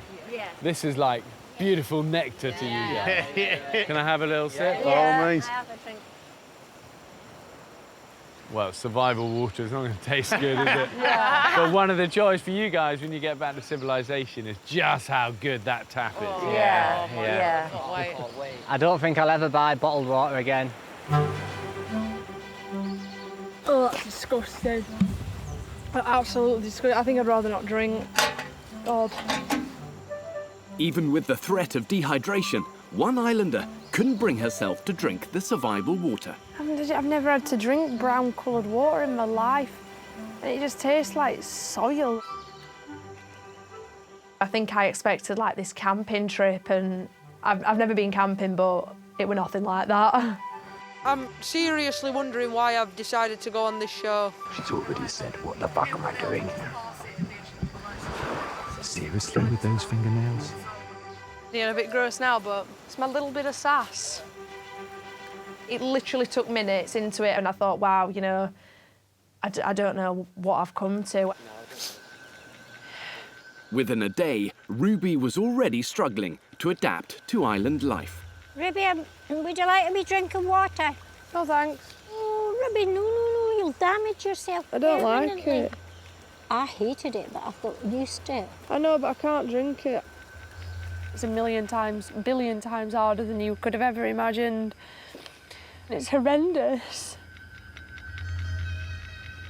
Ruby to 0, over.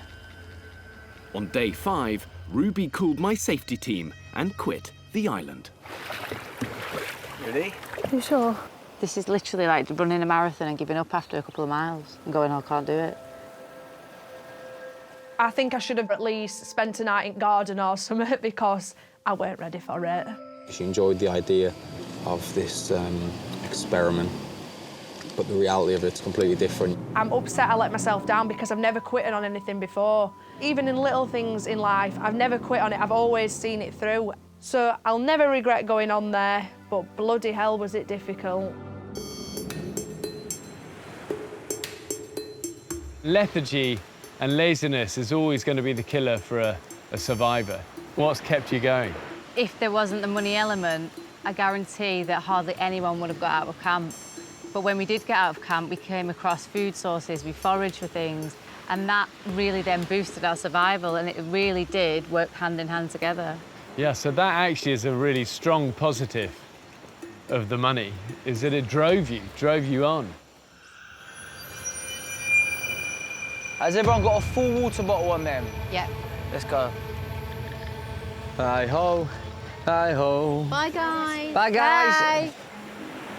This year, £100,000 was dropped at various locations around the island. As a result, the group covered more ground than ever before. I'd be out there trying to kind of find the money, because in finding money, you found things. I wanted to get everything from this island I possibly could, and I found vomit fruit. Today we found pineapple.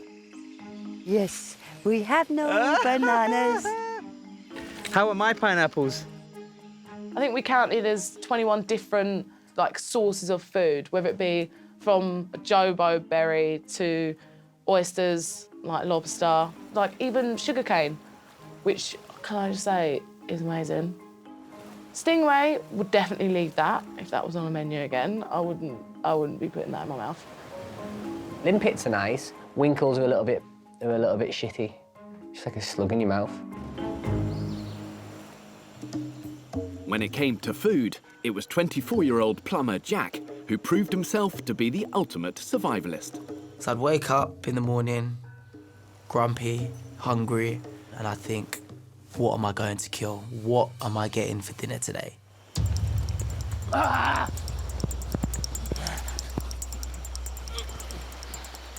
If it walked, swam, flew, talked, squawked, he killed it.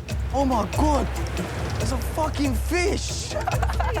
We wouldn't be going out to get food, but he'd just, spot something, grab it by the neck, and it'll be dead within 5 minutes, and you wouldn't even blinked. If there was a stingray, woof, he was there. If there was a bird, whoa, there with a rock. He was quick, nimble. Talk me through what you killed.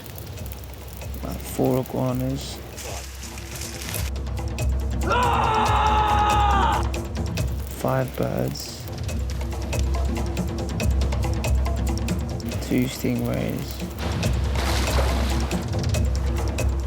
4 fish. No. Goat. Just wanted to bring it back and give it out and put a smile on everyone's faces. Jack is one of these people that he's just giving. Suck them out. Put it to your mouth, the whole thing. Put it to your mouth and suck it out. He genuinely just loves everyone. Come here. He's just pure innocence. What would you say has been your one key skill in being such an effective hunter? It's just, I never gave up. You were opportunistic. You wouldn't sort of wait for it all to happen and to be perfect. You'd sniff an opportunity and you'd go for it and do it. Well done. Thank you. Ivor's underpants. How revolting, look at that. Ew. Quickly adapting to your environment is a key part of any survival situation. Funky smell around this camp, innit? And not much is more important than maintaining good personal hygiene. Hygiene on the island was disgusting. Look down, you're filthy. I loved it. God, those were the days. Yep, thanks. But there was an additional issue for the female islanders. I can get cranky. Jesus. Well, you've already been cranky sometimes. Yeah, I am. Yeah, well, I've been on my period. Yeah, all right, we'll let you off. I just felt so dirty. I felt like a dirty woman, and I could not do anything about it.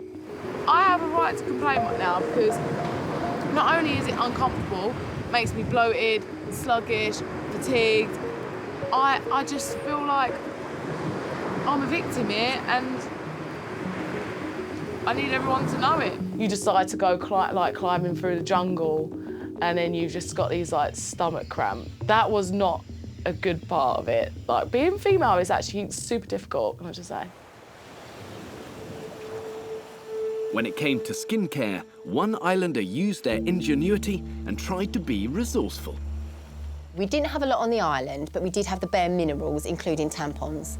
So I would dip it in my water bottle, and then what I would do was just go over the face, just to get that first layer of grime off. But what I didn't know was that it was also stripping away natural oils that were protecting my skin from the sun. And as I'm going over, and I could feel bits flaking, so with that, I'm sitting there and I'm feeling like, it's like a scab and like an itch you can't help. My skin, my poor skin. I was so concerned about her picking her face, yeah? I've been telling her off every day, going, stop picking your face, You're bleeding now. Your lip is split. And I knew it was also serious when people started hiding the tampons from me. Emily is a lady who likes beauty products normally. Oh, God, And listen, hey, we all have our stuff. But using tampons to really try and clean your face and stuff. Bad idea. If anything, your skin knows what it's doing. You've got to put trust in your skin. It's funny, once you get a layer of grime and dirt and a bit of coconut fat and just smoke, and it actually gives you protection.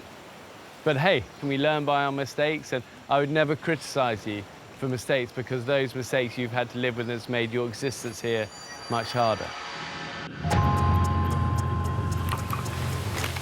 Oh, what we got here, boy?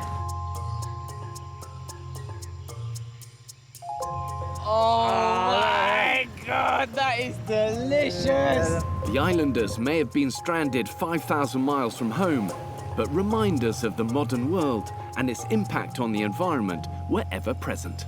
So tell me about the rubbish. Did you see a lot of rubbish all the time? The rubbish is unbelievable, but it has helped us in a lot of ways. We'd had this old bit of tin that we found. That might be good for cooking. Which became our frying pan and saucepan and everything. Toothbrushes that have been washed up. I found a toothbrush which is keeping my pearly whites beautiful. And I'd make a charcoal paste and then offer it around to everybody, but people were just like turning their nose up at it. I'm just not ready to use a toothbrush like that. You need to get a grip. We found like a tarpaulin which people were sleeping on. Cat found a blanket. Everyone was so jealous. I knew deep down you wanted my beach towel. Well, you'll never guess what I found. Look, that's like that sweet plum stuff you put on with Chinese food. Whoa. Where the hell did you find that? Irene. She would be just constantly finding stuff. Surprise, surprise, more beans. Oh my God. Peen. She just found shit wherever she went, you know? Drop it on the beach, you'll find it. We knew that there would be sort of plastic bottles, and you hear about all the pollution of the plastic, but even we were shocked at what we found. Guys, I'm pretty sure this is some sort of vodka. Shut up. I'm telling Oh, you. look. That's being saved for the birthday party. We're doing shots, yeah? Yeah. It's paint stripper. I don't care what anyone says, it's vodka, and we're having it for the party.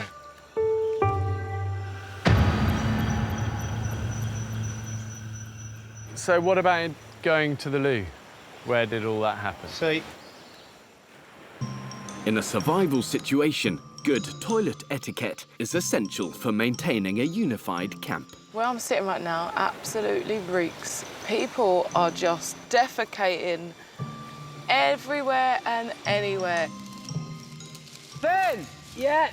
Where are you, mate? I'm having a shit over here.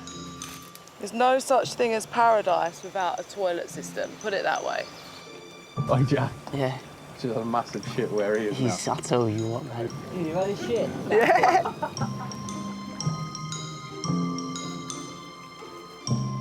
I was just going to go and have some me time. Good for you. Well, I'm going to do a poo, really. Look at this. There's someone pooed in here. Seriously. What is wrong with people?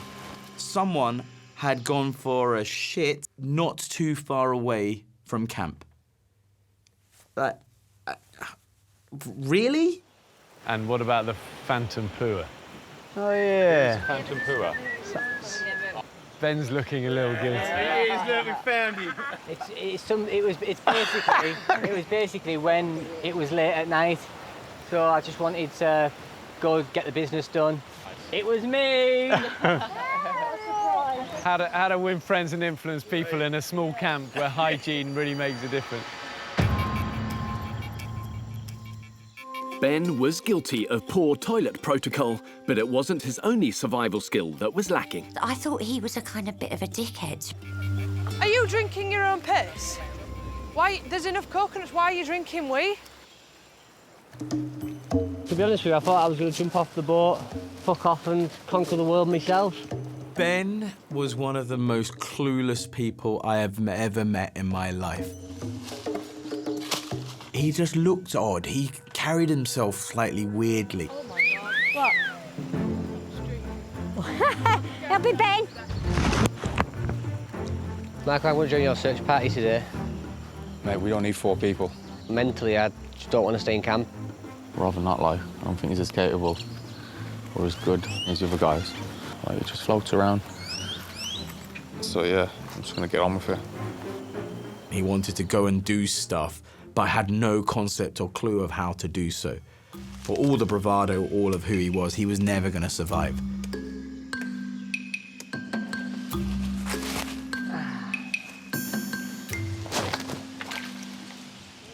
Fucking hell.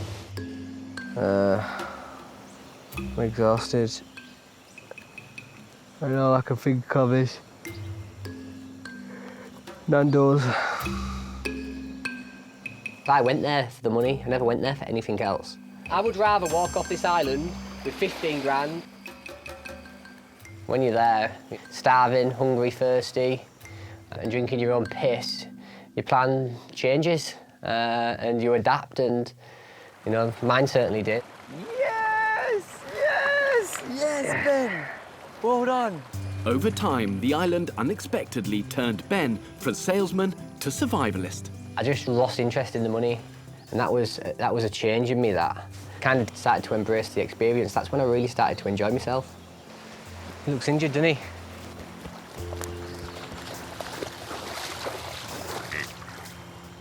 I love Ben to bits. He come on there, a knob, and he just got better and better, and he's such a nice guy. Ben! Yes! Yes! Ben! Good! As relationships grew in camp, I wanted people who were less capable of going in the jungle to walk away with what they wanted to walk away with. Oh my God. Money! I found money! I found a box! It was really nice to see Ben's, like, transformation, really. You know, he was like this ugly caterpillar at the beginning, little bastard who'd get under your skin, and, you know, he completely did a 180 on that. My boobs were bigger last time. Right, another day done and dusted. Time to get ready for bed. My favourite time of the day. Surviving the island meant dealing with the hostile environment 24/7. Every night, the camp had 12 hours of total darkness without any of the distractions of modern living. I loved my nights. My nights were the best part of my day. So I love routine and structure. So overnight, as soon as it started getting dark, coat goes on, pulleys go down, comes over the face, bikini bottoms over my face, socks on the hands so the sandflies don't bite. And it used to be like, ding, another day done, woo! The most difficult things for me were the nights, I think, because they were very long. You're just twiddling your thumbs and looking up at the stars and thinking about things. At home, I never dream. Here, you have really weird dreams. I've had one dream since I've been here about buying a truck, and it was way too small. Like it turned out to be like a matchbox truck. What the hell? I've had dreams about being chased around by a 97-year-old woman with a syringe full of potassium trying to kill me. These are the dreams I'm having. To get through the long, cold nights, the campmates devised their own coping methods. I was like chief spooner. Every time one of them was shivering, I'd go to them, I'd give them a spoon, and then the other one would do the same. I'd turn around, give them a spoon. I was a spooning slag last night. A spooning slag, I love that. I had a lovely spoon last night with Irene, which was one of the best moments of my life. Probably enjoyed that. Come here, Irene. What is it, my darling? Just give me a cuddle. Okay. Honestly, if Irene had been, you know, maybe 30 years younger, then, you know, something may have happened. Do you know you were the last thing on my mind last night? Was it? And the first thing on my mind this morning. But she's a saucy one, that Irene, a proper saucy one.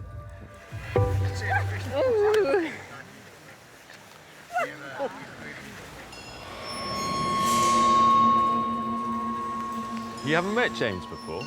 One islander coped with the hardships of island life by being resourceful and creating his own personal companion. So, Ivor, you bring your coconut with you? James comes everywhere. James! He's called James, yeah. Do you give him a kiss at night? No, I'm not that desperate to kiss a nut yet. You spend a lot of time not only talking to your campmates, but someone else. Well, yeah, I recently got married to a bloke, and he's called James, and I thought it'd be rather fun to have a sort of Wilson look-alike. And I asked him what his opinions were, and he told me quite frankly what he thought I wanted to know. Was the coconut more compliant than the real James? Yes, I have to say. Everybody is thinking about their loved ones at home, and in particular, I'm thinking about Jimmy here and how he's coping without me. Hope he hasn't cut his arm off. Have you cut your arm off? Probably not. Who's better looking? When I went on the island and he said, will you miss me? Me being me said, probably not. And he said, what do you mean? And I said, well, you know, I'll be far too busy trying to survive. Jimmy, who would you eat? Who was your number one first? He doesn't want to say. But actually, you know, I did miss him, and so I thought this would be a rather sort of fun way to show that he was still in my thoughts. Might have to eat you soon. Anyway. Maintaining a healthy body as well as a healthy mind are essential in a survival situation. Permanently on call were the two medics, Nurse Cat and brain surgeon Mano. People had ailments.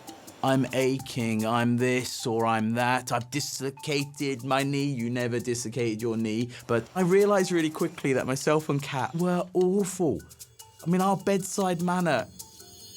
It's infected, you know. I'll tell you if it's infected. The pus is coming out of it. Just squeeze it out, squeeze the pus out, squeeze it out. Just keep on squeezing it out and it'll be fine. Me and Mano are kind of similar, where we don't have too much sympathy for the minor ailments. He's a brain surgeon and I was working in intensive care, so we're used to, you know, really critically ill people. That's it. It's just like a spot. That's all you got to think about. It's like a spot. Yes, people did things that were a little bit silly. Oh, Mano, I'm such an idiot. You've poisoned yourself, and now comes the getting rid of it all. So that's why we'll let this all... He hasn't got a good bedside manner. It's because most of his patients are bloody comatose, aren't they? I mean, their brains removed. He was like, look, Mo, you know, you're being hysterical. You're going to feel ill. You're going to be sick, you know, blah, blah, blah. You just got to get through it. Probably said exactly the right thing to me, actually, because I probably was being hysterical and, you know, not being a good patient, so... Despite being a leading brain surgeon, there was one islander who wasn't 100% convinced by Mano's surgical skills. I stepped on a sea urchin. That was a nightmare. I was in so much pain. Oh, fucking killing me, man. It hurt, but that's what happens. Jack is hilarious. He had a severe lack of trust in me as a medic. He don't know what he's fucking doing. He don't know what he's doing. Mano's a tough doctor, isn't he? He doesn't believe in any gentle stuff. Jack's a strong guy. He's a boxer. He can lift, he can carry us. He can do so much. But he's like that lion with the little thorn that goes into his paw. It completely snookers him. Do you want to hold my hand? Hey, let me have another look if I can. Make over it. I treated Jack like a brother when I was first there. And in the latter days, I treated him like my 9-year-old son. I'd be like, Jack, yeah, bro, how's it going? No. Jack, get over here. I'm gonna have to do this to you. Get your foot on here now and shut up, okay? When he started telling me off, then I'd listen. No, boy, listen to me. Yes, doctor. Other side, put that round the other side. You're the reason why women live longer than men. You're not gonna listen to me. All right, Dad. Me confiscated my machete. Can't say anything, you know? He placed me in a slightly fatherly role. I think he needed that.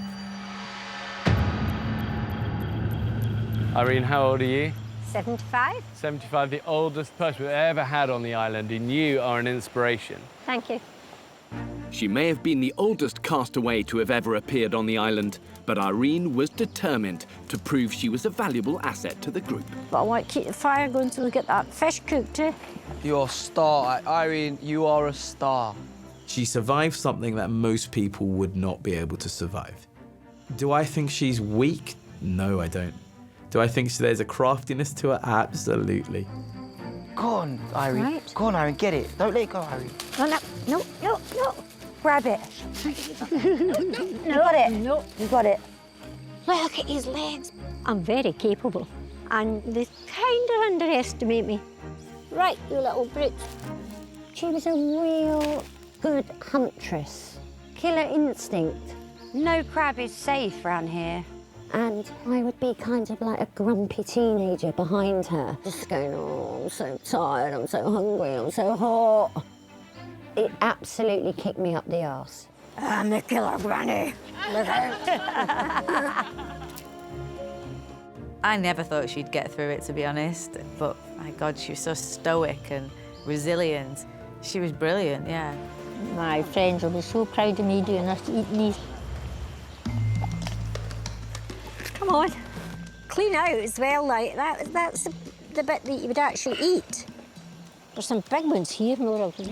Bless Mo and Irene every night, they would make a nice little bit of, like, broth. It went well, it's good. That's quite nice. I just wonder if I should add to them. You probably don't notice it, but I would say right here is the heart of all of your success. It's not the glamorous stuff. It's not the, I'm coming back with a huge kill. But it's that base level that sets your day up at 20%, so you're not starting from minus 20%. So well done, Irene. Having built a camp, made fire and found food and water, the islanders could think about satisfying other human instincts. Do you think you'll find love on the island, Jim? Love on the island? Yeah. Fuck me, I couldn't raise a smile, let alone an hard on at the moment. Jesus. I didn't get horny once. I was a bit worried. 5th, 6th week in, I was thinking, what's going on here? My dick's about that big. Oh, I mean. This is the weirdest sex position I've ever had in my life. I don't think I had one boner the whole time I was on there. What's the first thing you're going to do when you get home? Because I know what I'm going to do. I'm going to lie down on my bed and just going to tog away for fucking hours on end. It never even crossed my mind. I think I had a bit of morning glory a couple of times, but that was about as far as it went. Here's a little sneak peek of what I used to look like. Bit of soft porn for you. I don't think there was much libido. I was dead on the inside. I have not had one sexual thought since I've got here. I feel so disgusting.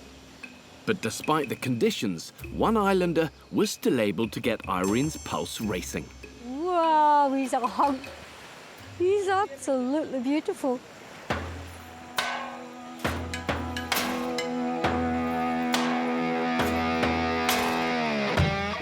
He's probably going to put his white see-through underpants so we can all see the fruits of his loins one more time. Oh my God, those boxes. What the hell were they all about? Why? Why would you choose to wear these kind of groin-hugging sort of boxers that showed every kind of nuance of any sort of form? I don't know what was running through my head. Why white? I remember buying 2 pairs of shorts to take with me, and I don't know why I picked the white pair. I didn't think these are going to get dirty. I didn't even think about wearing them. I just bought them. Why I chose to put the white ones on over the grey ones, I don't know. Maybe part of me wanted to show more, I don't know. I literally know what Marco's penis shape looks like. Balls strangling him as well. And you could just see everything in them all the time. I didn't know where to look. They were constantly wet. So he'd stand by the fire and everyone else would be sitting down. So you just have his penis would be like there. Some people would be quite happy about this, but me. Irene.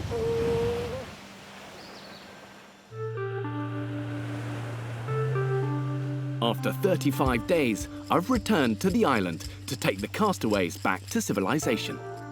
From what I see from a macro view coming on, you've been an incredibly efficient group of survivors. You know, you're not dying in front of my eyes like sometimes I've seen it before.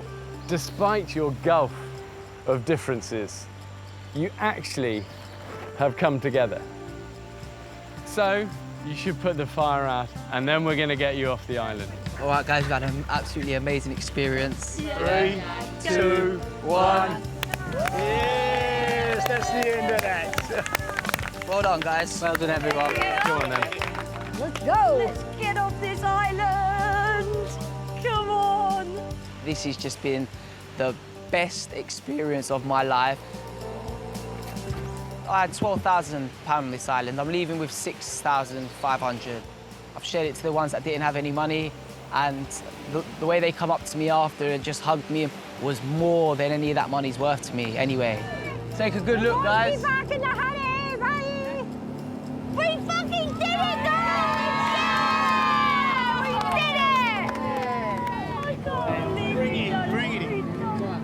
I'm immensely proud of what I've achieved. For someone like me who comes from quite a superficial, materialistic background, this was worlds apart, and I am flabbergasted that I've managed to do it. Cheers, guys. Cheers. Oh my God. I never thought it possible to make friends as closely as I believe we have in such a short time. I'd like to think I made some lifetime friends here for sure, yeah. Yay, let's get on! Returning to civilization, the islanders could enjoy their first proper meal in 5 weeks. Pineapple. Oh my God. Cheers. To the island. To the island. Cheers to the island and all it's given us. Oh my God. It was just an incredible experience. I'm not sure I'd do it again, though. Been there, done that, and hopefully you'll give us a T-shirt. I've eaten too much. I left with 16,000 quid. I'm going to give the bulk of it to pay my daughter's school fees. Still late. The islanders survived 35 days without access to basic everyday household items, including a mirror. It's not normal in your lifetime to go from one race to another. Like, that's exactly what happened. I'm so black. I'm just black now. This is me. So yeah, like hair included, because I normally have straight hair and I'm like paler, and I've gone like really dark and afro hair, like it's just born again. Like, I look like a completely different woman. So I was 14 stone. Yeah, I was about 14 stone, and I'm down to 11 and a half. My wife fancies me. It's just, honestly, it's just quite bizarre. The last time I weighed this was when I was 25 years old. Come on. I left the island with a massive smile on my face and £9,500. Oh my God, my skin. Oh my God. When I saw myself, I was so disappointed, so disappointed. I didn't care about the hair, but to see how bad my skin was shocking, absolutely shocking. It was about 2 weeks before it was back to normal, or back to the point where I felt comfortable enough to be able to just sort of wash and go. For 5 weeks, the islanders were also entirely without any contact with family and loved ones. Hello, it's me! I can't believe it, I'm here! I've learnt that I am stronger than I thought I was. I'm more resilient. I've learnt to be, proud of who I am. Oh my God, you don't know what I've been through, Charles. You know what? I had a brilliant, amazing experience, which it'll live with me forever. And I came home 5 grand richer. What's not to love about that? Hello? Yeah, it's Marco. How you doing? Oh, how are you? I'm very well, Mum. It's done. We're off. We're home and dry again. I managed to get £19,000, so... And then that's you getting your car, OK? Oh, Marco, put it away for yourself. You might need to fall back on it sometime. Yeah, don't worry about me. What I've just done, I did for you guys, all right? To be in a position where I can change my mum's life, or I can do something good for her. It's just, she hasn't had an easy life. Oh, what an opportunity. There's no way that would have left my mind, it couldn't have, and it was that little string that I was holding onto the whole time. £19,000, it's life-changing, It really is. What a treat. After the harsh living conditions on the island, even the most basic items become a luxury.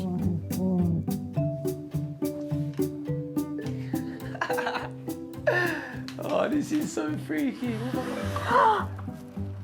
Never! Oh, Jesus! Oh, my goodness. Oh, it's so beautiful and it's huge. Oh, my goodness me. Wow, what a treat. What a privilege. Honest to God, what a privilege. And I do hope that when people look at it, they do look and see you don't have to, at 75, give up on life. Get in there and do it. I never want to leave. No sand. Oh, our TV. Beautiful, stunning. We have a shower! Shampoo, soap, conditioner, running water. But now, it's just so good to smell nice all the time. But it has taught me as well that you don't need to shower every day. Although I am showering every day. Clean! Can't believe how tanned I am.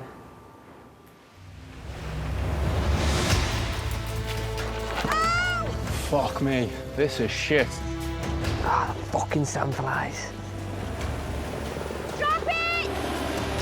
Is it dropped? There it is. The most powerful thing I've seen is that actually, even within a group where there's such differences. How selfish. Listen, stop it. There's always haves and there's always have-nots. Dog eat dog, every man for himself, you know. There's space within that to work together and to support each other for the greater and the common good. Well done, man, well done. Come on, mate, let's get back. Today's the best day. That is perfect. And really, kindness and friendship is the one currency that you cannot put a price on.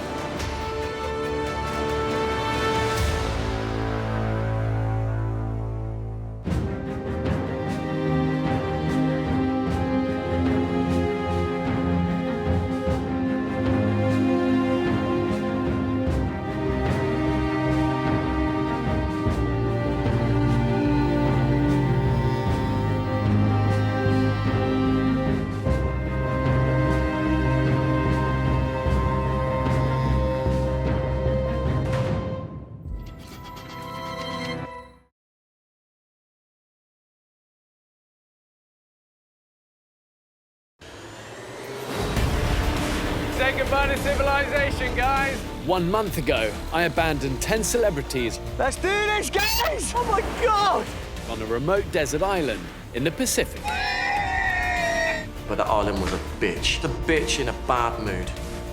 I wanted to find out how they would cope when stripped of their luxury lifestyles. We've got all the gear, but no idea. Armed with just a few basic tools. Move out the way, move out the way. In an environment filled with dangerous wildlife. Oh! Shit, that was coming to me. Me Tarzan, me look after Jane. Ultimately, if you had 11 of me on that island, we would have died pretty quick. With their lives in danger, I was forced to send in my safety team. I'm going to be brutally honest with you. You need to work hard. We were just shit. Ravaged by thirst, hunger, and a lack of sleep. It was just a mental and physical nightmare. 4 celebs gave up and quit. Au revoir. Tonight I discover how those that remained really coped. Oh, fuck. Oh. When pushed to the edge of existence. I was laying in a puddle for 12 hours. And left to fend for themselves in the wild. Like the fucking Blair Witch. Find out how island life affected them. No shit. We're a mess. Are we gonna die? The secrets they used to stay alive. Animal prints leading to the water source. Do I think we failed? No, I don't think we failed at all. And how it finally felt to leave.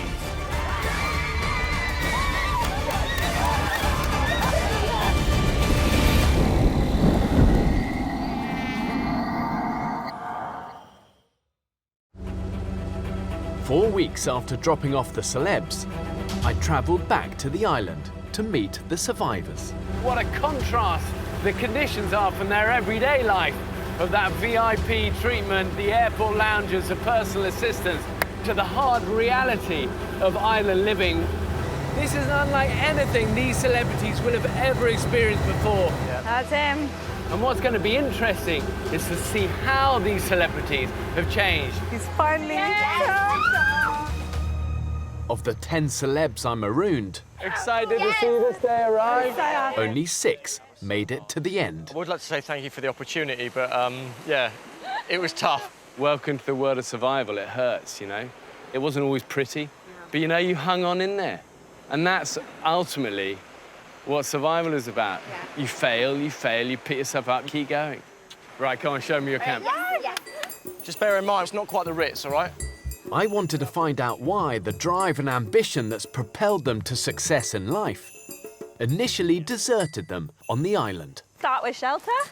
After 4 weeks, the celebs were still sleeping on the ground. Why haven't you wanted to elevate yourselves? When it rains, we all just come in under here and just huddle. And Yeah, then... but you're still wet, though. Yeah. In our defence, we were all so fatigued. It just got to the stage of, not that will do, but we were quite content. Lots of people loved the fire. I was happy in there, and it felt comfortable. It is a fundamental thing. Get off the ground. It's not. We don't say it for fun. We say it because it's about your preservation. Come on, team. Let's get all this kit off. From the outset, there were huge differences between how the men and the women approached their survival. Choose the easiest path. Straight this way, not that way. Ewan, don't want to go into the mangrove. We're going this way. Ewan. This was a major factor in their lack of success in the first week. There's no denying that as groups, people did often operate the way you might have predicted from basic stereotypes. A lot of the men did see themselves as the natural leaders. Guys, keep going as straight as much as we can. You've got to trust me on this. Let's go. The men didn't think about what they were doing. Let's do this, let's do that. I know this, you know that, I know this. When it came to finding water, the men were completely incompetent. Mate, smell-wise, it smells moist, doesn't it? I have a sneaky feeling that if you follow it right, that there's water there, because I start to see butterflies, man. I'm very old-fashioned in the fact that I like to be, you know, the old-fashioned man who looks after the women. Well done, mate. But we didn't have any sense of direction. We thought we did. And then we got lost, and we had no answers. This is a desperate situation. By contrast, the women's decision to follow animal footprints led them straight to a water hole. It's not salty, it's fresh water. I'm man enough to admit it. I think women on the island were a lot wiser and more sensible. The gun-ho attitude didn't work on the island. The quieter, more measured approach repeatedly paid dividends for the female celebrities. He's sleeping. Sleeping snake. Shall I just whack it? Just fucking do it. And the girls get to bring home the bacon tonight. Guys, we come bearing water and snake. Are you joking, man? Oh my God. Yes, Doc! No, you didn't! Yeah, its head's not on there anymore. Wicked. What? You did it? What? Well done, girls. What the fuck? On me and Lucy. I think when Lucy and Sarah found the snake, there was a sense of, oh, well, it's not just the men that can catch and kill animals, so everybody's doing it now. Yet for all the women's triumphs, the louder male voices dominated. We need palm leaves and we need straight bamboo or straight wood. There's not enough people doing fire then. We've got water, we don't need fire tonight. Their failure to listen led to the group's biggest mistake.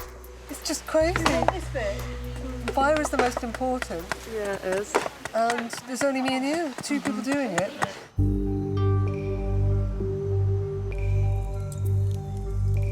The celebs' cardinal mistake was their failure to prioritise making fire. This fire wasn't easy for you guys to come by, was it? No. I mean, from our point of view, we had to say, listen, without this, you're going to die. Yeah. You've got to get fire going. Yeah. Without the fire, the celebrities had no way to keep warm and dry or boil water for drinking. Yeah, that's bad, isn't it? That first week was, without doubt, the hardest week I've ever had in my life. Yeah. My hands got really bad, so I had like trench hands and I was quite scared. I want to help and I can't. I remember the doctor looking at them and saying, I think you're going to lose all your fingernails. And I'm like, you're kidding me, because I'm so vain about my fingernails. All of this is numb now, so they won't bend properly, and I can't actually get them to do very much. Those moments were really frightening because they just didn't look like hands anymore. I remember that all of us did think about collectively leaving on the third night, which would have made this one of the less successful series. People were saying things like, we can't survive this has been a mistake, let's ring them and tell them we're all coming off. The celebrities had failed so spectacularly. Here they are. For the first time, I had no choice but to send in my safety team to assist them lighting a fire. Hello.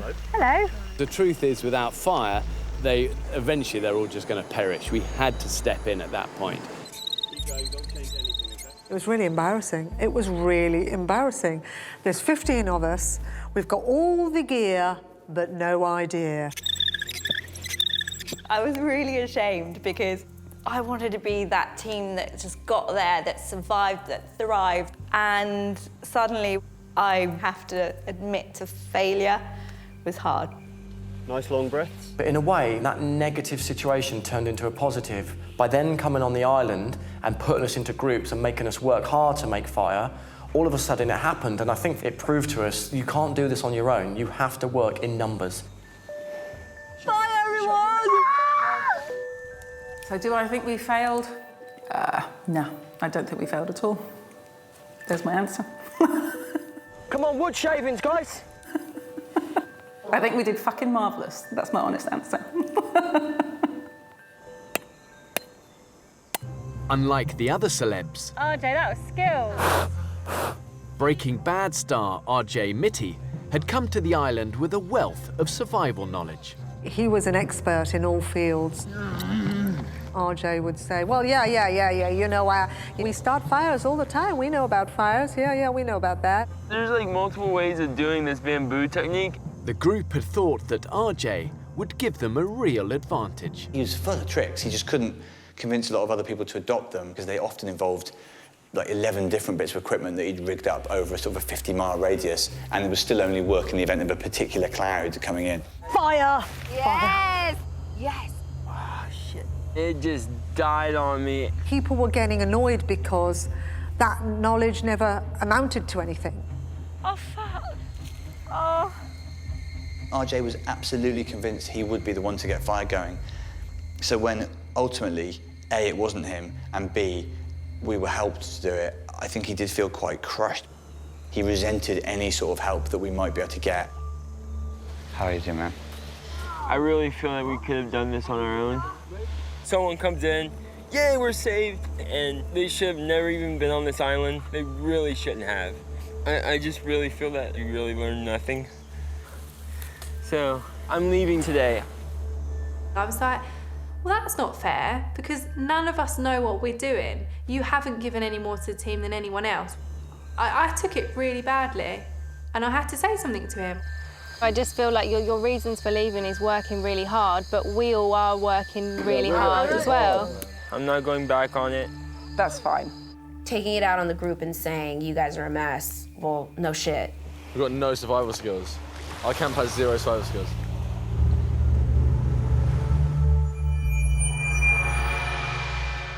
Do you know what? It is not about the knowledge. Yeah, you know, we have the knowledge. And the thing is, A, a survivor needs to communicate that properly. Yes.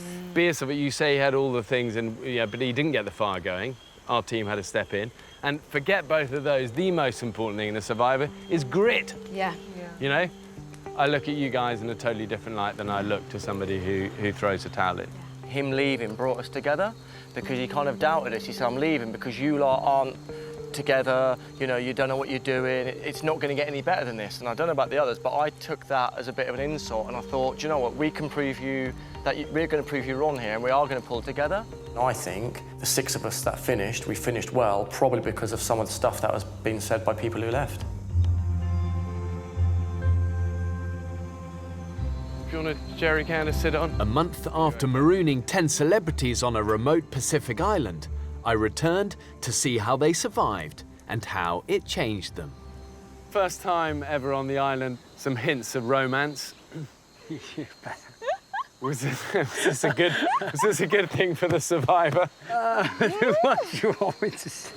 Intimate relationships on the island are usually a non-starter, but not for Ryan and Lucy. We had an amazing bond, and actually, I feel really lucky because it's very lonely, and I honestly don't think I could have completed this without him. Emotional support is the best thing here. For me, I couldn't have done it without you. Oh my God, that's so cute. He has actually got a very good bum. It's won a prize.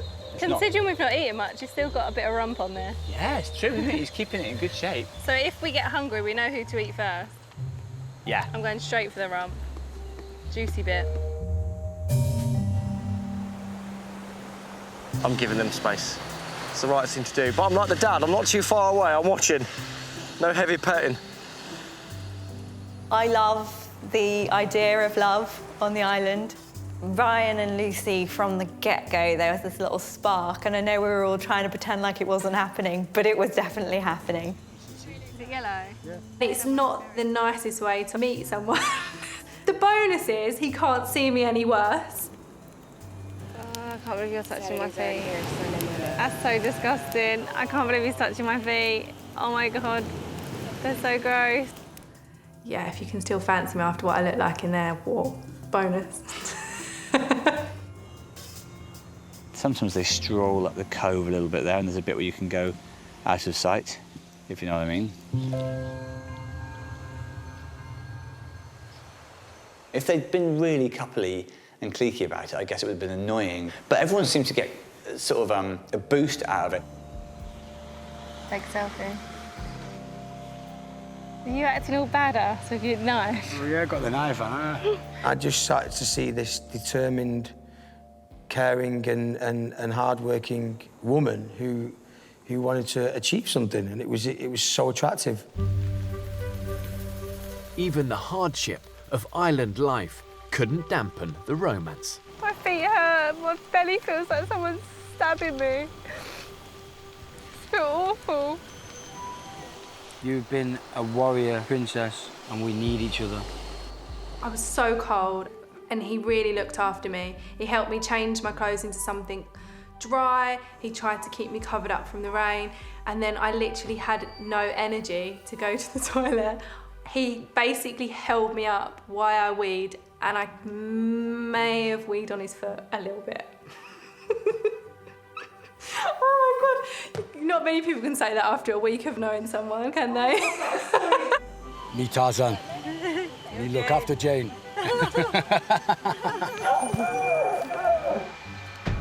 Have you talked about this before or not really? No, we haven't really. So cheers, mate. Cheers, mate. Don't worry, Lucy. He'll have a shave and brush his teeth. You'll probably find he scrubs up all right. Cheeky bastard.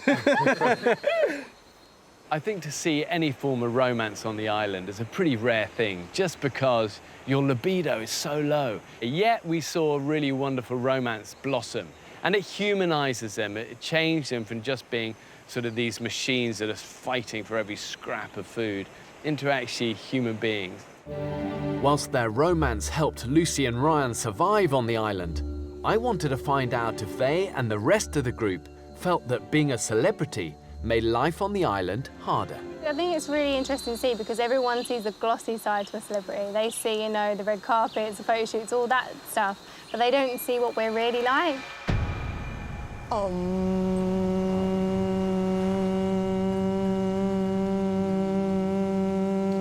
And you take a deep breath. Namaste. I do have a glamorous lifestyle. I go to lovely photo shoots and I have a nice life. I go on lovely holidays. Lucy's a big model back home, you know that, don't you? Awesome. Yes, there's this glamorous side, but also I am a tough cookie. I can get on with it, and there was no way I wasn't going to finish the island. With no creature comforts, the celebrities learned to improvise. She's going to try her first blend of a unique tea, which is just water and leaves. What's the verdict? It tastes like tea. Yeah. It's actually really good. It tastes like Earl Grey. That's absolutely ideal. Yeah. And you can find it in any island near you.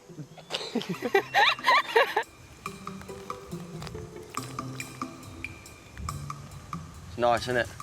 Oh, I mean, it's ideal. It's like a Sauvignon Blanc in our current situation, that is.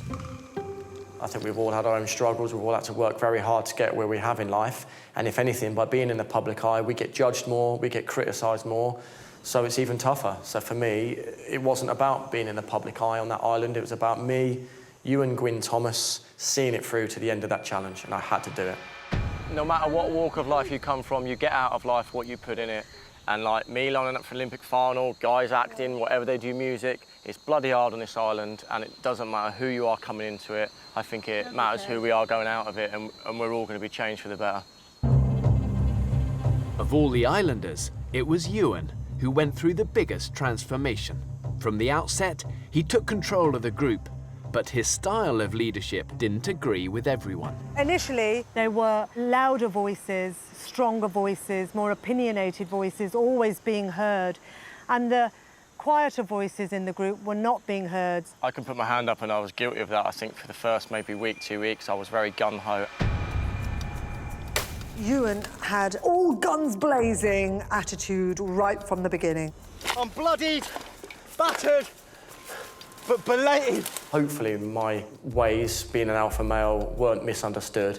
Hopefully people just understood that that's how I am. Right, guys, we found a campsite which is way better than this. It's a non-brainer. Yeah. This is our last night in mosquito hell. It seemed more like dictatorship as opposed to leadership. You need to calm it a bit. You get so excited, but everyone needs to agree, everyone needs to be happy. Sure, but personally, I'm going whatever happens. Ewan was very much get in, charge and go forward, and he meant well, but I don't think it worked for our team. I heard someone say Cayman. Yeah. Is it true? Yeah. Let's fucking get it. This is what I came to the island for.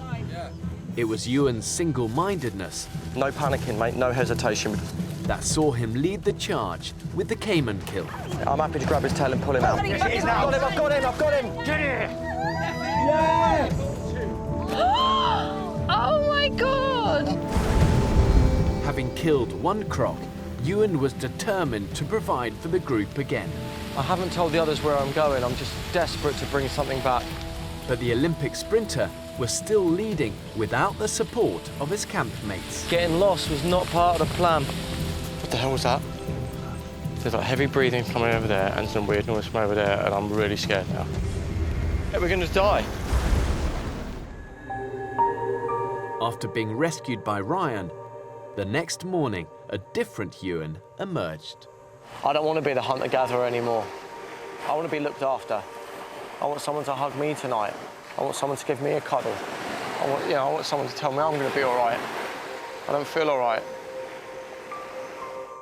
Once he relinquished this idea of what he thought survival should be or what it takes, then he started to really become himself and show himself. I spend a lot of time on my own, and I'm my own boss, and I do things I want to do them. It's my way or no way. Yep. And I've learned now, no, that isn't correct. Yep. My way isn't always going to be the right way. Of course it's not. And I need to listen to others. I just became more humble and a better person, and I think if I'd continued to be that alpha male for the whole month, then I would have been unbearable to live with, and it would have been difficult. Just need to give you a hug and say, I love Ewan's kind of transformation. I love that I saw Ewan as this kind of demigod to start with, and that underneath all those layers of kind of muscle and strength, there is just this lovely, soft, squidgy Pillsbury Doughboy. David Hasselhoff!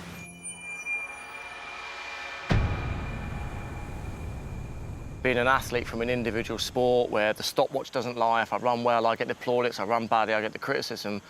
I led a very selfish life because it was all about me, me, me. And coming here, having 14 people to get on with, when I would never put myself in a big group like that anyway, because I'm a bit of a loner at home, I had to change my viewpoint. Well, it's a really powerful thing you say, Ewan, it really is. You know, I admire you more for that than anything else, you know? I think Ewan's journey was very powerful for me to hear. I might be solitary in everyday life back home, but actually here I really need people. OK, let's have a look over here. Ewan learned he needed his campmates to survive. By contrast, Shazia discovered she had hidden talents. So, this is a fishing station. This is a fishing station. Initially, I never fished before in my life. And then we found this one net, so we decided to untangle it, which took us a couple of days. One day we got 15 fish, and then another day 10 fish, 11 fish. So the net was working. Shazia's success wasn't instant. She repositioned and checked the nets daily, and she never gave up. Nothing there, completely empty. If the net thing doesn't work, what are we gonna do? I remember waking up at 6 a.m. when the sun's coming up and not really wanting to move and being like, oh, really cozy and like, oh, I don't want to move. And she's up, swimsuit on, goggles on. When Olympic swimmer Sharon quit the island, it made Shazia's job even tougher. It was just left up to me to then get the fish and sort out the nets. And I just remember the waves bashing me across the rocks. There were a few times I thought I could have done with some help here. Eventually, her persistence paid off. Oh my God, I got a fish!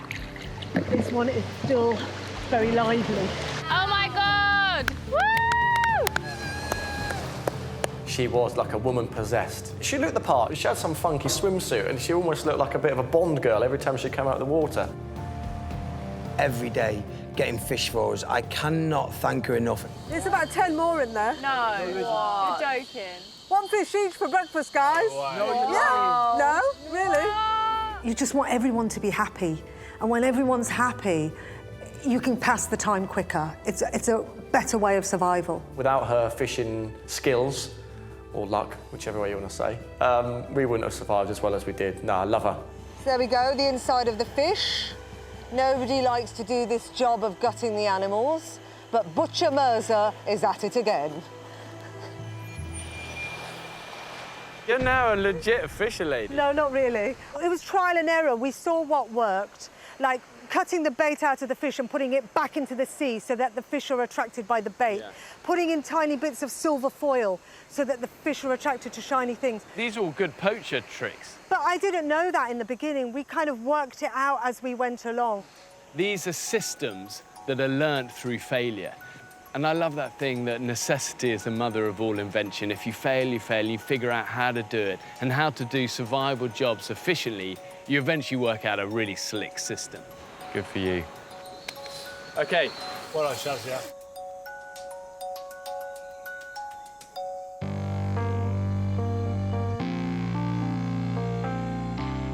Cooking? Cooking corner. This is the only area that looks clean. Oh, we knew you were coming. Stripped of their creature comforts, the celebs had to rely on their own ingenuity to feed themselves. I'm seeing for myself how they did it. Our favourite meal was yucca with turkey on top, and it felt like chicken and chips. We take it for granted, the taste of something like that, but it's powerful, isn't it? I've ensured there was enough food on the island to feed the camp. Holy shit. All they had to do was find it. I think it's come from heaven. It might be sugarcane. No way. Taste it. That's sweet. Oh my God. Finding the sugarcane was, for me, the nicest feeling out of all the food that was given to me. Oh!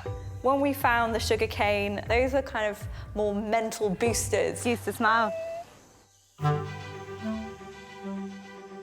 But not all of the celebs scavenging proved quite so appetizing. Oh my God, fuck me, it's a big fuck off crab, that. It's like purple shit, look at that. Yo, that's pretty crazy. Can we eat that?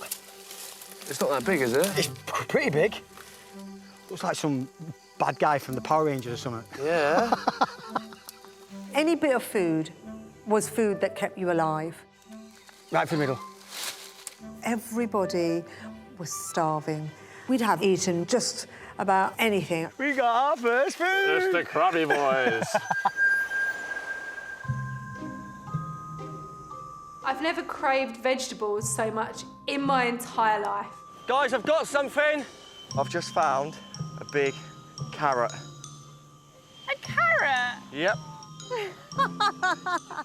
The diet on the island was strange. Hygiene just went out the window. Back home, you drop something on the kitchen floor, you go, I can't eat that, I've dropped it. What? On the island, I'd drop things in shit and I'd pick it up and go, that's all right, I'll have that. For some islanders, foraging proved fruitful. I had one job, it was basically to collect things and bring them back. I never find anything cool. This is incredible.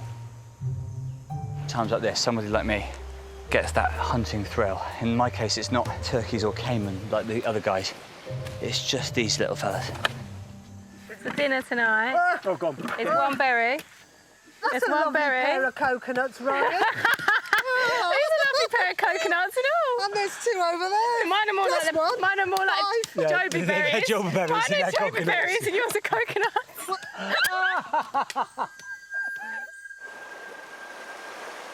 So what about coconuts? Did you ever tire of coconuts? It kept us going, to be honest, the fluid, and I loved eating them as well. I love the grease and fat. It's just not what it does to me.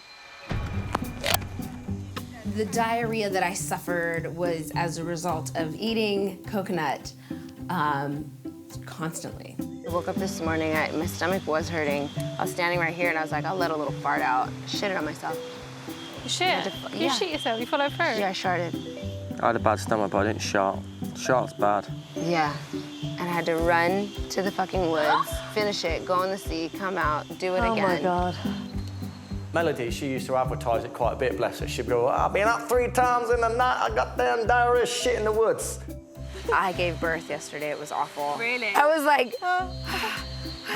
like between 2 rocks, I was like, ooh. She literally would shit where she slept. She said she didn't, but like she literally, in the pitch black, she'd only walk about 3 meters, have a poo and go back to bed. But I must admit, from behind, it does look like you've had another shark episode. They are a bit baggy. Oh, Dookie.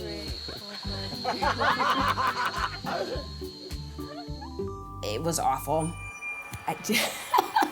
And does a lot of the day revolve around discussing your bowel movements? Yeah, we love poo chat. Food. They go hand in hand. When the celebrities got sick, Camp Dr. Sarah was on hand to treat their many ailments. We had a lot of skin infections secondary to kind of bites. Every day? Most days people were coming in with some kind of skin torment. I'm covered from head to foot in bites. That's bad. Her greatest medical challenge came courtesy of the island's smallest creatures. Hands, arms, legs, belly, back, face, ears.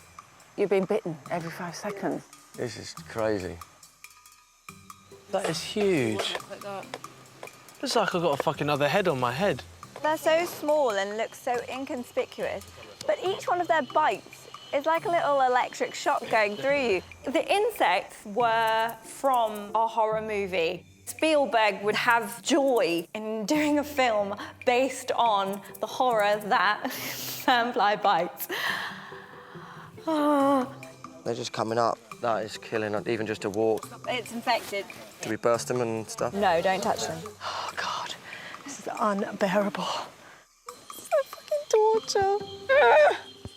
It was horrendous. You can cover yourself up, you can put your socks on your hand, you can put something over your face, you can wear your long sleeves and tuck your trousers in your socks, but they still seem to get absolutely everywhere. Stop scratching, Mrs. And Mel really did experience them getting everywhere. My butthole was stinging, now it's itching. I don't know what's going on. I think you've been bitten up there. On the anus was hole. stinging? Yeah, on my anus hole. Nothing could really prepare us for what we went through, I think, until he actually dropped into the situation. I think for all of us, it was a massive shock to the system, and I can appreciate why some people left. Of the 10 celebrities who arrived on the island, 4 quit. You can survive without food for about 30 days. You can survive without water. But if you tell yourself that you can't do that, then that's what will manifest, and that's what will happen. So when your thoughts start going incorrect up there, that's when you lose the battle. Probably one of the worst nights of my whole entire life, and that's not an exaggeration. The onset of tropical storm season tested their resolve. All I want is to be able to get warm, and I'm just so cold. I was begging for a scorpion to bite me just so I had a good reason to leave and I didn't look like a wimp. It can get very lonely. And when times are tough, you just think about your own survival and you think, how am I going to get through tonight? How am I going to get through today? I'm really weak and I have to move my legs and stuff. I need to get warm. It almost was, God, just take me. I've had enough of this island already. I'm worried that some people leave. I think we're at a big risk of losing 3 people, possibly. And I don't blame them. You know, I think it was about 36 hours in when I was like, why have I returned to this after thousands of years of evolution? Look after yourselves. Look after each other. Bye. After RJ, Sharon was the second celebrity to leave the island. Oh, God, don't you wish that was you? We were all kind of going, what on earth are we doing here? And I'm freezing cold and I'm soaking wet and I really don't know that I could do a month of this. And I think that was definitely going through my head. I don't think I can do a month of this. But it's weird because when someone gets picked up, it almost teases it. It's like, I can get on that boat and I'm sort of 24 hours from being at home with all the people that I love. You're brilliant! There was 10 and now there's 8. Who knows, there could be more. Tomorrow I'm going to make a move. Things went from bad to worse when Jordan announced he was leaving. So tomorrow I'm out, but yeah, love. We're dropping like flies. Before the island, I was like, you're gonna have to drag me off it. I was thinking isolation, that's my strength. Like, you know, I'll be able to just sit there and exist. Hi, this is Jordan. I'm just wondering if I could get myself some kind of Uber out of here. I'm not too proud to admit that I was very wrong to think that I could last. Au revoir. Je suis désolé. That's the biggest smile I've seen on his face since I met him. On a selfish note, when he left, I thought, well, it's one less mouth to feed. So, you know, a dog-eat-dog world, I kind of thought, well, you know, that's one less person we need to worry about. Survival is not the place for an abstract thinker, I think. I think ultimately, if you had 11 of me on that island, I think we would have died pretty quick. So, Jordan. He said, actually, I always quit everything and I'm not going to change now. I And don't finish anything. It was really, really, really sad to hear. But the truth is, I looked everyone in the eye at the start and said, you will develop every excuse under the planet to leave, and you won't find any reasons to stay, but the champions and the survivors define themselves in those moments. You stay. Do you think they'll honestly regret it? They regret it within 2 hours of leaving. Right now, yeah. It's that fast. The only failure on the island comes for quitting. However you dress it up, they threw in the towel. And I said to them day one, pain won't last forever. Just hang on in there and don't quit. And that's why I have so much respect for those remaining 6 celebs. Mark, I'd be interested to see your take, but I see that slightly differently.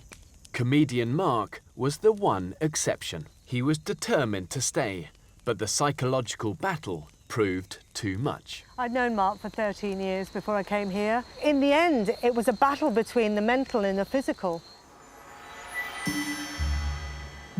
This is Mark Watson from the pits of hell.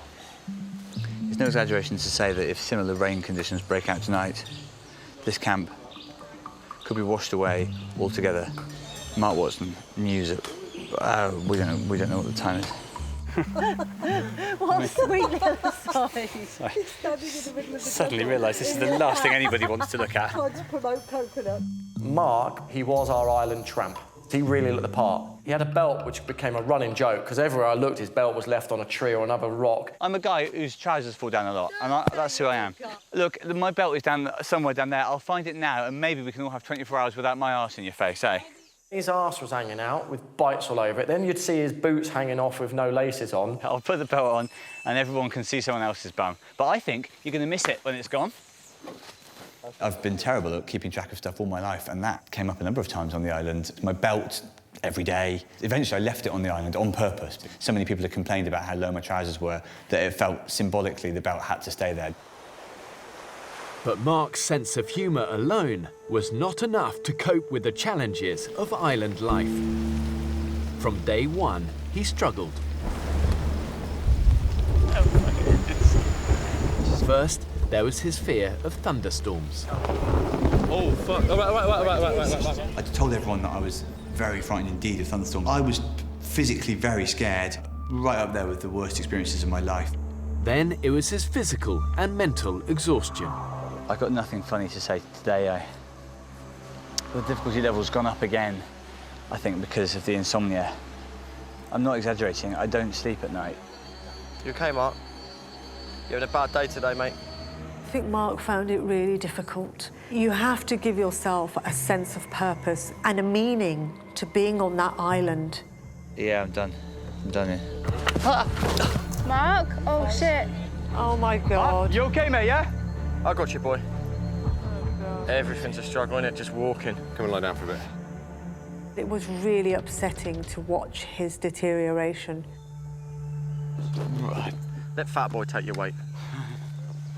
I got, right, let's just... Mark was having no sleep, which meant that he couldn't really do anything.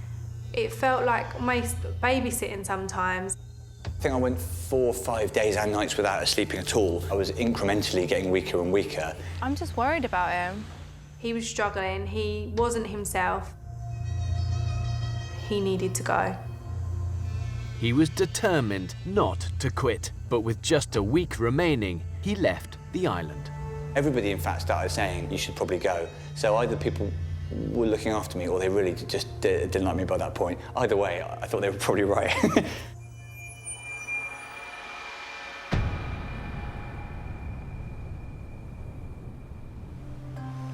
We're getting off of this place! After a month on the island, I returned to take the castaways back to civilization. Goodbye, island! Oh, goodbye! I will not miss you! And I'll never see you again! I have so much respect for those remaining 6 celebs, not because they were the best survivalists. They're all here because they're great survivors. And actually, that has to be earned the hard way, through blood, mud, sweat, tears. And it's that spirit that I so admire in them. Bye, fish! No more!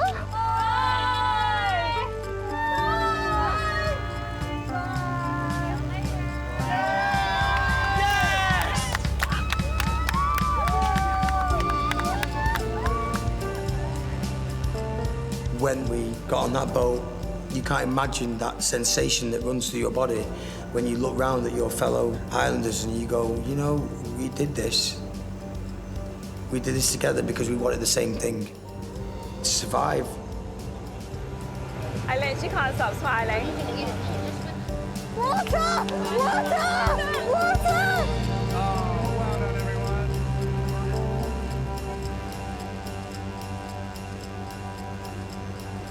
Ready to go back to civilization?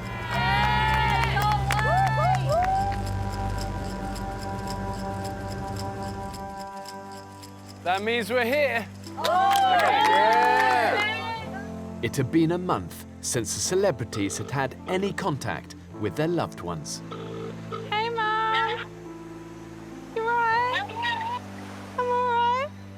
If you could see me now, Mum, I've got sand in my hair, my skin's fallen off my feet, I've got black nails, I haven't brushed my teeth for a month, I look disgusting.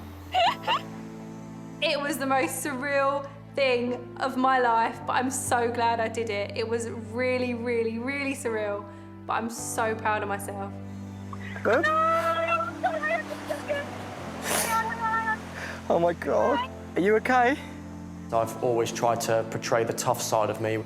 In reality, I should just be myself and be honest. It's the hardest thing I've ever done in my life, and I never want to be away from you like that again. I just appreciate life. It's like, it's so intense, mate, like how far away you are from civilization. Like, the imagination runs wild with you here, mate. Like, it's just intense and it's just tough, but I'm so glad I've done it now. It's all worth it now. Did you kill anything with your hand? I killed a snake. A snake? A snake. After so long, stripped of their celebrity lifestyle, Oh my God, my stuff. the most basic items have become luxuries. Flick of a switch, I have like... Candy. Candy.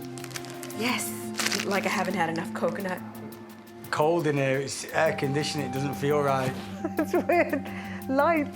Civilization. Oh my goodness.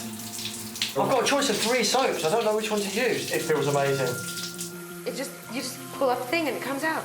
I'm actually like the real life Mowgli. I've lived in the jungle, I look like Mowgli. I could do this for another 3 hours.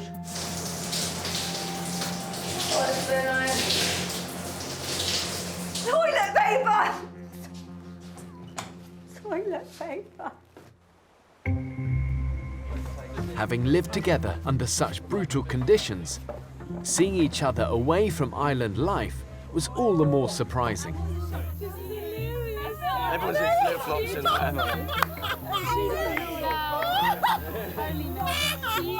Melody! Hey, sexy! Hi. Don't you wish your girlfriend was hot like me? And after surviving on a near-starvation diet, This is perfect. adjusting to normal food was overwhelming. This is amazing. Eating for the first time was amazing. It was like crack cocaine. No crocodile available, I'm afraid. No caiman available. I've had to go for vegetables, very disappointed. It feels like the nicest meal I've ever tasted in my entire life. Gracias. To have something substantial, not like a pinch of something, you know, was really, really great. Can you pass the salt? I can't even say that. Imagine your life is bland, bland, bland, bland, bland, bang, flavour. It was heaven in my mouth. It's really nice. But I could kill a burger. We did it, guys! Cheers, everybody! The celebs had reached the end of their island experience. But did the group's budding romance survive back on dry land? Yes, me and Ryan have been out looking slightly better than we did on the island and slightly cleaner. Things, me and Ryan are going really well. Tell me about your first date. No. Two Nations sweethearts. No. You've had it. No, no way. It's been so nice to sort of get to know each other in the real world. It's almost like doing it all again the right way round.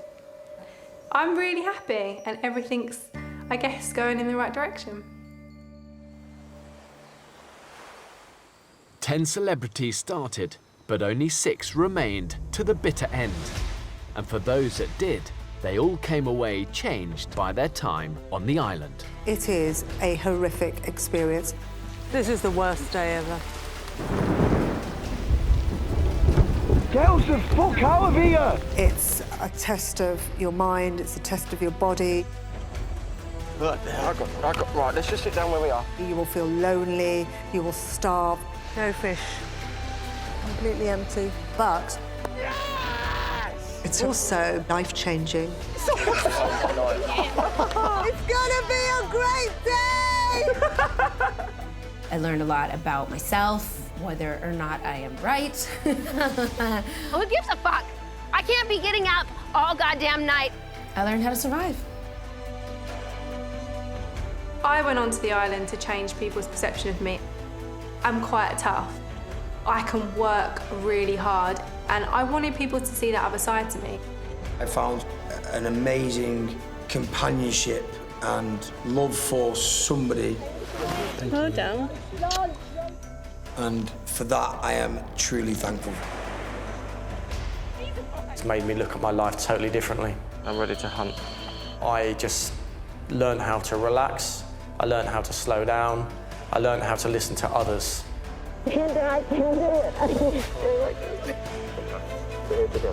The island really strips you of everything. All your prejudices, all your things you take for granted. What's left now is a connected, strong, humble group.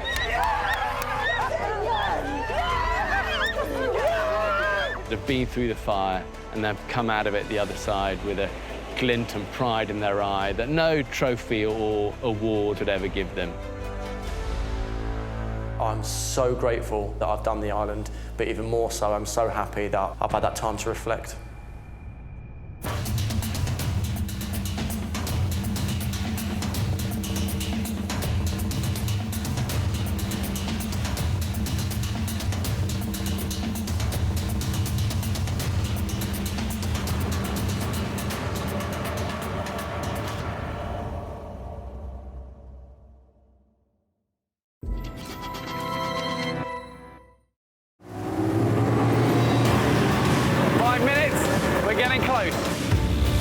28 days, I marooned 10 celebrities on a remote Pacific island. Your brain is filled with adrenaline, not knowing, really, of what's ahead of you. Anyone with a machete needs to come to the front. Stripped of their luxury lifestyles, He's got an eyeball and he's looking at me. they were left to fend for themselves with just the clothes on their back and a few basic tools. On Gower, you must someone that shut down tree power. Oh my God! Come on! Battling the forces of nature, Is this for real? I wanted to find out who had the grit and determination to survive. All I kept thinking was my tattoos ain't gonna make sense anymore. Never, never, never give up. Pushed to the limits of human endurance, I can't do this. 3 of the celebrities quit. Bye, guys. I'll put the hands up. I just couldn't hack it. Tonight, I'll discover the full impact of island life. Oh, how delightful, look at that. I felt like I was seeing like my dad's Willie. What pushed the group to breaking point. Lord of the Flies, Lord of the Flies. We have work to do, Paris. Apparently you don't have to do anything, it all happens. Magically appears. How they survived on a meat-free diet. Who is prepared to slit the pig's throat? That's one. It was just bizarre. I don't think I will ever see anything like this again. And what it felt like to finally leave. It was so shit there. There was no part of that that anyone would choose to want to do, really.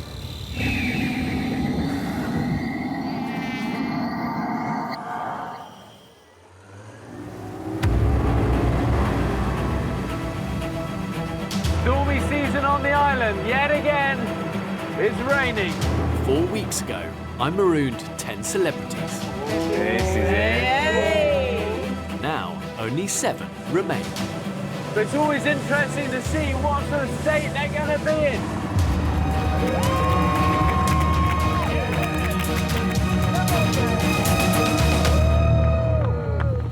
Well done, you guys. Look at you. Amazing. Harder than you thought? Yes. Yeah, much harder. It's really hard to describe it, you know, until you're in it and you're covered in sandfly bites and you're tired, you're dehydrated, hungry and hurt. People don't know. So well done. Well done. Thanks, man. Come on then, let's come and show me your camp. It's paradise in there. You won't believe what we've done with the place. So Pete, you picked this area to make camp? Well, yeah, first day that we arrived on that beach, we sort of followed the coast down, and this seemed like a pretty good area based on the fact that it had a big clearing already. Yeah. So we could make quite a large camp, which we have done in the end. And then when we found the water source literally 100 yards away, it seemed like the perfect place for us to stay. Guys, we ready? As soon as they set foot on dry land, Pete quickly established himself as the group's leader. If we stick to the shoreline, whoever's at the back, Ojo, just every now and then shout out so we're all in line, yeah? All good. He led from the front. He was happy to go without food. He was happy to put the effort in. He was happy to go fishing every day. We put the nets out every day, most days twice a day. He's happy to work hard, and I think that's really important for a leader. Go on, Pete. Yes! Oh, it's incredible, look at that. Because of what I do on a day-to-day basis, it was nice for people to see a side where, well, actually, I do graft. I've grafted my whole life, and I'm not just a donut that falls out of nightcraft. I do that quite a bit, but, you know, there's a little bit more to me. I can make a fire now. You ready for some stingray? Oh my God! I feel like I'm gonna cry! Pete was a hugely successful leader, and I think that he basically didn't ask anyone to do what he wasn't prepared to do himself, and he did more than everyone else. It's a bit soft and wobbly, that bit, but... It's slightly bent. It might be all right. I've had boyfriends that looked a bit like that. Under Pete's leadership, the group successfully set up camp and started a fire. Got the ember there. It's gonna work. Good, we're good. Wow. Yes, boys! Well done. The people on this list were superhuman. You know, we literally, as a group, I say we, I don't feel like I contributed that much to it, but as a group, I've never known anybody to establish themselves so effectively and so quickly. This is a good place, you know, you're in it, so sometimes when you're in it, you don't kind of see it, but actually you've got good cover, you've got good resource, you've got your water, you've got the sea, you've got your place where the nets are working. You're off the beach, you're away from high tide. This is a good, smart place to make a camp.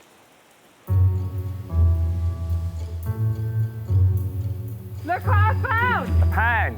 Oh my God! Well done, Paris. Well done. That is such a great find. Well done.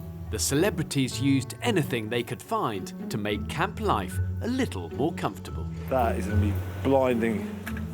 Perfect pillow out of that. I'll make it like an orthopedic pillow. Some more over there, I'm going to go get one. We would not have been able to survive there without plastic, without the bottles that drifted up on the beach. Flip-flops, big plastic barrels, we wouldn't have been able to do it. I've been shopping on the beach and I've got a comb, well, I've got 2 combs, that one's in better nick. 2 toothbrushes, I mean, I don't know who they belong to, but, I mean, beggars can't be choosers. What's that? Could be onto a winner. This would be good to use for the shelter, wouldn't it? Fucking Captain Obvious. I'm so happy. I was looking and I thought, what's that? 2 bananas. I wouldn't even look twice at them if I was in Sainsbury's. That might make a nice conditioner for my hair. I always love to see beauty in nature. I just get very upset now we're destroying it, you know. And that was a sad thing for me on the island, was seeing that plastic, because there is no beauty in that. Well, every corner of the beach is just infiltrated with plastic. I know, it's unbelievable. And then one day it will be clear, and then think you've done it, and suddenly the next day, all back again. It's unbelievable. I mean, it is one man's trash, another man's treasure. For you guys, it was useful, but it is shocking, isn't it? Yeah, shocking, yeah. Let's have a look at the shelter. This isn't our finest hour of the shelter. Has it worked well for you? Yeah, I mean, listen, everybody moaned about it because they said it was so uncomfortable. It did a job, whenever though. it rained, it was the first place that everybody went to. Yeah. I love making things with my hands. You know, I'm big on that at home even, you know. So when it came to making things, even like making the shelters, when we first got there, I loved being in charge of that. What's interesting for me is that you guys are almost a bit embarrassed by it, but here's what I see, is that when it comes to survival, this is about function and working together and having a communal area that keeps you dry, keeps you off the ground, and good enough is good enough. Yeah.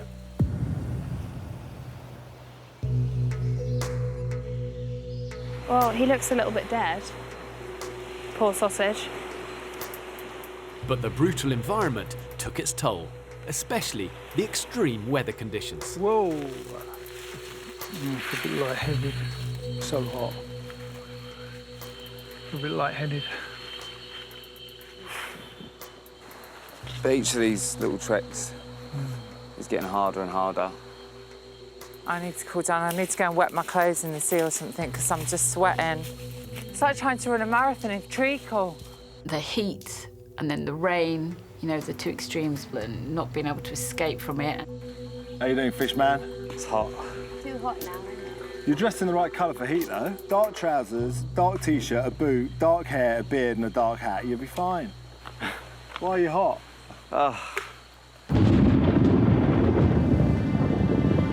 The onset of tropical storm season and the dramatic changes in temperature tested the islanders' resolve. Ooh, look over there.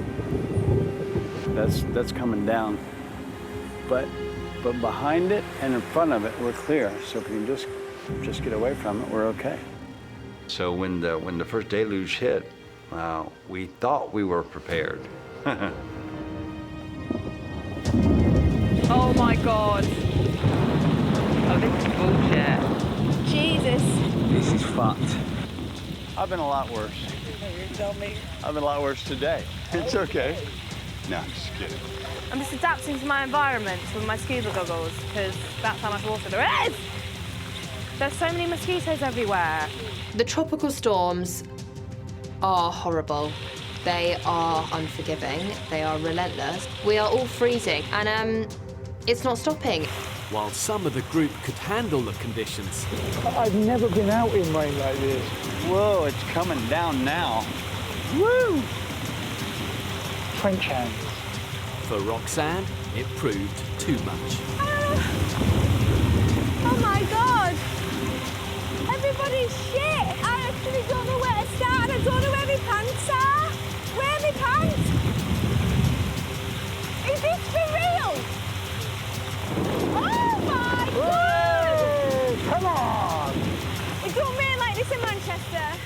Mentally, I broke. There's no hiding from it. Yeah, come here. It's a twig. It's a twig. It's a twig. After the weather conditions turned for me, that was when my state of mind did.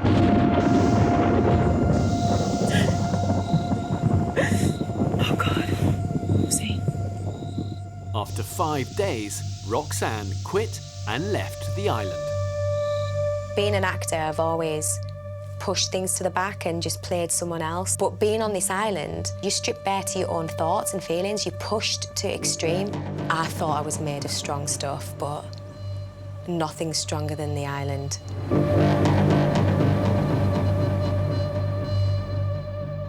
Roxanne leaving, what was that like? This is a hard place, as we all know. So I don't begrudge her going at all. I think she needed to go home. I thought it was a real shame she went so early because she would have given the group just a lot of fun. I was sad to see her go. Well, the island brings it all out. The irony is she probably would have found the best therapy by staying here. You know, you can't hide, you can't pretend.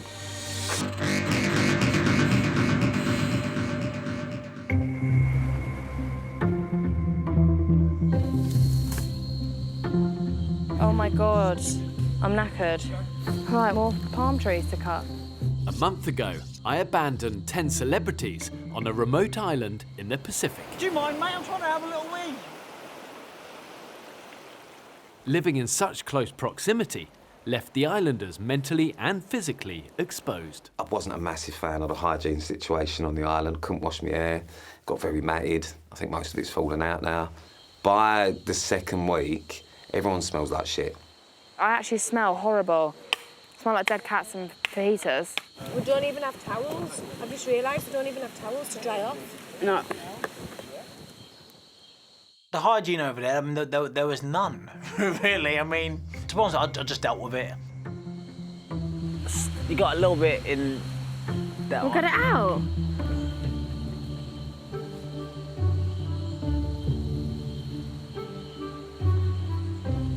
Thanks. Oh, God, we've all got very close on this island. Oh, how delightful, look at that. God, he got a bit of sun. His arse looks like the moon. Full and white. For some, island life became a little too close. They'd walk around sometimes with their willies out. Oh, we've seen a snake. It's cold in there. Oh, my God. Oh, my God. This is how the Red Hot Chili Peppers used to play. I'm Anthony Kiedis. Wow. I felt like I was seeing, like, my dad's willy. He's over. Oh, God. He's bending over. This isn't what I want to see. It was vile. Where was your loo? In the sea. Always the sea. It was always en route to the sea. So was diarrhoea a big part of camp living? A few of us. Do you have diarrhoea for a month? I did. Think shit. Do I? And I certainly settled into a routine fairly quickly of having the shits, that's for sure. I've got a belly full of fucking desiccated coconut, and I can tell you now, it's not pretty. I know it's there, but I just keep holding it in, holding it in. I know I could go more if I wanted to. Just feel like rubbish. Listen, I had the runs from day 1 to day 30. Oh, my head is throbbing. I think I might be dehydrated. Remember, that's all we've got now. One celebrity's struggle with the conditions caused tension within the group. Before we went on the island and we was all on the boat and all that, Paris said, oh, I want to do this, I want to do this, I want to do that, I want to do that. And we got there and she did none of that. I'm ready to kill today. I was convinced that I was going to do really well in that situation.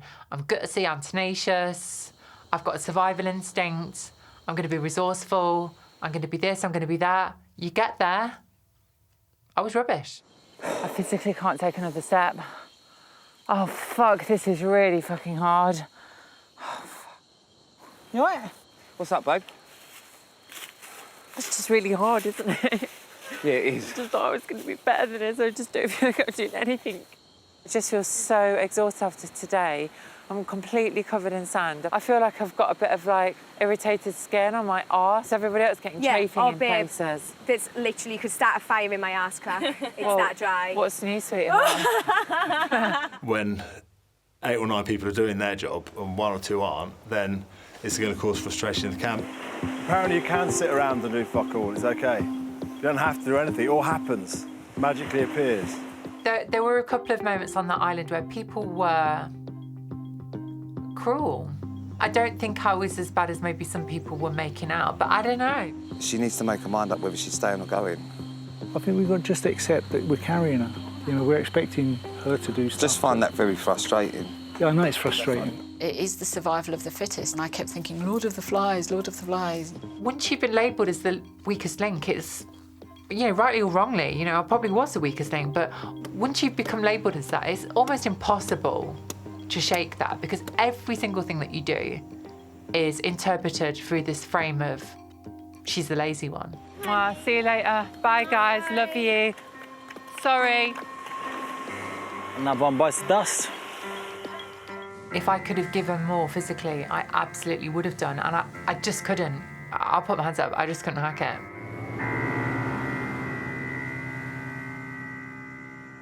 James, obviously it was difficult for you when Paris left. Talk me through that. My only regret with Paris is that she has been through more in her life than anyone else here, and I didn't really understand her, but I don't regret having word with someone who I think isn't helping the camp. I think it's totally valid. You know, you've got to be honest in these sort of groups, and the only currency out here is hard work. Oh, fuck's sake. Oh, I can't be arsed. So fucking dumb. Quitting the island can be contagious, and for the younger celebrity, once the idea took hold, it became impossible to shake off. I want to go. I know, but it's hard. I know it's hard, but that's the point, isn't it? And life is hard. Yeah. Your whole life is going to be about survival.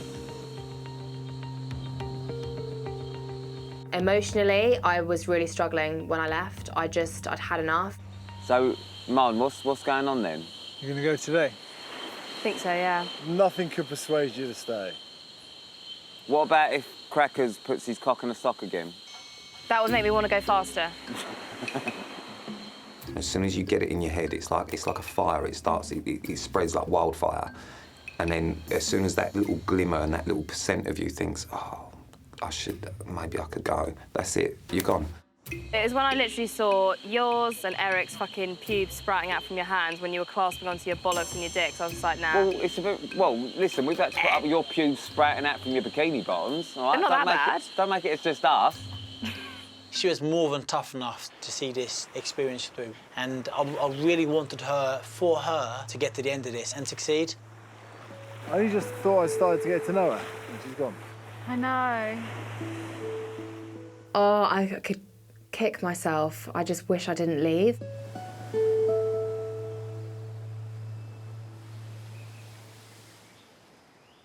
Once you lose it mentally, it's very hard reclaiming that, isn't it? Joe, what would you say to a young person coming on the island next time round?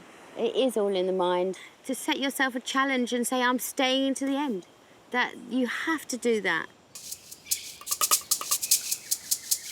While the younger women quit early, the eldest quickly settled into island life. Come and see my kitchen. I mean, this is fantastic, isn't it? It just shows how important it is having something you kind of feel is yours in your area.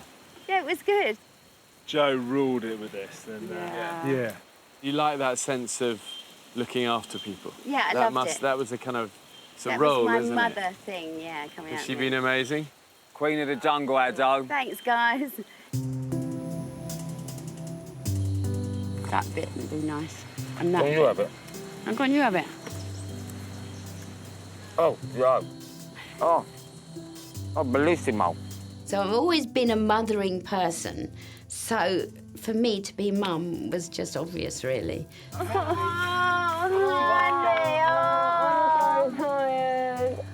on. fuck's sake. I was so worried. She was genuinely my jungle mum, and she always gave me hugs when like I was feeling down, and I really clicked with Jo. I thought she was amazing. Dinner! What's that there? See anything? Look! Mangoes. You beauty! She found food out of nothing. I'm sure she could pick up a rock and find food under it. She was unbelievable. Rock oyster, knife out. Give me a little good bit then. That's a good bit.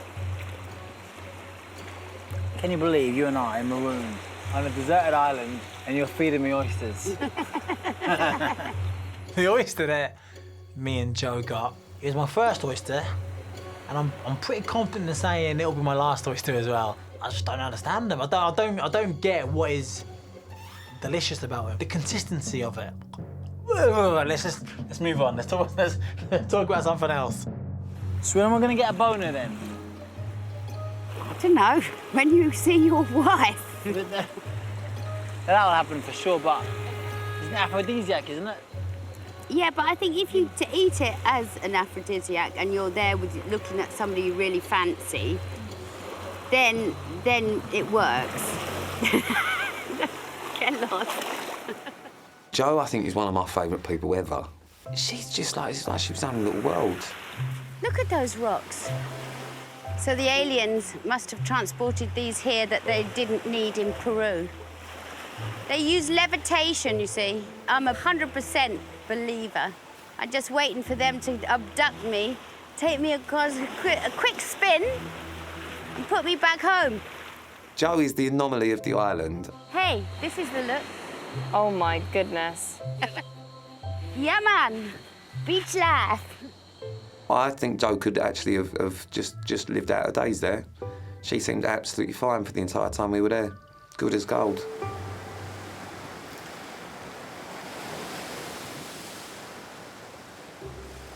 What's up there, Grandpa? Those are literally a pair of golden globes. In every group, there's a maverick. And this time, it was the oldest member of the camp. Good morning. And there he was, and his name is Eric. The fact he was prepared to stick it out and didn't moan about it, I really liked him for that. Oh, man, it's the shoes. Don't worry about it.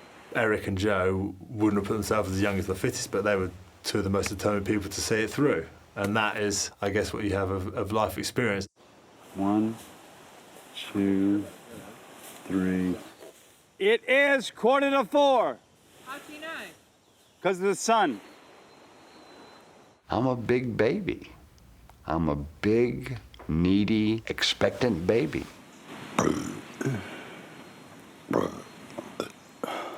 How you feeling, Eric? I feel okay. How do you feel, baby? Yeah, I'm fine. One of the guys, what was the actor's name, Eliza, who I like so much? Colin, speak up. Who's Colin? Who's Colin? Martin, speak up. He looks like a Colin to me. Martin, speak up. I really loved him. I loved being around him after about, let's say, for the last 2 days.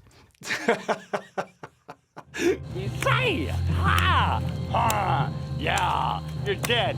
You're bleeding. There you go, Pete. Woo!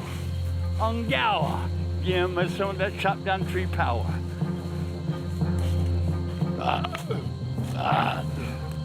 Smashing it, Eric. What? I said we're smashing it. Yeah, we are, Pete. Wow, look at the size of these guys. Wow.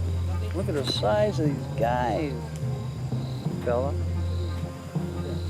I miss the weird old geezer. He's such a strange man that I think everyone needs an Eric in their life.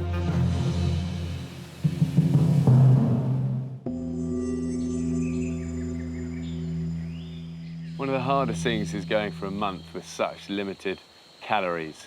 Has the hunger been a major issue? Yeah. The hunger's been hard, but I've really struggled physically with the demands because my body feels so weak. So, yeah, it has been tough for me. Especially as an athlete, and James as well, you're a big guy, you need a lot of calories. I think it's more, as Anthony was saying, the feeling of just everything slowing down for me rather than raging hunger. Cookies and cream, Haagen-Dazs. Ah. Apparently, your stomach is so small when you go back that you can't eat much. Well, watch me. That was one thing that really amazed me, was how much people talked about bloody food when you hadn't even got the stuff. Oh my God, mashed potatoes. I'd rather a Solero about now, if I'm being honest, or a Calippo. Oh, a Calippo! You know, a white Magnum. I love a white Magnum when I'm in the bath. We're not in the bath now. I remember going, come on, stop talking about food, for God's sake. Why is that? That's just water though, Calippo. You need something more. You need a cornetto. That's what you know, everything comes back to food. So that wasn't much fun either. So when you're sitting there and you feel like shit and then someone goes, oh, do you know what I fancy? I fancy a Krispy Kreme. Do ya? Do you really? Well, don't we all? You know what I mean? Like that used to really wind me up. All we did was talk about food. Do you know what I fancy? And I never really normally like them. Profiteroles. Oh. Or chocolate eclair. Oh, chocolate eclair, stop it. Salted caramel chocolate eclair. With little chunks in it. Oh, mate. Actually, I'm saying that I moaned about food a lot. I should shut up. I can't blame everyone else for that. It's probably me. And Anthony, I'm going to blame Anthony, actually. Yeah, fuck him. Anthony's fault. He used to talk about food all the time. I'm blaming Anthony. Twister. Oh, Twister. Oh, Nando's. Cheesecake. Oh. So beans on toast. Oh, a little bit of orange residue. Mop that up. Cheeky little pork rib.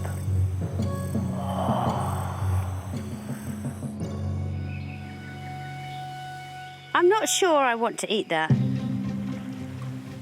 It may not have been the food they were craving, but in a survival situation, every calorie counted, whatever its source. Come here.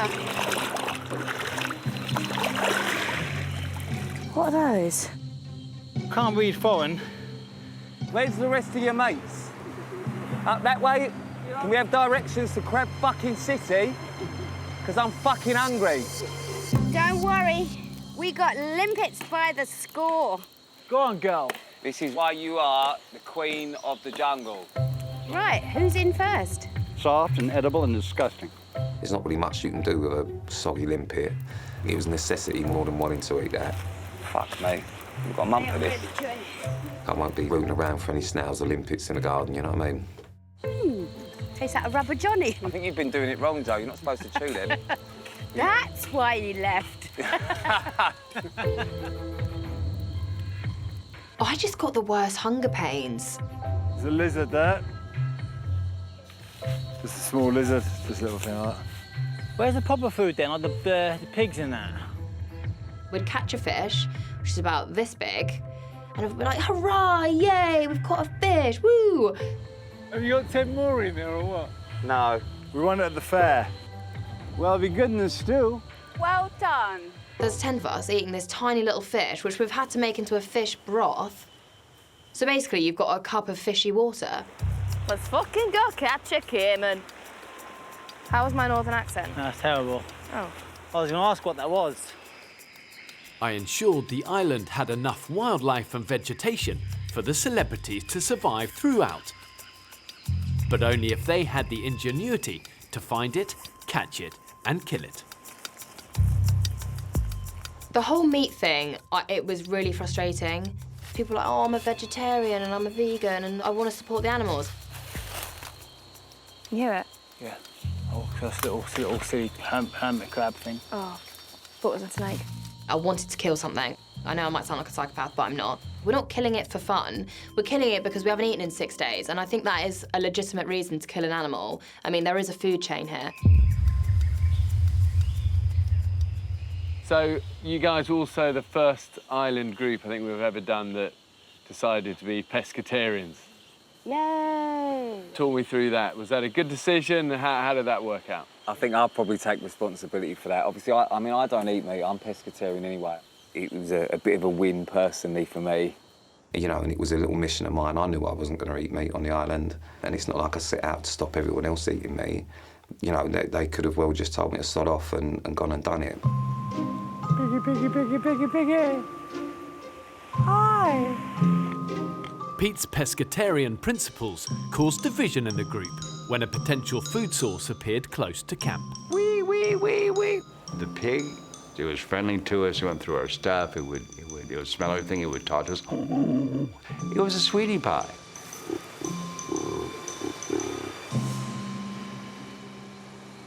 Dinner time. You wish. There was just this pig with all these floppy ears and his little tail wagging and all that sort of stuff down the beach. And I thought, oh, instantly my stomach sank because I thought, they're going to want to kill it. Hey guys, he's in camp now. The fact that Colin was actually a beautiful little soul in a pig's body made it a lot easier for me to convince other people not to eat him. I think he's sitting down because he knows it's a bunch of celebrities that don't eat meat. I did think to myself, if I name him, you can't eat him. Colin. Colin. Look. Colin. Soon as he named him, we weren't going to eat him. We all knew that. Well, I knew that. Pig's dead. What? Pig's dead. No, Colin's dead. Yeah. The pig hung itself. What? Yeah, the pig hung itself. Well, let's go. Even after the pig accidentally died, the group stuck to their decision not to eat it. You know, he's part of the camp now. You know, I wouldn't eat Eric if he died, so why should we eat Colin? When we put the pig on the raft and we pushed him away, and Pete was standing there looking like Jesus, saying a prayer over the top of him, I thought it was the funniest thing I'd seen since Life of Brian. And it was everything I could do to not look at somebody else in the eye, to laugh. It was one of the most bizarre moments I've ever been involved in and ever seen. I don't think I will ever see anything like this again. Truly kind of far out, man. Yeah, it is. And another twist is if, Pete drowns. If they'd made the decision to eat pig, I'd have left. Yeah, it was just an horrible time. Definitely the hardest part of the island for me.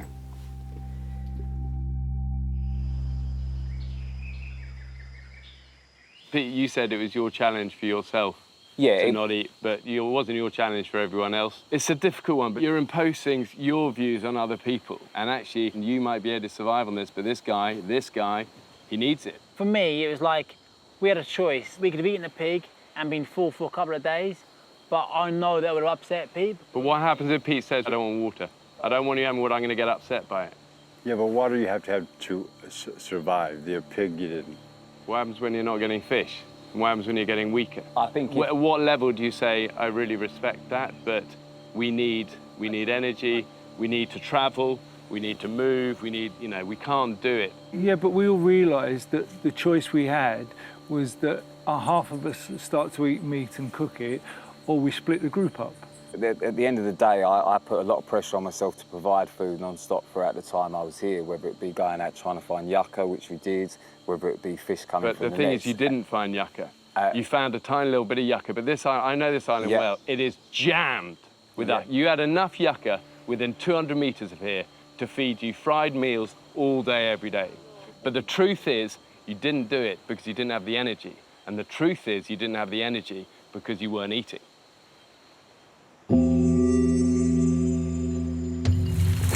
Oh, God, Martin, careful. Yeah, I'm right. You all right? You all right? Yeah.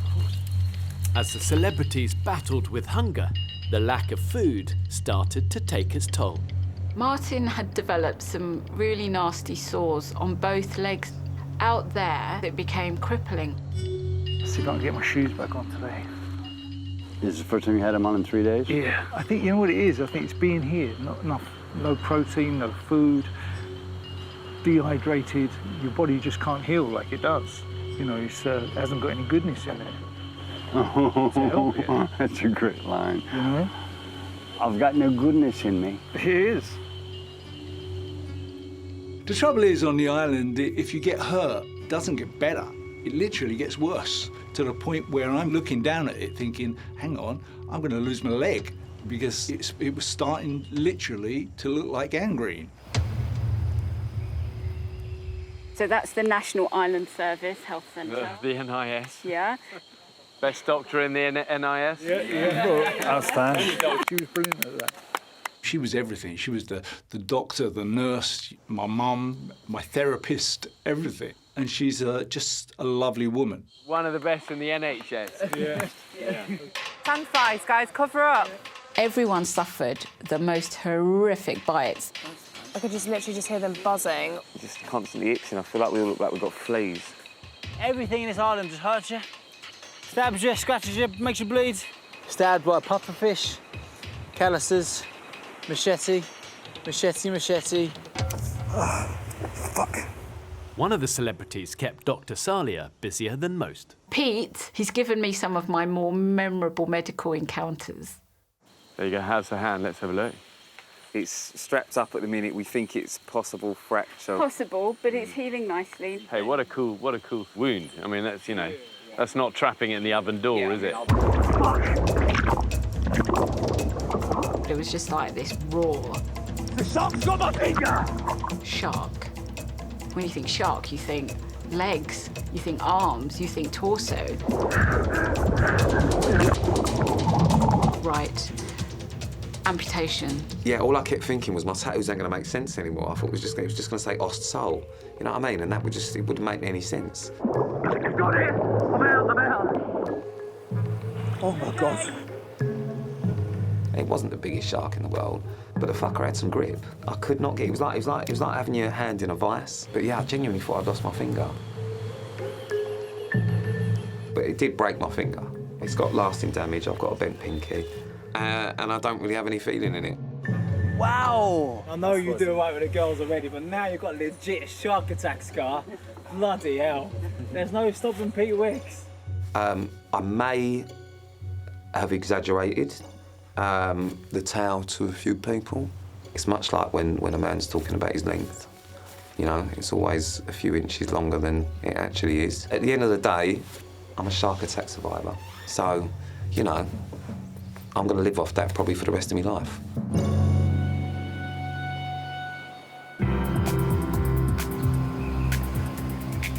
I can't believe we're actually going. Oh my God, Martin. We are going.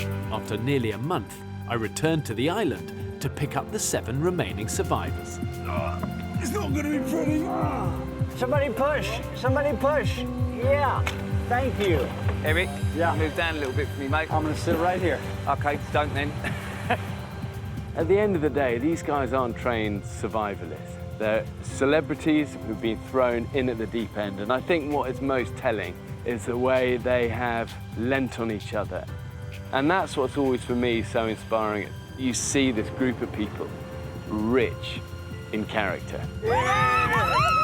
So long, Cam. Oh, we're going, we're going, we're going. Woo! If you set your mind that actually this is something you're going to do, and there's nothing that's going to change me doing that, then you'll do it.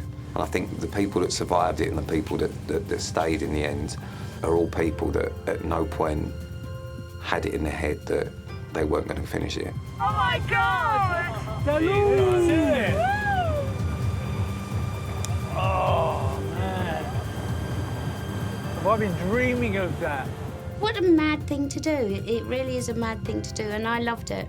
Age is merely a number. It's just a number. I'm so happy I did it. 28 days ago, a month ago. I know, it's so long ago, doesn't it? It's hard. It's life.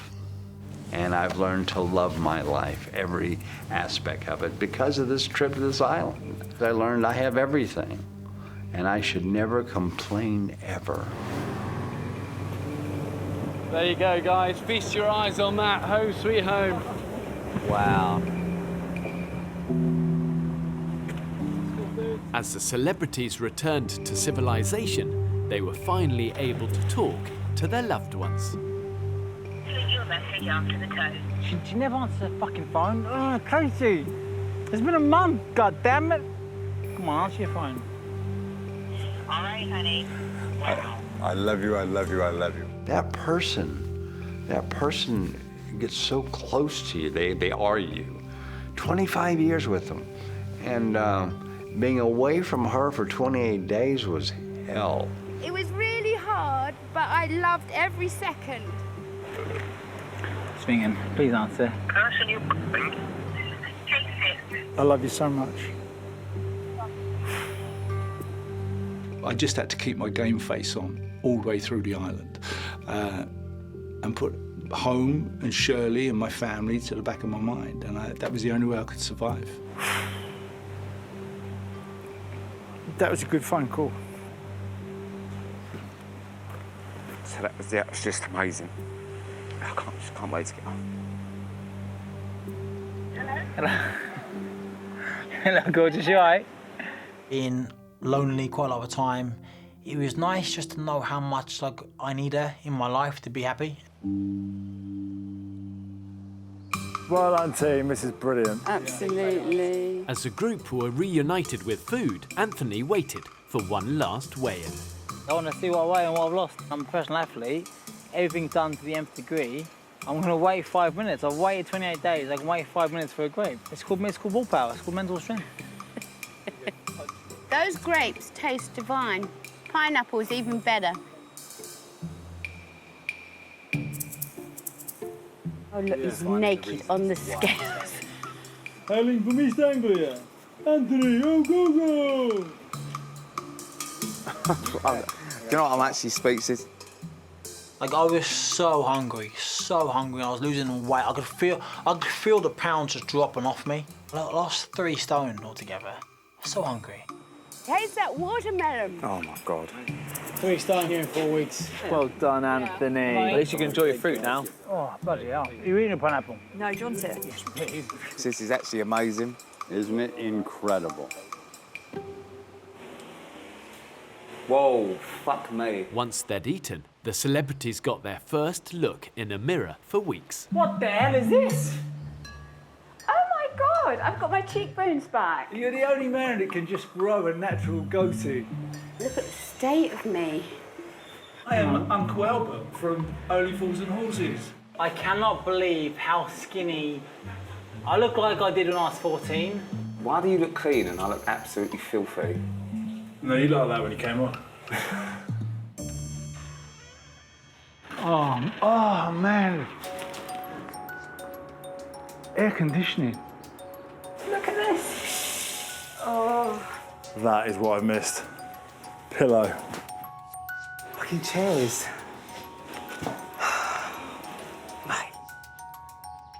Oh my God, the bed. Yay! I've got an erection looking at this bed. Shampoo and conditioner. Oh, amazing. No. That was like having sex. This is it. Oh my God. I think that's what the island probably taught me most. We're too worried about getting to the destination, we're not enjoying the journey.